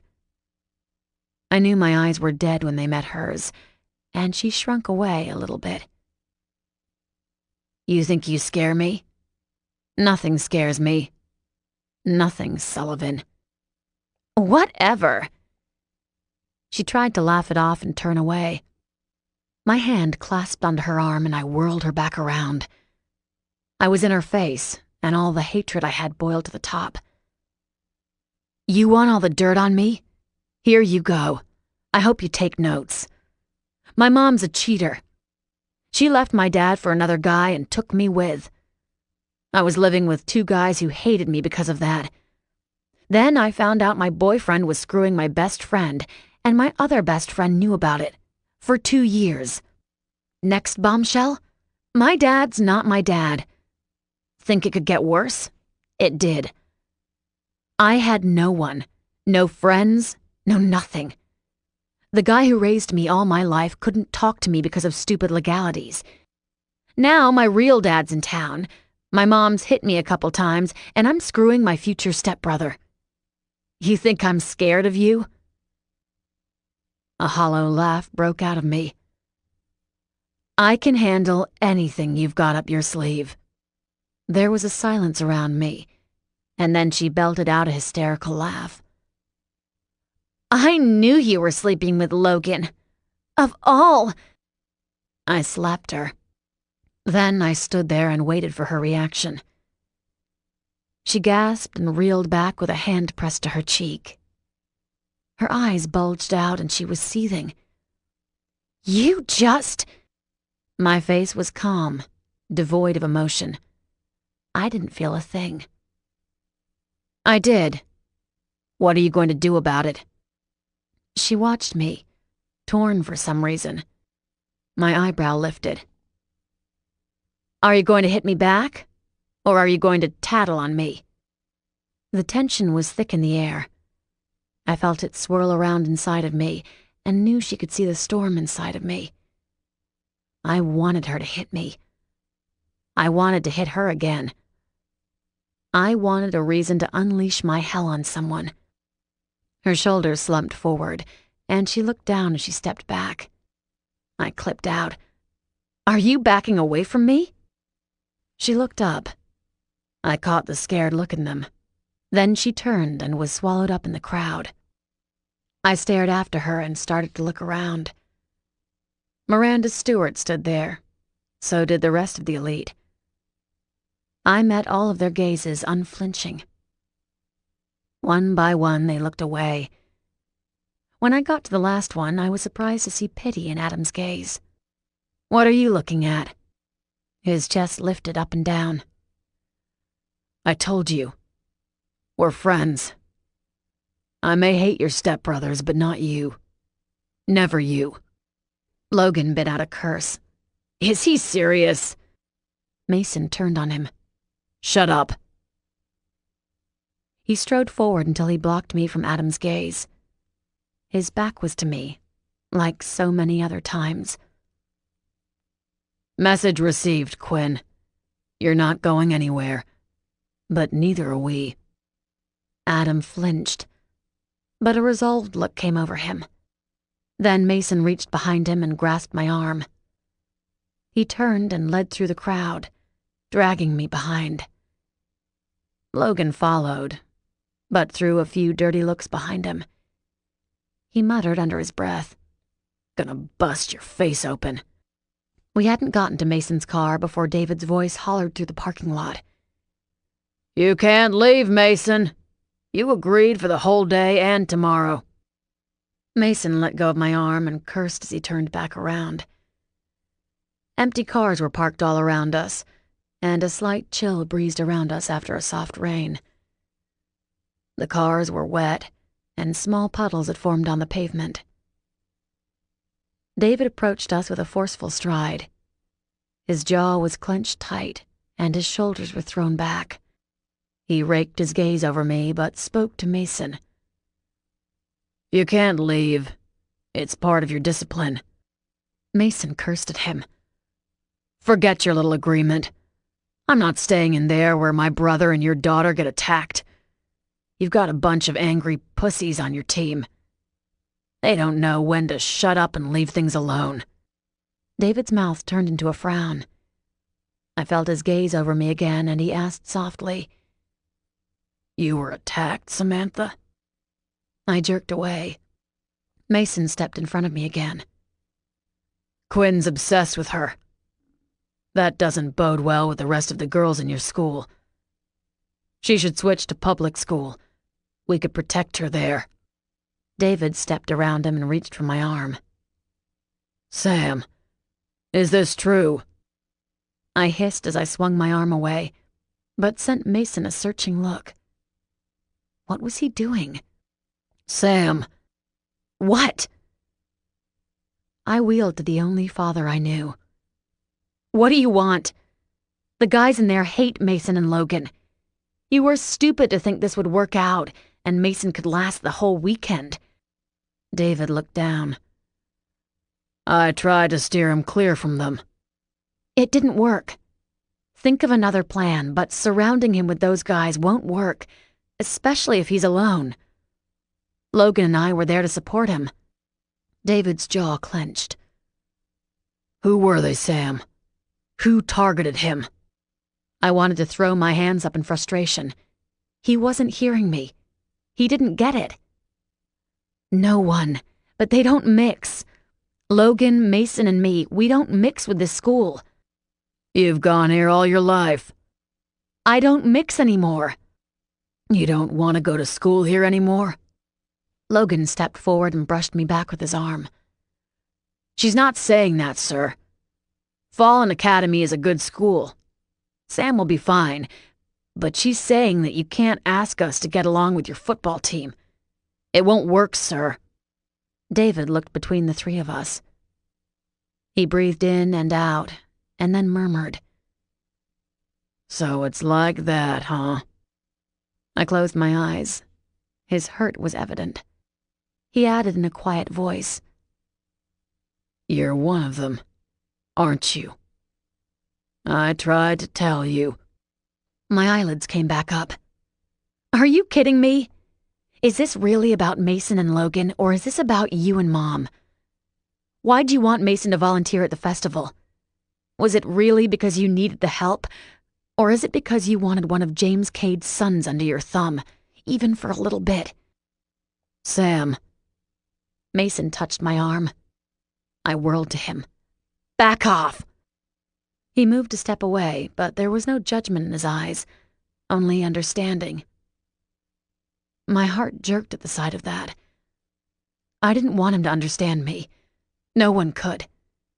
They'd only pity me instead. He blinked and it was gone. His hand moved away from my arm. David looked between the two of us, but sighed. Samantha, your mother said I could have joint custody of you. My real dad's in town. He had his mouth open and a sound choked out of him before he shut his mouth. I glanced down. She's lying to you. Whatever's going on between you two about me, it's all a lie. She called my dad a week ago and he's in town. He wants to get to know me. I looked back up and tears had formed at the corners. I'm 18 in 4 months, David. None of this will matter anyway. I don't know why you're even going along with it. Because I care about you. He touched my arm instead. You're my daughter, Sam. I raised you. It's never going to matter who your real dad is or what your mom says. I've been there since you were born. You're my family, too. The dam broke in me and I turned as I covered my face. David hugged me to him and I cried into his chest. We stood like that for a while until Logan cleared his throat. This is touching and all, but I'm uncomfortable right now. I could sense the disapproval from David as I lifted my gaze. A smile touched the corner of my lips instead. Get in touch with your emotions, Kade. It might do you some good. He looked in pain. Yeah. Mason cleared his throat. Can we go? The touchy-feeling scene is done. David shook his head. What my daughter sees in the two of you. She's not really your daughter. Mason didn't blink as he leveled him with a look. She comes from someone else and you were the one who swooped in to raise her, but like she said, she's going to be 18 and it's not going to make a difference. It'll be her choice. He stepped forward and his chest touched my back. An arm curved around my waist and he pulled me against him before he kissed my shoulder where my shirt had been pulled to the side. His breath fanned against my skin. And she's made her choice. A couple times now. With me. David's face had turned to stone. My stomach twisted into a knot and I felt it drop to my feet. I didn't know how to undo what he'd done. Logan covered up a laugh behind us, but I knew he wasn't hiding back his smirk. Then David bit out. Why did you want me to know that? Mason fell silent. Dad jerked forward a step. His eyes gleamed with some emotion I couldn't place. His jaw was so rigid. You made a grand show here, Mason, and you wanted me to know that my daughter is sleeping with you. Congratulations. I figured it out long ago, but your delivery was in poor sportsmanship. Why'd you do it? Do what? Deliver your triumph how you did? David's eyes were unyielding. You wanted to hurt me. You wanted me to know that she's sleeping with you. Why? Are you threatened by me? Do you think she'll listen to me if I tell her to dump you? Mason's arms stiffened around my waist, but he remained quiet. David went on. I don't like you. I don't like either of you, but I respect you as football players. I don't think you've ever been coached by someone that you respect, and I don't think you've ever respected another man, even your father. I've watched the two of you on the field. Everyone has in this state, and you are both ruthless. You're the best, and you make damn sure everyone knows it on the field, But the one thing that always strikes me isn't how good you both are. It's your level of respect. You don't respect anyone else on the field, but you respect the game. Every time I watch you, I think to myself, what kind of men are you two? What motivates you? You think you're the coach that we're going to respect? Did you raise Samantha with Disney movies too? Mason's tone was mocking, and it sent chills down my back. His arm wasn't moving around my waist. David moved back a step, and he sounded sorry when he spoke. I think of the men you could have been under my watch. You would have been twice the men that you are now. Logan had grown quiet, but Mason let go of my waist and moved me behind him. He was face to face with my father now, and his tone had gentled. You think we're two kids who grew up with bad parenting, but you're wrong. I might not respect my dad, but I love him, and I respect my mother. You've never met her. You don't know a damn thing about Logan and me, but you're reaching for straws. I don't like you, but you're a great coach. I've watched you too, and I know you're a great coach, but your players don't respect you, sir. They listen to you because you motivate them, but don't misunderstand that. They don't respect you. If they did, Quinn would never treat Samantha how he does. She's a prize to him. You want to paint us as the bastards that grew up with no competition? You want to paint our dad as someone less than you? But you couldn't be farther from the truth. We grew up knowing who we're going to have to deal with during our lives, and guys like you, guys like Quinn are a dime a dozen. They're around every bend in the road. Logan and I aren't stupid enough to buy the crap most adults try to sell. He turned and met my gaze. I flinched under his stare, but held it. He was looking for something inside of me, and I knew I couldn't look away. I couldn't quake or tremble, so I settled my nerves, stood upright, and lifted my jaw. My eyes were hard as I stared back at him. Mason turned back to my father. I respect you as a coach, but I don't respect you as a man. You should have never let Sam go. The fallen look on my dad would haunt me forever. That knowledge trembled inside of me, and I turned away to press into Mason's arms. He swept me up and pressed a kiss against my forehead. As he deposited me in his vehicle, I didn't hear anything. Logan should have been laughing. My dad should have been yelling. I should have been crying, but there was nothing. Just silence. It echoed through my body. Chapter 37. We went to their hotel. It was some ritzy place. I didn't care, and I trudged behind them as we rode the elevator to their top floor. Of course, they'd be staying in the top suite. It only made sense. But as we got there, Mason pressed a different button. Logan got off and gave us a salute with a cocky smirk. See you later. The elevator slid to a close on his words, and we rode the elevator down 2 floors. It stopped on the one between, and as it opened, I stepped back into Mason's side. Garrett stood there, waiting for the elevator. His shocked gaze swept over me and then Mason.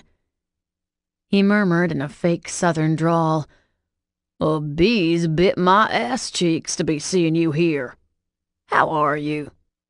I pressed my forehead into Mason's side, and his hand swept around me. He answered for me. "Who are you?" "Her dad." I flinched at his tone. I heard the smile in Mason's voice. "Really? Aren't you Helen's kid? What about her?" I jumped at the sudden intensity in Mason's voice, but his hand swept up and down my back. He held me against him. "Nothing. I like your mother. She's quite a woman." "I think so." "So, how do you know my daughter?" Mason chuckled. That's something you can ask her when she's ready for questions. There was a heavy silence after that. I knew both of them were waiting for me, but I shuddered and melted against Mason. His hand held me close, and I felt a soft kiss on my shoulder. I needed it. I needed all the support I could get at that point. Everything was out. It wouldn't take a genius to figure out that I never meant Logan, but Mason. I knew my whole school would be buzzing about my relationship and my father, David. What could I say about him? He was gone. I felt it in my bones. And now we saw my other dad. What did I even think about him? He knew Mason and Logan's mom. That was weird. Garrett chuckled as the elevator opened on our floor. You and your men, little girl. They're all waiting for you when you're ready. Mason hit the emergency stop and turned to face him. I had started to step off, but waited with a pounding heartache and a tight chest. What was going to happen now? I wasn't sure how much more I could handle. What are you talking about? Garrett wiggled his eyebrows up and down and skimmed a hand over his face. I figured it out. Took me a second, but I forgot Helen was married to James Kade. It all makes sense now. So, what are the two of you doing here? I'm guessing Annalise doesn't know about this relationship. Is it a relationship? Or are you two kids bumping uglies to piss the folks off? Mason's smile was a veiled threat. And it's your business because... Garrett narrowed his eyes and studied Mason for a moment. My heart pounded in my ears as I waited. It seemed to stretch out into strained silence as the two stared at each other, and then Garrett broke with a curve of his lips. He shook his head and stepped forward to unlock the emergency brake. You got balls, kid. Helen would be proud. As the doors started to slide closed, Mason's hand stopped them. They retreated back, and he narrowed his eyes this time. You're the guy bumping uglies with my mom? Garrett's eyes widened a fraction. How do you figure that? She came to town for me, but she's staying because a friend of hers showed up. The timeline makes sense. You've got the floor below us. That's a leap, kid. Not a kid. And it's not a leap if it's true. Mason's face was chiseled in stone. His eyes didn't twitch. You're the guy, aren't you? The amused smirk vanished from Garrett, and he pushed up from his leaning stance. He stretched to his highest height and moved a step closer. As he looked down his nose at Mason, a warning look came over him. You could be breaking a few hearts if you start spreading that around. Mason smirked and stepped back. His hand fell to his side. She told me he was married. My mouth fell down, but no sound came out. My heart was deafening now. Garrett's eyes slid to mine. As the door started to close again, he drawled, You gotta keep her there, girlie. When the doors had closed and the elevator moved down, Mason swept a hand around my back and propelled me towards one of the two doors on the floor. He slid his card in and opened it as I entered first. I didn't look around before I whirled back to him. My biological dad is cheating on his wife with your mom? Mason grinned as he started to shed his clothes, but it didn't reach his eyes. I guess. Your mom is a cheater? He toed off his shoes and grabbed my hand before he pulled me towards a king-size bed in the corner of the room. As he sat down, he tugged me between his legs and looked up. My mom's a bit hard when it comes to men, especially after what my dad did to her. She's the other woman. I slid my fingers through his hair and took hold. As he started to rest his forehead against my stomach, I raised his face to look up. His eyes were bleak. She wasn't before. And it's complicated. It's always complicated. Your mom was the other woman, too. My dad was the other man. My heart started to pound again. When I heard a slight condemnation in his tone, I was breathless as I asked, "Is that what you think is normal? Would he cheat like they all did?" Cheating? A dark loathing flared over his face, and I stepped back in reaction. It was intense. It rattled me for a second. Cheaters are weak. They're selfish and they're cowards. No, I'm not a cheater and I never intend to be. He focused on me. Why, are you? A laugh ripped out of me. My hand reached for him again and I closed a fist over his hair. After my mother, now my biological dad, and what Jeff did to me? Are you kidding me? His eyes softened and he slid a hand underneath my shirt. People don't know what they're made of until they're tested. You need to pull yourself out of a situation and think of the collateral damages, if it's worth it. You speak from experience. He grinned and leaned forward to kiss my stomach. My shirt was lifted higher, and he started to tug me down onto him. Both of his hands went around my back and up to my shoulders as he pressed me down. I sunk down and felt him harden between my legs. He kissed his way around my neck to my lips and whispered against them. I had a girlfriend once. I wound both arms around him and held him against me, tighter than I knew I could.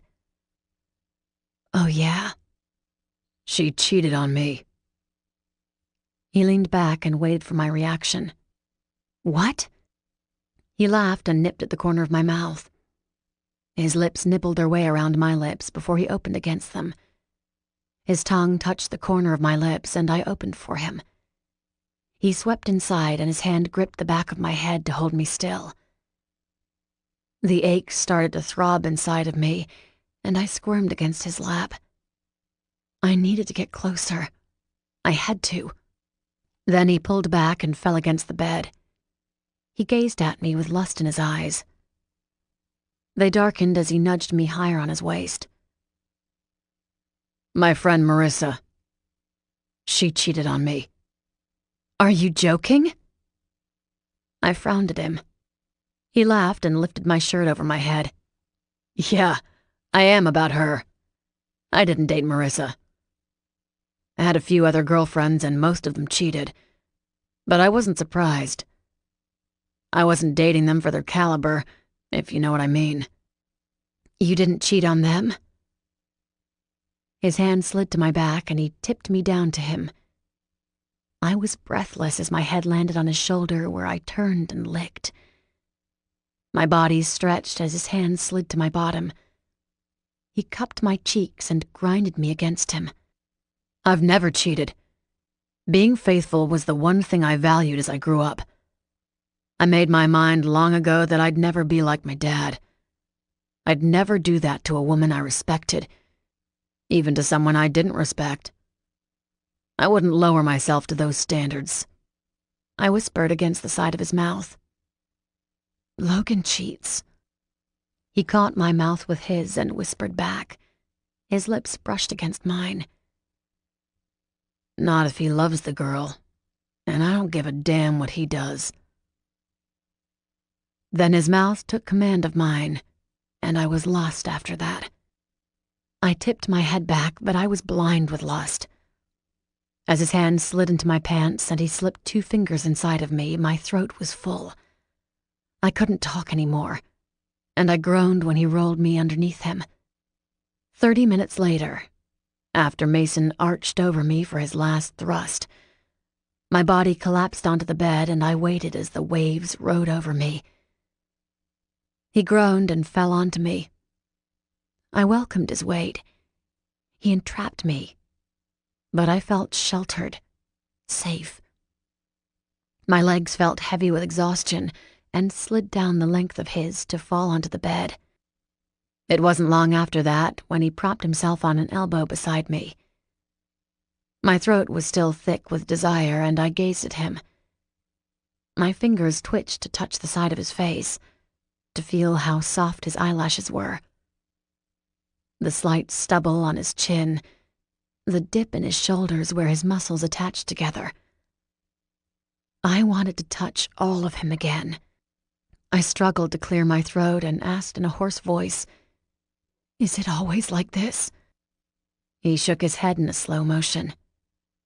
"No, it's not." His eyes darkened again and he bent down to me. I tipped my head back and met his lips with mine.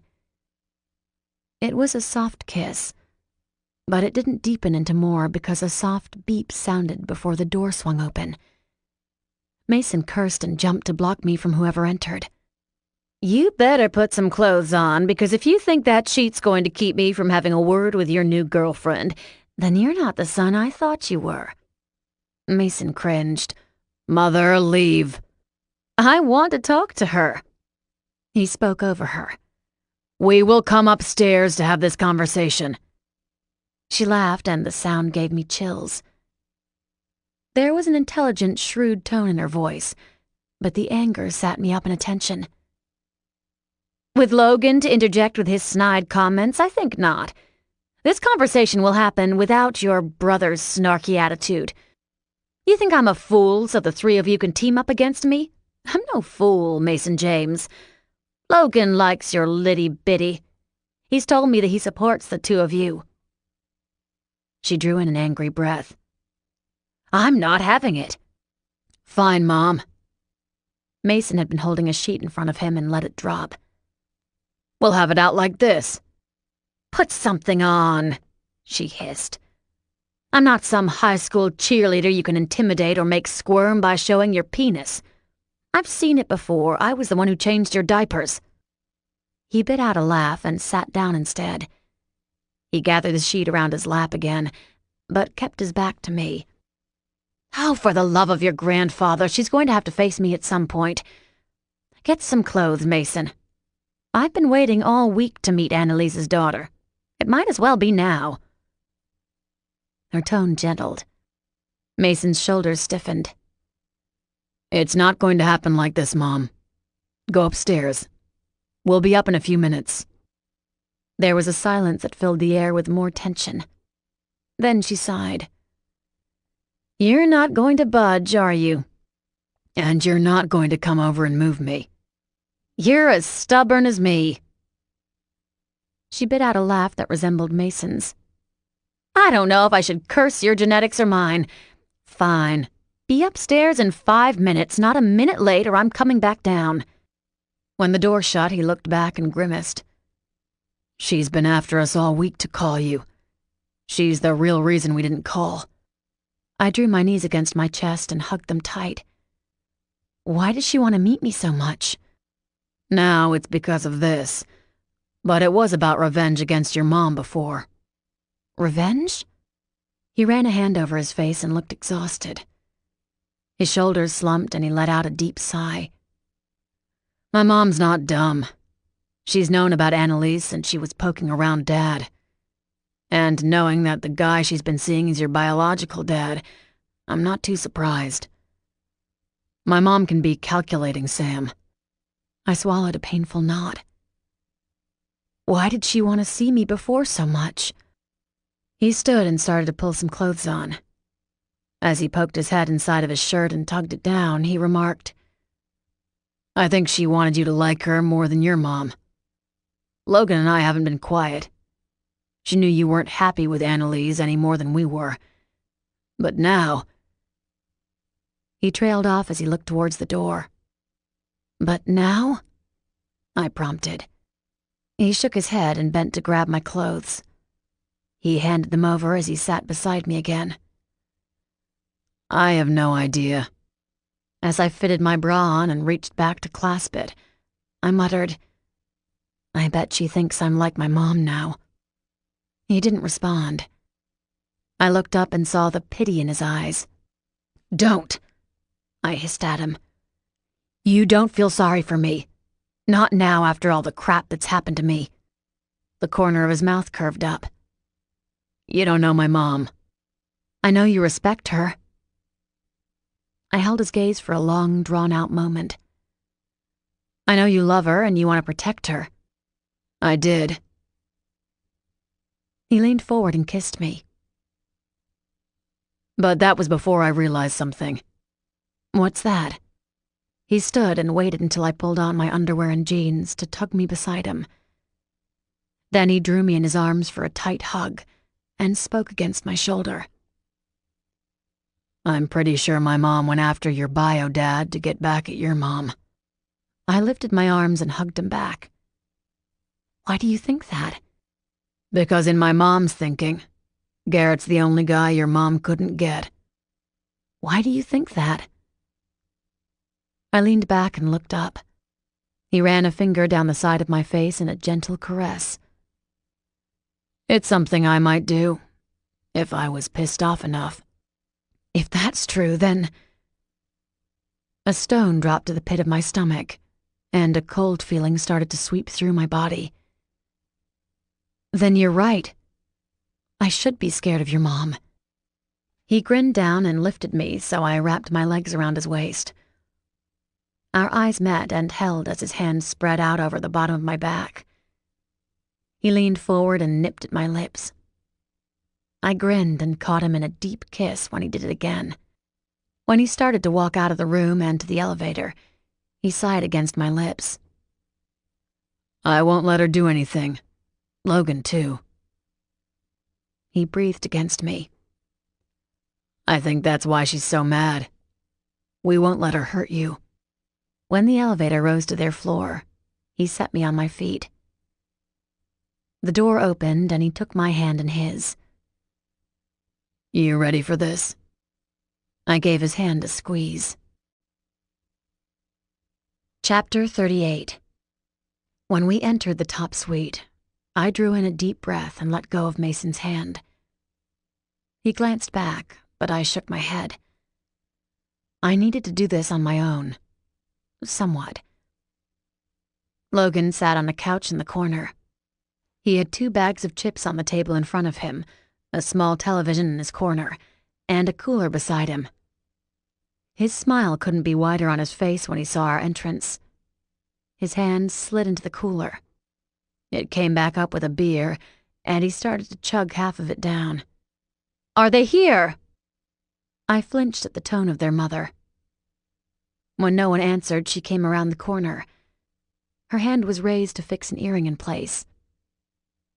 When her eyes lit on me, her hand fell down in slow motion. She straightened and crossed her arms over her chest as she lifted her head high, and her shoulders were squared. For a moment, I was speechless. She was beautiful.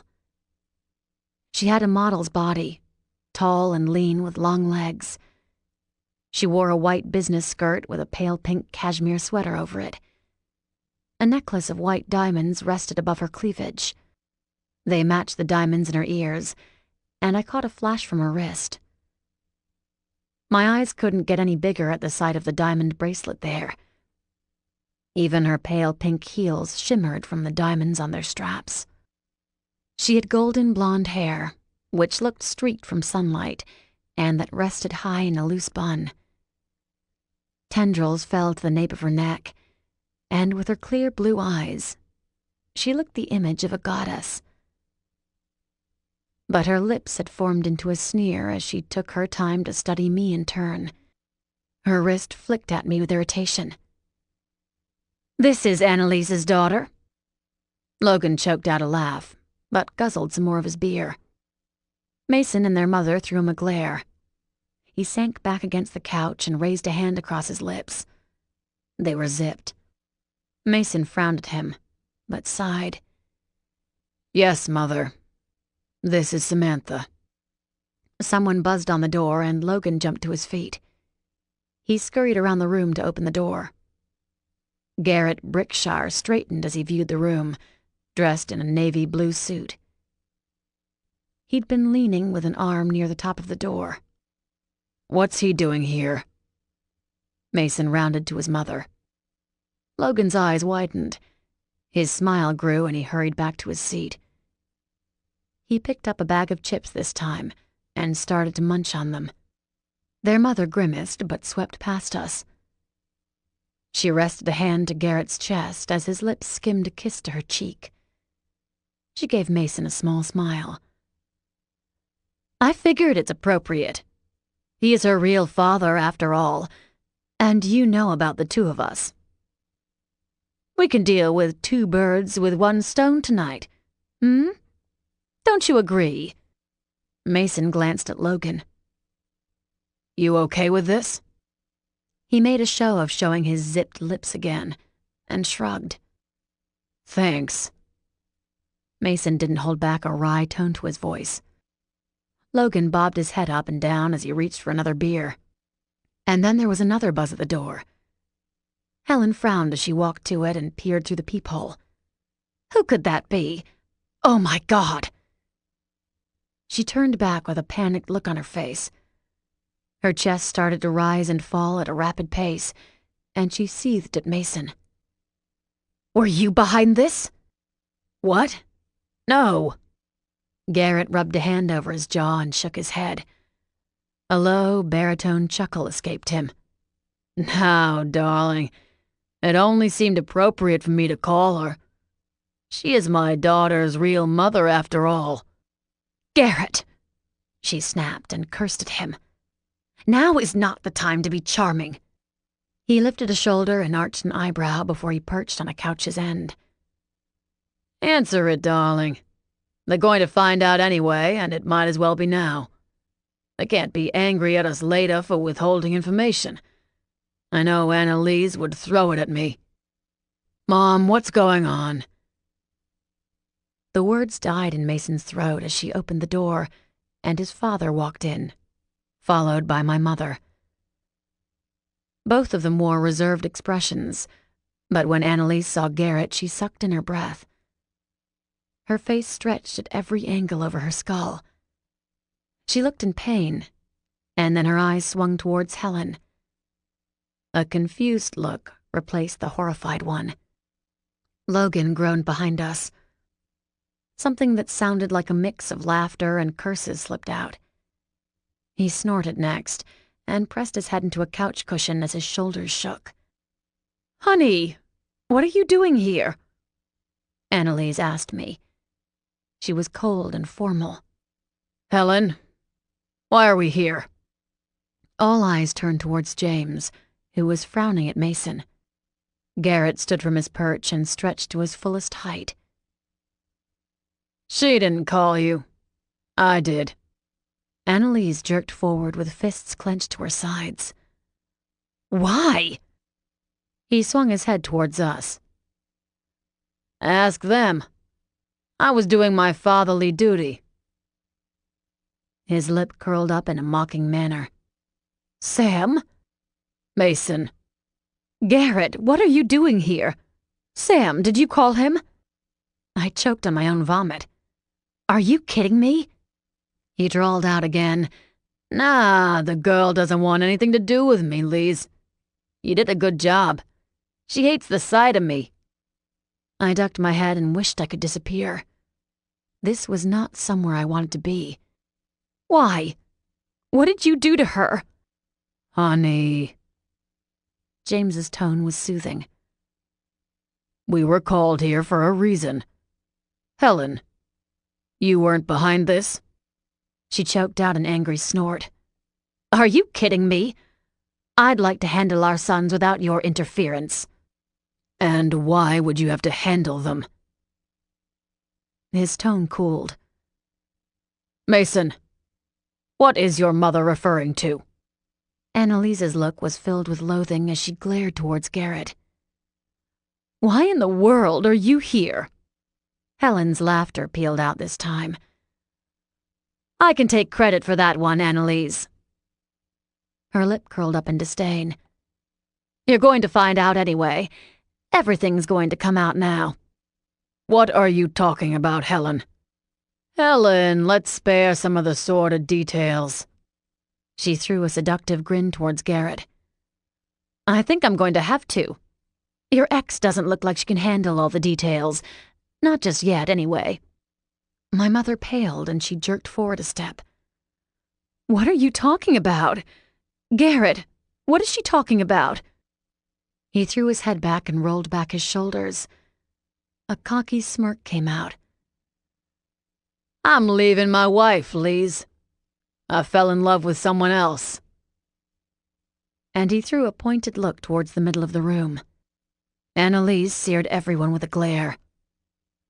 And why do I get the feeling you're not talking about your daughter?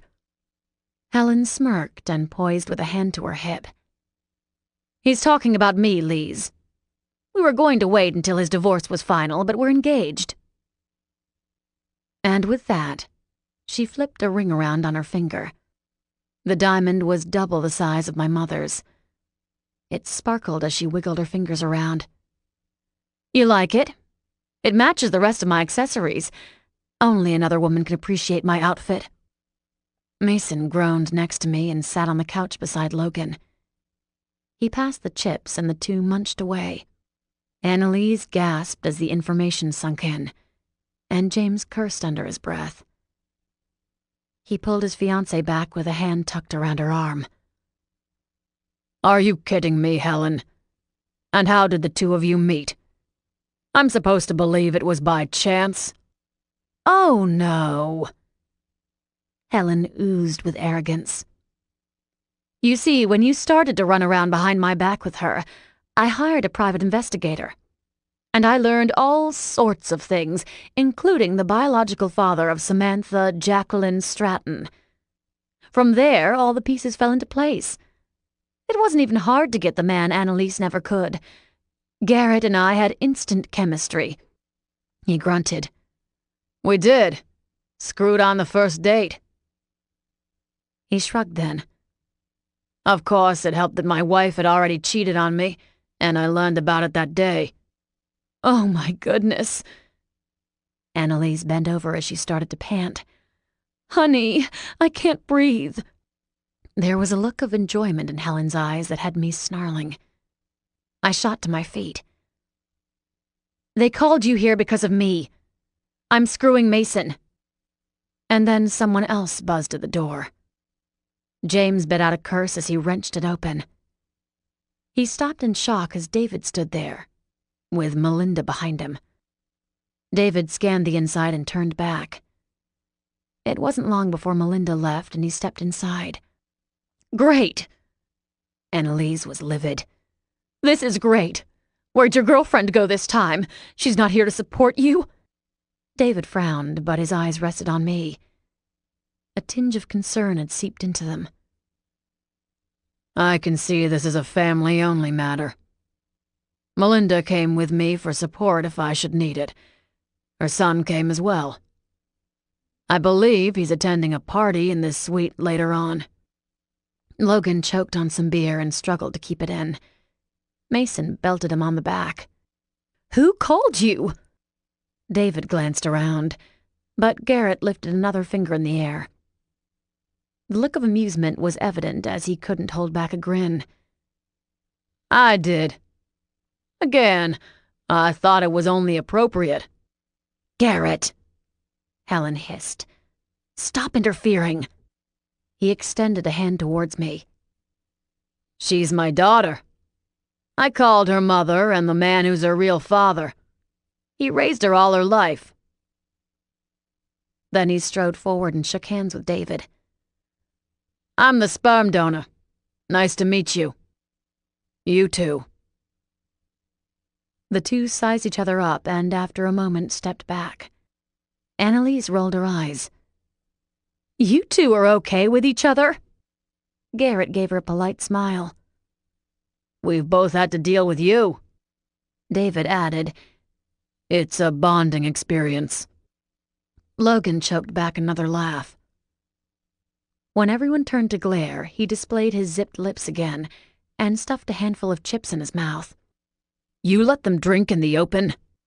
Helen turned, at a loss. Excuse me. They're underage, Helen. They aren't allowed to drink. He gestured toward his sons, who both had a beer in hand. And they're throwing a party here tonight? Well, She glanced towards Garrett. I had no idea. I had dinner plans for the evening. My mother cleared her throat. Can we get back to the part where my daughter said she was screwing her future stepbrother? She glared at me. I'd love to hear how this came about and why no one else seemed surprised. No one spoke a word. Her head started to swivel around. As her eyes found James, he gave her an apologetic look. I had my suspicions. She gasped. Garrett lifted another finger. I knew too. I caught him in the elevator. You did not. My hands found my hips. We were standing in there and you got on. End of story. He had his arm around you and he kissed your shoulder. It was pretty evident, sweetie. I snarled at him. I'm not your sweetie. David cleared his throat. I knew as well, Annalise. I was going to tell you, but I had hoped for a family dinner of my own this evening first. His eyes held mine. I felt my stomach drop at the sorrow in them. That didn't occur as I had planned. I looked away, burning. What did it matter? What did it matter anymore? He let me go. A small voice in my head told me that he didn't, though. He had fought for me since the beginning. I swung back to him and gave him a small smile for encouragement. Who else knew about them? Helen gave her a polite but lethal. I walked in on them. They just had sex. You're screwed, brother, Logan whispered out of the corner of his mouth. Mason shot him a look, but stood beside me. He regarded the group with a grave look on his face. What do you all care about? I screw girls. You know this. Not your stepsister, my mother cried out. He bore down on her with a look that silenced her. Shivers went down my back, but I didn't dare glance up. I didn't want to remember that from him. Then he taunted her in a soft voice. You should be happy, Annalise. My father isn't a mechanic, and my mother's not a cashier at the local grocery store. Your daughter did well for finding a bedmate. Logan hooted out in laughter now. She flushed as she remembered her own words. This is not right. The two of you should not be. Garrett rolled to his feet again. You can't do a thing to stop her, Lise. She whirled on him. Shut up, Garrett. You've had nothing to do with her all your life. You have no right to start now. With 2 steps, he was in her face. I have every right. I had a daughter that I didn't know about. You kept her from me.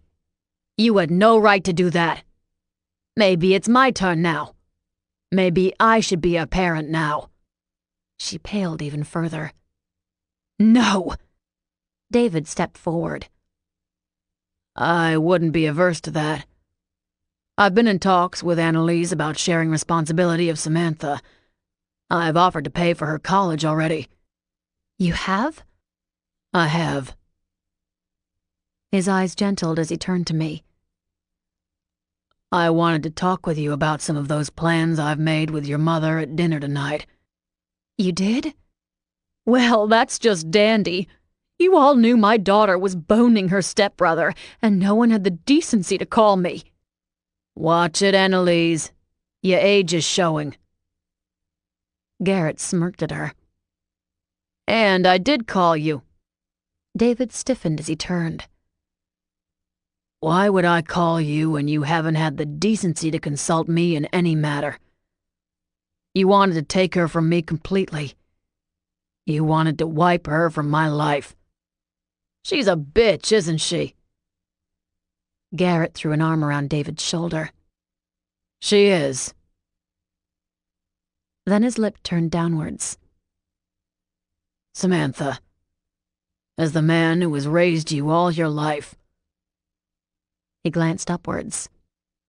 Garrett gave him an approving nod and patted his shoulder. David continued. I have to ask if this is a cry for help. Are you with Mason because you wanted all of our attention?" Helen snorted and crossed her arms again. Well, she got it.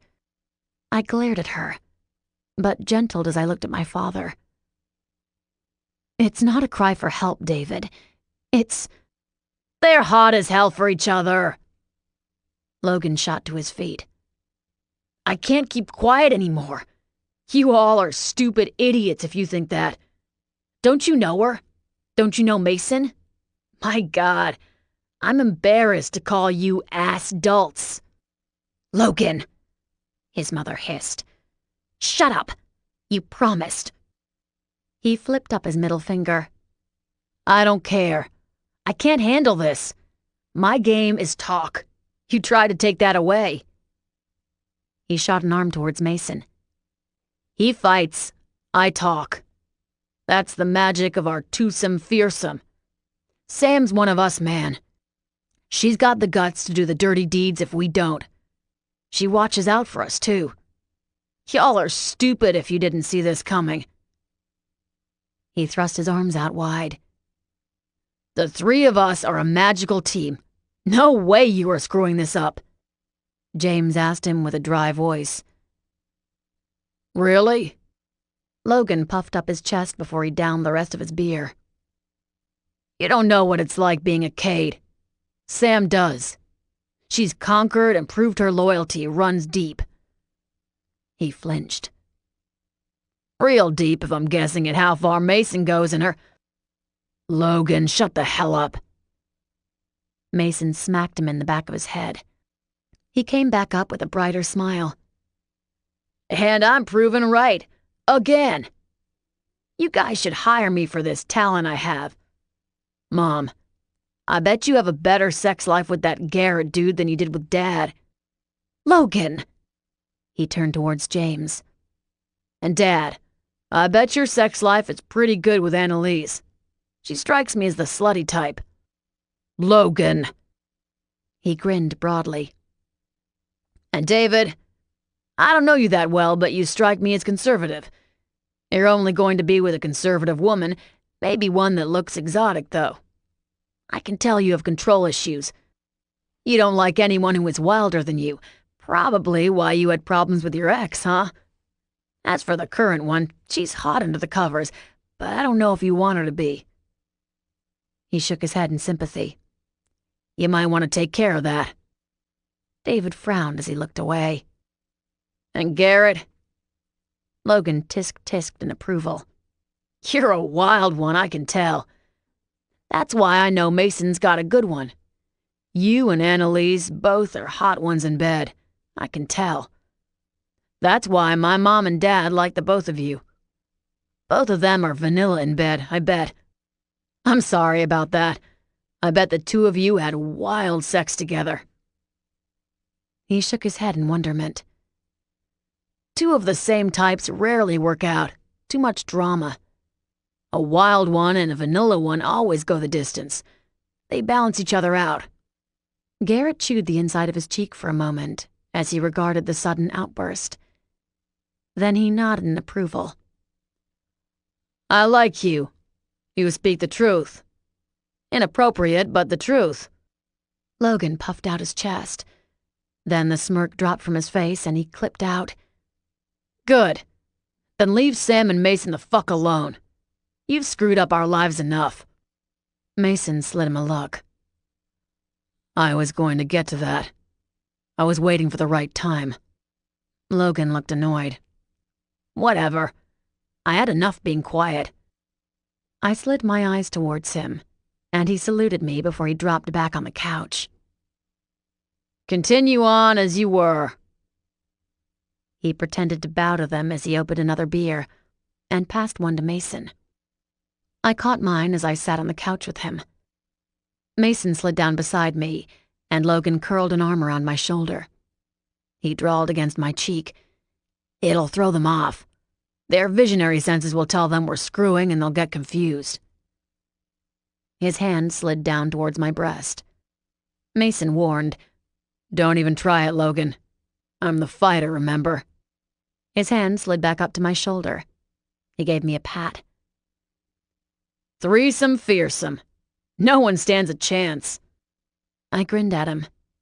What about Nate? He tapped his beer with mine. When he's around, it's the foursome fearsome. You can add any sum to that name. Thank goodness, huh? Then he groaned. I really need to get laid tonight. Mason tipped his head back. I felt the tension in his body and reached for his hand. Logan leaned forward. We might be having that party in your suite. Then we looked at the room as their voices were raised at each other. Something's telling me the adults aren't going anywhere tonight. My mom chose that moment to lift her hands in the air. I don't care what you think I've done wrong in my parenting. I've been the one there for her all her life. I closed my eyes. It was going to be a long night. I already knew it. Chapter 39. The adults remained in the top suite, so the party was moved down 2 floors, when Logan paid for the other suite on Mason's floor. Text messages were sent out, and soon the elevator had started to ring its arrival. The 2 doors were left open, and it wasn't long before a swarm of people filled the floor.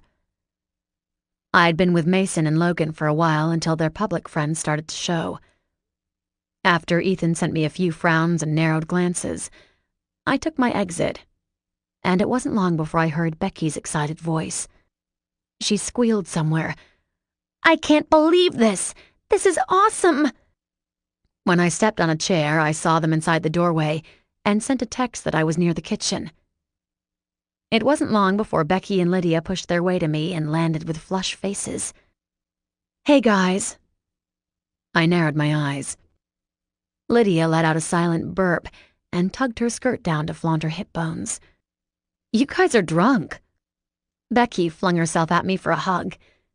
As she fell against me, she gurgled out, Am not, spoil short. We're not drunk. Lydia pulled her back and linked her elbows together. She puffed up her chest and flipped her hair over her shoulder. You are. I know what you look like when you're drunk, and I can smell the booze on Becky's breath. So what if we're drunk? It's Friday night. We're allowed. Becky seemed sure of herself. And besides, we're celebrating your awesomeness. Oh yeah, you're awesome. You're the queen of being awesome. You are a goddess. You are.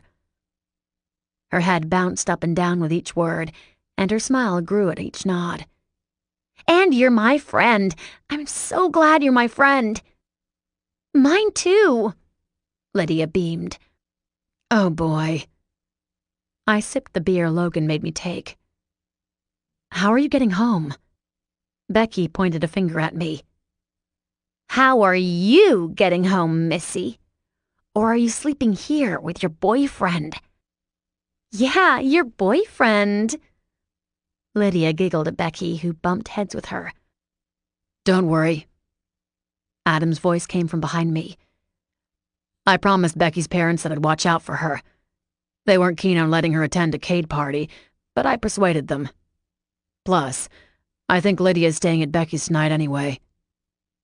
He gave me a small smile, but I caught the apprehension in its depths. Thanks, I said lightly. Lydia had been watching us and cooed. You guys will make a great couple. Becky nudged her. I mean, someday. Maybe not. She hung her head but snapped back up with a bright smile. I forgot to tell you. Jessica's hating you right now. She's so jealous of you. You got Logan Kade. Can you believe it? Well, I guess you can, but still. You're dating Logan Kade. An arm was thrown around my shoulder and I closed my eyes. Speak of the devil. I didn't need to look to know a very smug smirk was on Logan's face as he drew me against him. When did this phenomenon happen? Becky's eyes went wide, but Lydia edged closer with a secretive smile. Maybe about the time you realized you couldn't ignore her phone calls.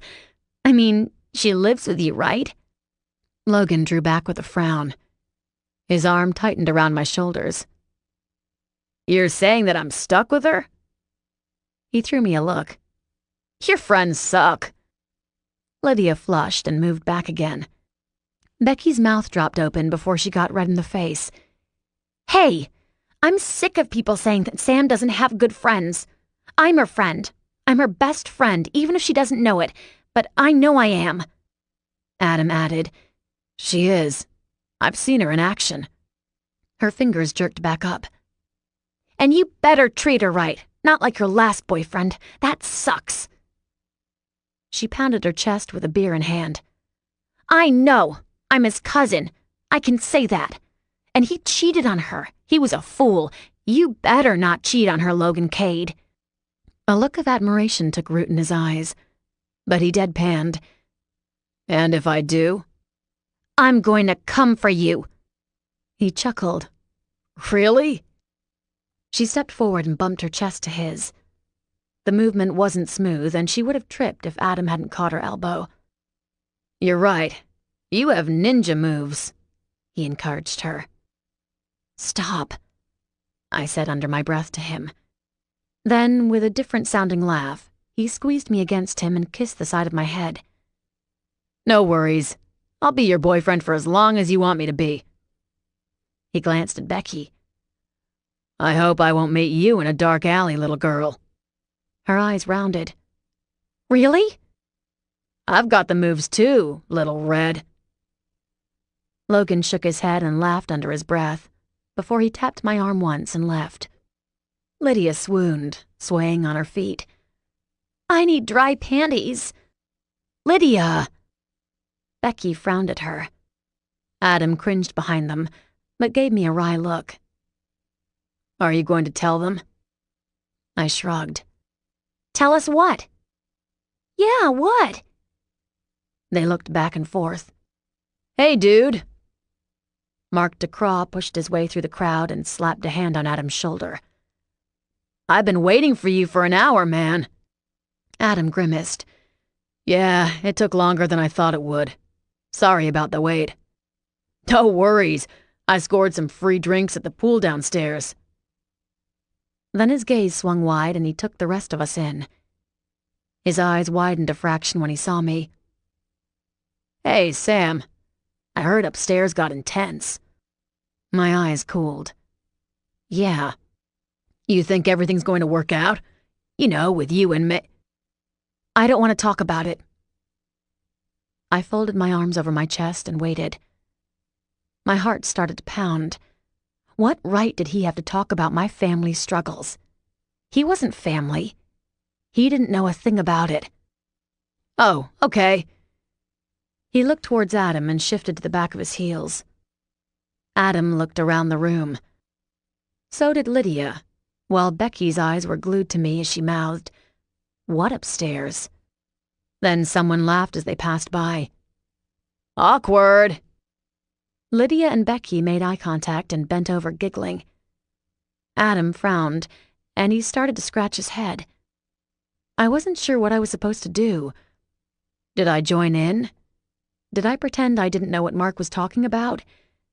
Did I pretend I was friends with Adam again? I had no idea. But I did know that I was separate from the group now. My relationship with the Kades had shifted me higher than my friends. But if they were like this with the assumption that I was sleeping with Logan, what did they be like when they learned it was Mason?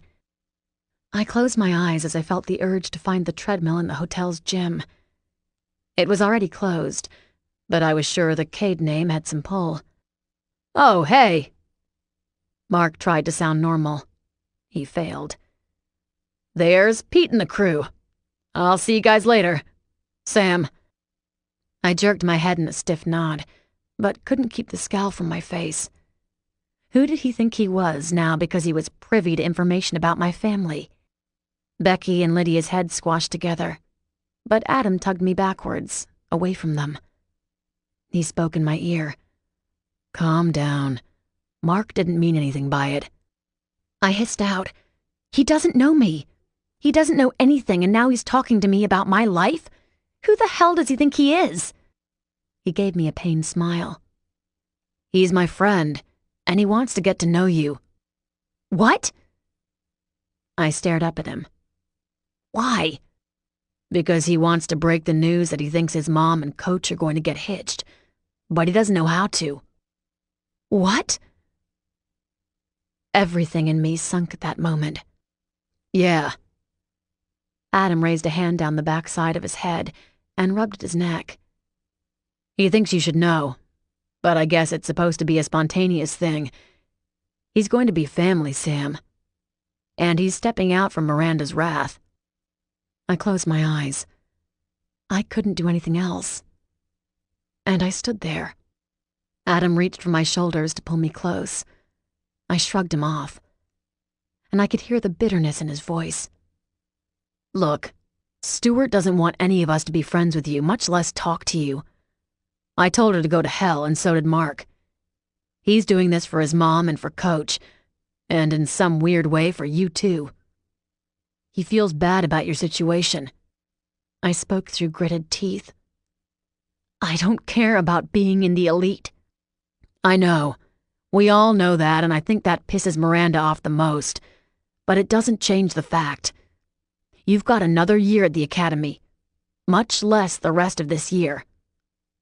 Look, the girls won't go against Miranda. They might not all agree with her, but they won't go against her. If you... A hand wrapped my waist and pulled me backwards. I closed my eyes because I didn't need to look. Heat and lust washed over me when Mason urged me to turn around with a hand on my hip. I met his gaze once, and when I saw the smoldering depths there, I knew the game was up. I was swept against his chest and burrowed there as he started to rub my back, while the other one cradled my head to him. He spoke over me. You're starting to piss me off, Quinn. Adam's hostility was evident. I'm friends with her friends. What do you expect of me, Kade? Mason's arm tightened on my back. He swept down and started to massage the side of my hip, grinding me against him in the same motion. My heart pounded and the need started to throb again. I gasped against his chest and started to move with him. Isn't that convenient? Acid dripped from Mason's voice. What's going on? Some of the tension left Mason at the sound of his brother's voice. Mace, why are you holding my girlfriend? He sounded bright, cheery. Then he turned serious. Ah, I got it. Truth time, huh? Quinn, why are you always around Sam? You must have a boner every time you talk to her, or think about her, smell her.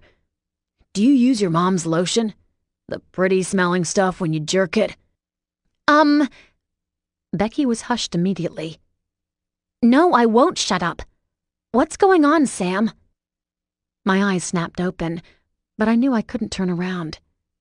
It was all over my face. I'd been in his arms for a minute, and I wanted to drag him to a bedroom. My face was heated, and I could imagine what the rest of me looked like.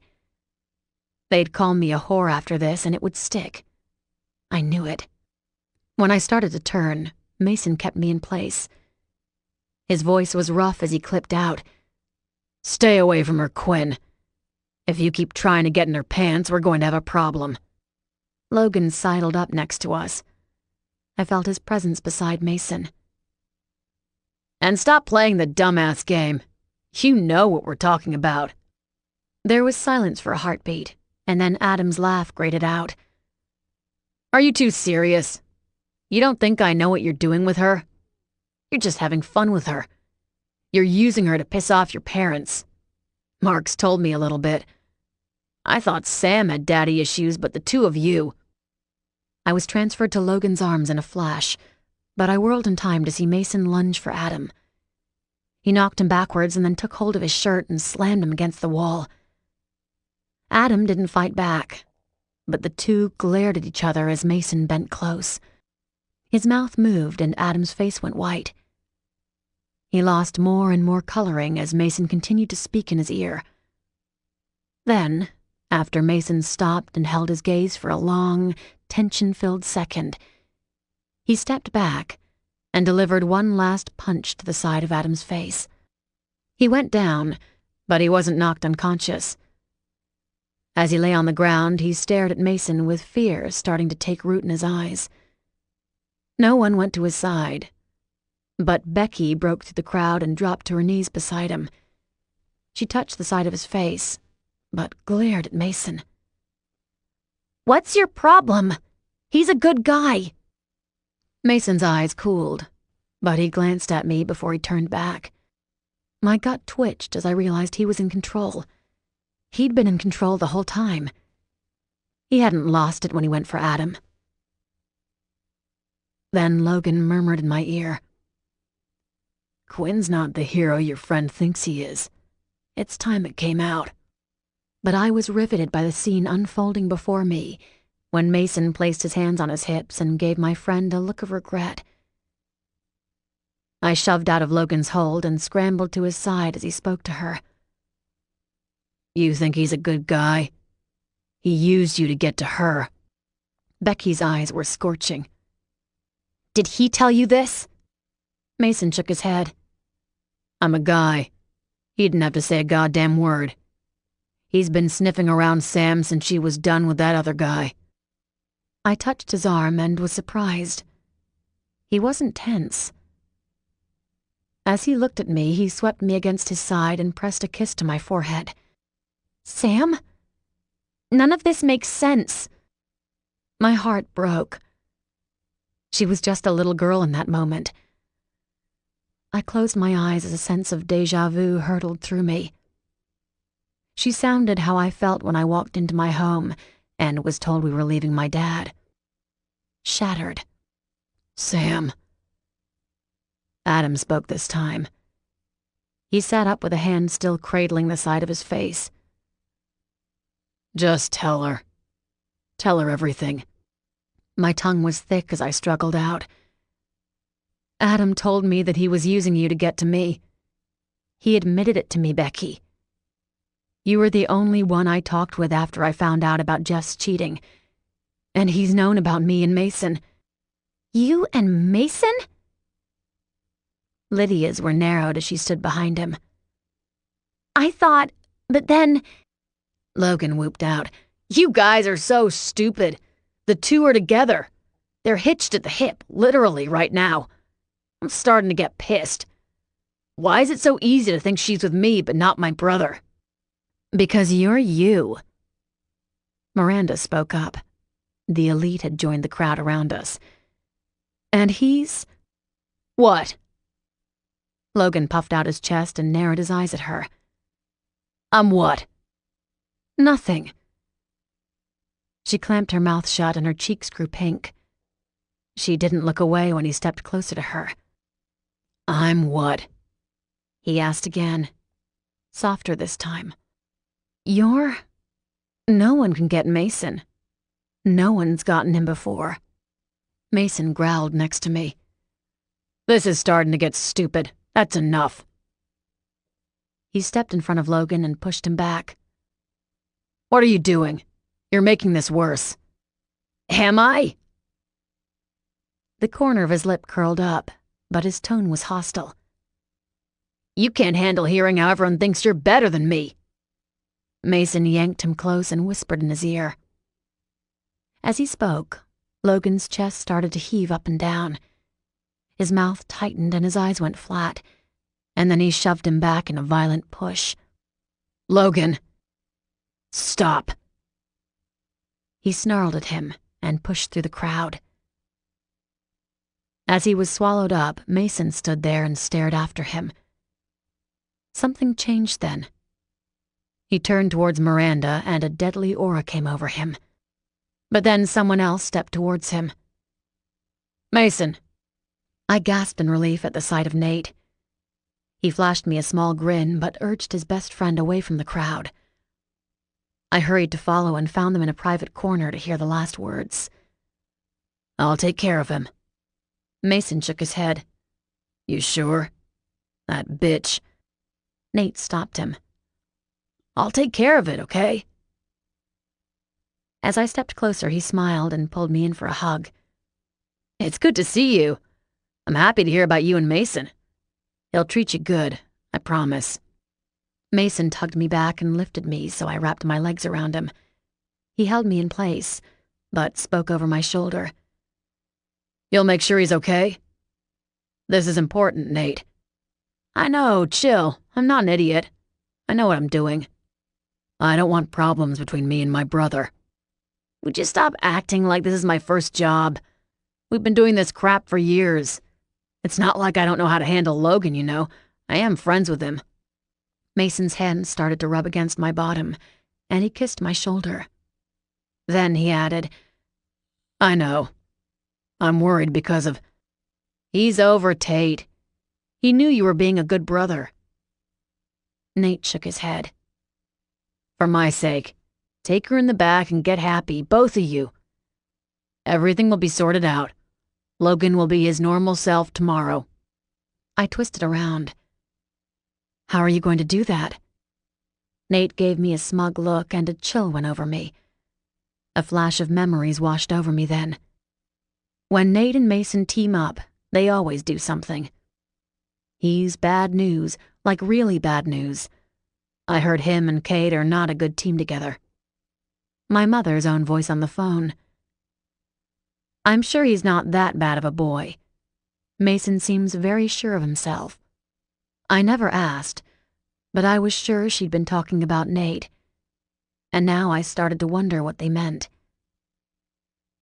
Nate had been kind to me, but I saw a different side of him as he answered me. I'll get him to bang the queen of your school. He already started the groundwork and she bit. She bit hard. Miranda Stewart? A sick feeling started in my stomach. She's dating Peter Glasberg. Nate's eyebrows furrowed together. Because that always means she won't cheat, huh? I flushed and buried my head in Mason's neck. His hand rubbed up and down my back. Fix it, Nate. I will. I felt Mason nodding. Thanks. And thanks for coming. Nate laughed on a carefree note. Yeah, took me longer than I thought. Never knew I'd be thankful for some pirate movie they're shooting in Brazil. Your parents are strict. Yeah, well, we gave them reason to be. Mason's body shook in laughter. Yeah, we did. He nodded once again and then took me to a back bedroom. As he sat me down, he flipped the lights on and locked the door. A king-size bed was in a corner with a couch and kitchen area on the other side. A small bathroom was attached, and I spotted a jacuzzi inside. A fleeting thought passed through me.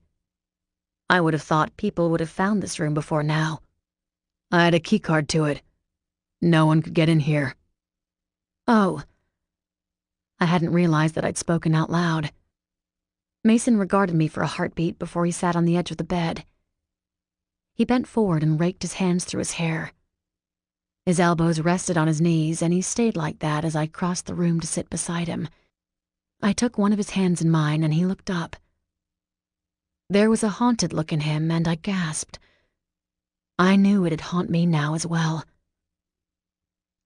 I lifted a hand to smooth out the lines in his forehead and asked quietly, "Why am I a little scared of you right now?" He closed his eyes and rested his forehead against mine. He breathed out. Because I'm a jerk. I swallowed painfully as my heart was pounding. My breathing picked up and it became erratic. Why do I feel sorry for Logan right now? Because I'm hurting him. A piece of bark formed in my throat. How are you doing that? He whispered against my lips. Because you're the second girl that he's wanted, and I got. My heart picked up its pace. A herd of elephants were stampeding in my ear. But I asked the question. I never considered it until now, but I had to ask. Does he love me? With our foreheads against each other, he looked up and met my gaze. His eyelashes touched mine, and I felt his breath against my lips. I don't think he does. Not in that way. My heart was beating so fast now. It was a continuous beat. I was breathless as I opened my mouth. Do you love me? His hand encircled the back of my neck, and he lifted my face as he adjusted on the bed. He peered into my depths, and then he moved so he was below me, and I straddled him. His hands slid to my back, and he ground me against him. I gasped as I pressed down harder. I couldn't get closer. I needed to get closer. I was starting to become blind with the need. As he touched his lips to mine, I heard him whisper, "Yes." And then he rolled me underneath him, and I was lost. Again. Chapter 40. I wasn't sure what time it was the next morning when I woke. I had knocked the clock off the nightstand at some point, and a jolt of warmth rushed through me at the memory of it. Mason was sprawled out on the other side of the bed. I blinked at the sight of his tight butt. The sheets had slipped down to his thigh, and I was tempted to run a finger up the backside of his leg and over his cheeks. They were tanned, muscular, and itching for my touch. "Don't even think about it," he mumbled out of the corner of his mouth. One of his eyes opened enough to see me with his face pressed into his pillow. A half smile spread over him, and then he tugged the sheet across my lap. It was wrapped around my legs, and I was soon pulled into his arms. He nuzzled my neck and pulled me over, so I was across his chest. When he started tickling under my arm, I pulled away, breathless. "Stop it!" He chuckled and gave me a quick kiss. "You have morning breath." "So do you." I kissed him back, and soon he rolled us to our side. Our legs and arms were wrapped around each other, and it wasn't long before I felt him harden against my stomach. "How long do you have the suite?" He ran a finger down my arm and grinned as goosebumps poked up. "For as long as my mom's around. Logan and I didn't want to stay with her, so we got this one. He'll probably keep that other suite for the day until everybody's been kicked out." I shivered when he started to plant soft kisses under my jaw.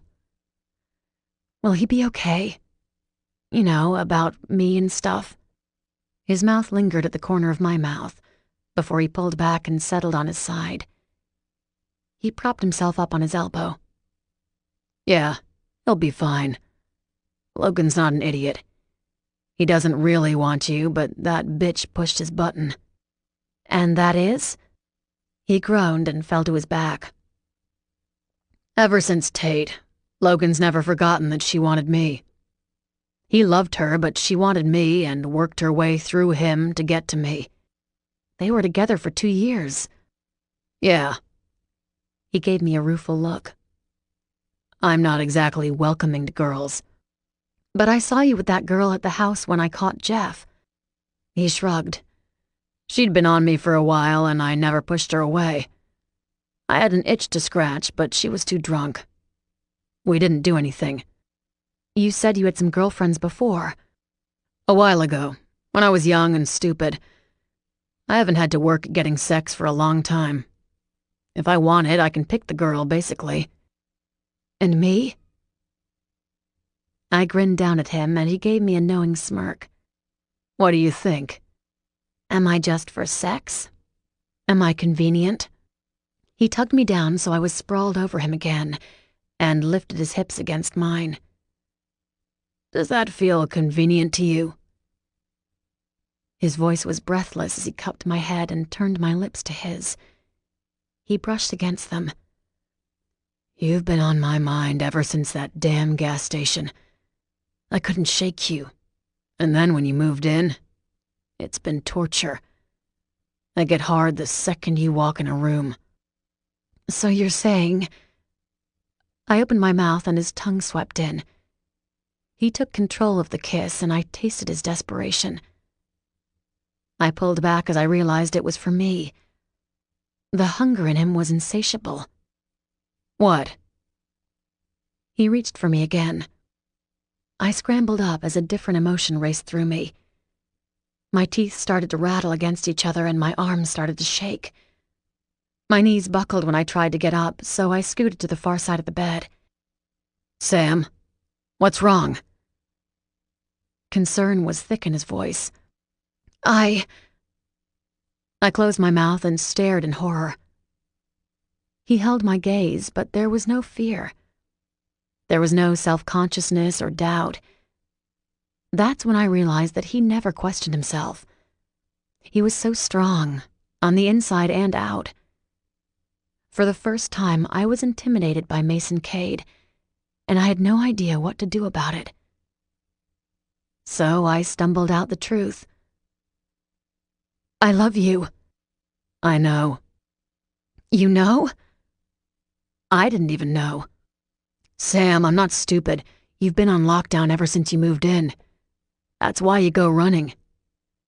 Anytime you start to feel something, you numb yourself. I get it. Trust me, I do. But I know you wouldn't be with me, or done half the stuff with me that you have if you didn't love me." But I hadn't known. why hadn't I? A cold feeling took root in my gut. "Hey," he said in a soft voice, and moved so he was close again. He moved on his side and tugged me so I faced him. His forehead rested against mine again. "Everything will be okay. I promise." I sucked in a tortured breath, and then I surrendered. "I'm scared." "I know." "After everything that's happened." I didn't know I was trembling until he wrapped an arm around me and pulled me tight. The shaking stopped, and a sense of safety started to seep in. This time it wasn't a temporary feeling. It wasn't going to leave after he left the bed. "I'm tired, Mason." "I know." We both knew I wasn't referring to sleep. And then nothing mattered. His lips touched mine, and it was tender. He didn't roll me underneath him this time, but lifted so I was on top. And then he let me set the pace. After I climaxed and collapsed on top of him, I blinked back tears. It was different. The tears were different. Our lovemaking had been different, and the way he held me was different. Or maybe I was the different one. "Stop thinking." Mason brushed a kiss against my shoulder and laughed. "We'll have plenty of time for that later. Right now we need to shower. I'm hungry too." And he picked me up, bed sheets and all, and started for the bathroom. I shrieked, laughing as I hit his shoulder. "Put me down!" I was gasping as he did, and danced out of his reach when he pretended to lunge for me again. I felt drunk. I wanted to giggle and smile and never stop doing both of them. As we showered together, a delicious tingle raced up and down my spine. My heart never stopped pounding, and I was lightheaded by the end. Afterwards, he slid on some jeans and started to tug me towards the door. I laughed and dug my feet in. "Let me put some clothes on first." The corner of his mouth curved up, but his eyes darkened as he watched me. I sighed. "You should too." He smirked at me and dropped his jeans to pull some boxers on. He left the shirt and socks behind as he caught my hand. I dressed in a hurry and finished tugging my shirt down when he dragged me behind him and out the door. As soon as we stepped outside, his demeanor dropped. The standoffish Mason was back in place, but his hand continued to hold mine. A buzzing sensation spread through me when I realized I was grateful for the touch. I missed the feel of his body against mine and knew I was addicted. Then I admitted to myself that I didn't want to kick this addiction. It was threatening to take control of my life, and I was okay with that. Nate smirked at us as we approached the kitchenette and gestured from the coffee maker. "I called in the works. Bagels, omelets, bacon, pancakes." He held out a cup for me. "And coffee." I inhaled the aroma and groaned. I just cheated on Mason. There was a moment of silence before Nate burst out laughing. "Sorry, bud. I think I'm going for your girl." Mason flashed him a cocky smile and popped some bacon in his mouth. "No worries. I had her primed before we came out." I shot them both a look and sank down in a chair with my coffee. Then I started to take in the scene around us. A few girls sat at the table with their hair pulled up in haphazard ponytails. They were sprawled in chairs with bags under their eyes. One of the girls narrowed her eyes at me, but stopped halfway. She lifted a hand and let it drop down with a loud smack. "Hi, I'm too tired right now. I'm Natalie." I nodded and sipped my coffee. She jerked her thumb beside her. "This is Kade and Parker. We go to school with these dickwads." Nate laughed as he lifted one of the girls and took the seat beneath her. He held her on his lap, but she never resisted. The movement had been done with an ease that spoke of its history. He'd done this many times with that girl. She nestled back in his chest and gave me a droopy smile. Her eyes shot over my shoulder. "Logan's missing in action, Mason. We're not sure where he is." He had taken a cup of coffee for himself and lounged against the farthest counter. He lowered it from his mouth now. A scowl took form. "Nate." "Relax," Nate hissed at him and pointedly looked at the girls. "It's done." Mason visibly relaxed. His coffee was lifted again. And then the door to the suite was thrown open. Logan entered with his arms spread wide and an arrogant smirk on his face. "The deal has been done." Natalie lifted haughty eyes. "What's done, Logan?" He winked at her, but crossed the room and pressed a kiss to my forehead. He whispered to me, "Last night was a show. Did Mason fill you in?" "A show?" I turned hard eyes towards the kitchenette. "Mason?" He held my gaze for a minute and looked past my shoulders in a pointed fashion. A sick feeling took root before I turned. Everything seemed in slow motion, and I froze at the sight of Miranda Stewart in the doorway. She wore nothing except for a long, white button-down shirt that grazed beneath her bottom. Black, lacy panties could be seen, and she looked back with wide eyes. I gulped as I saw fear in them. That look doubled when she surveyed the room, and I turned as well. All three girls had disdain on their faces, and each of them didn't contain a smug look. Miranda's throat jerked up and down as she met my gaze. A normal girl would have had sympathy for her.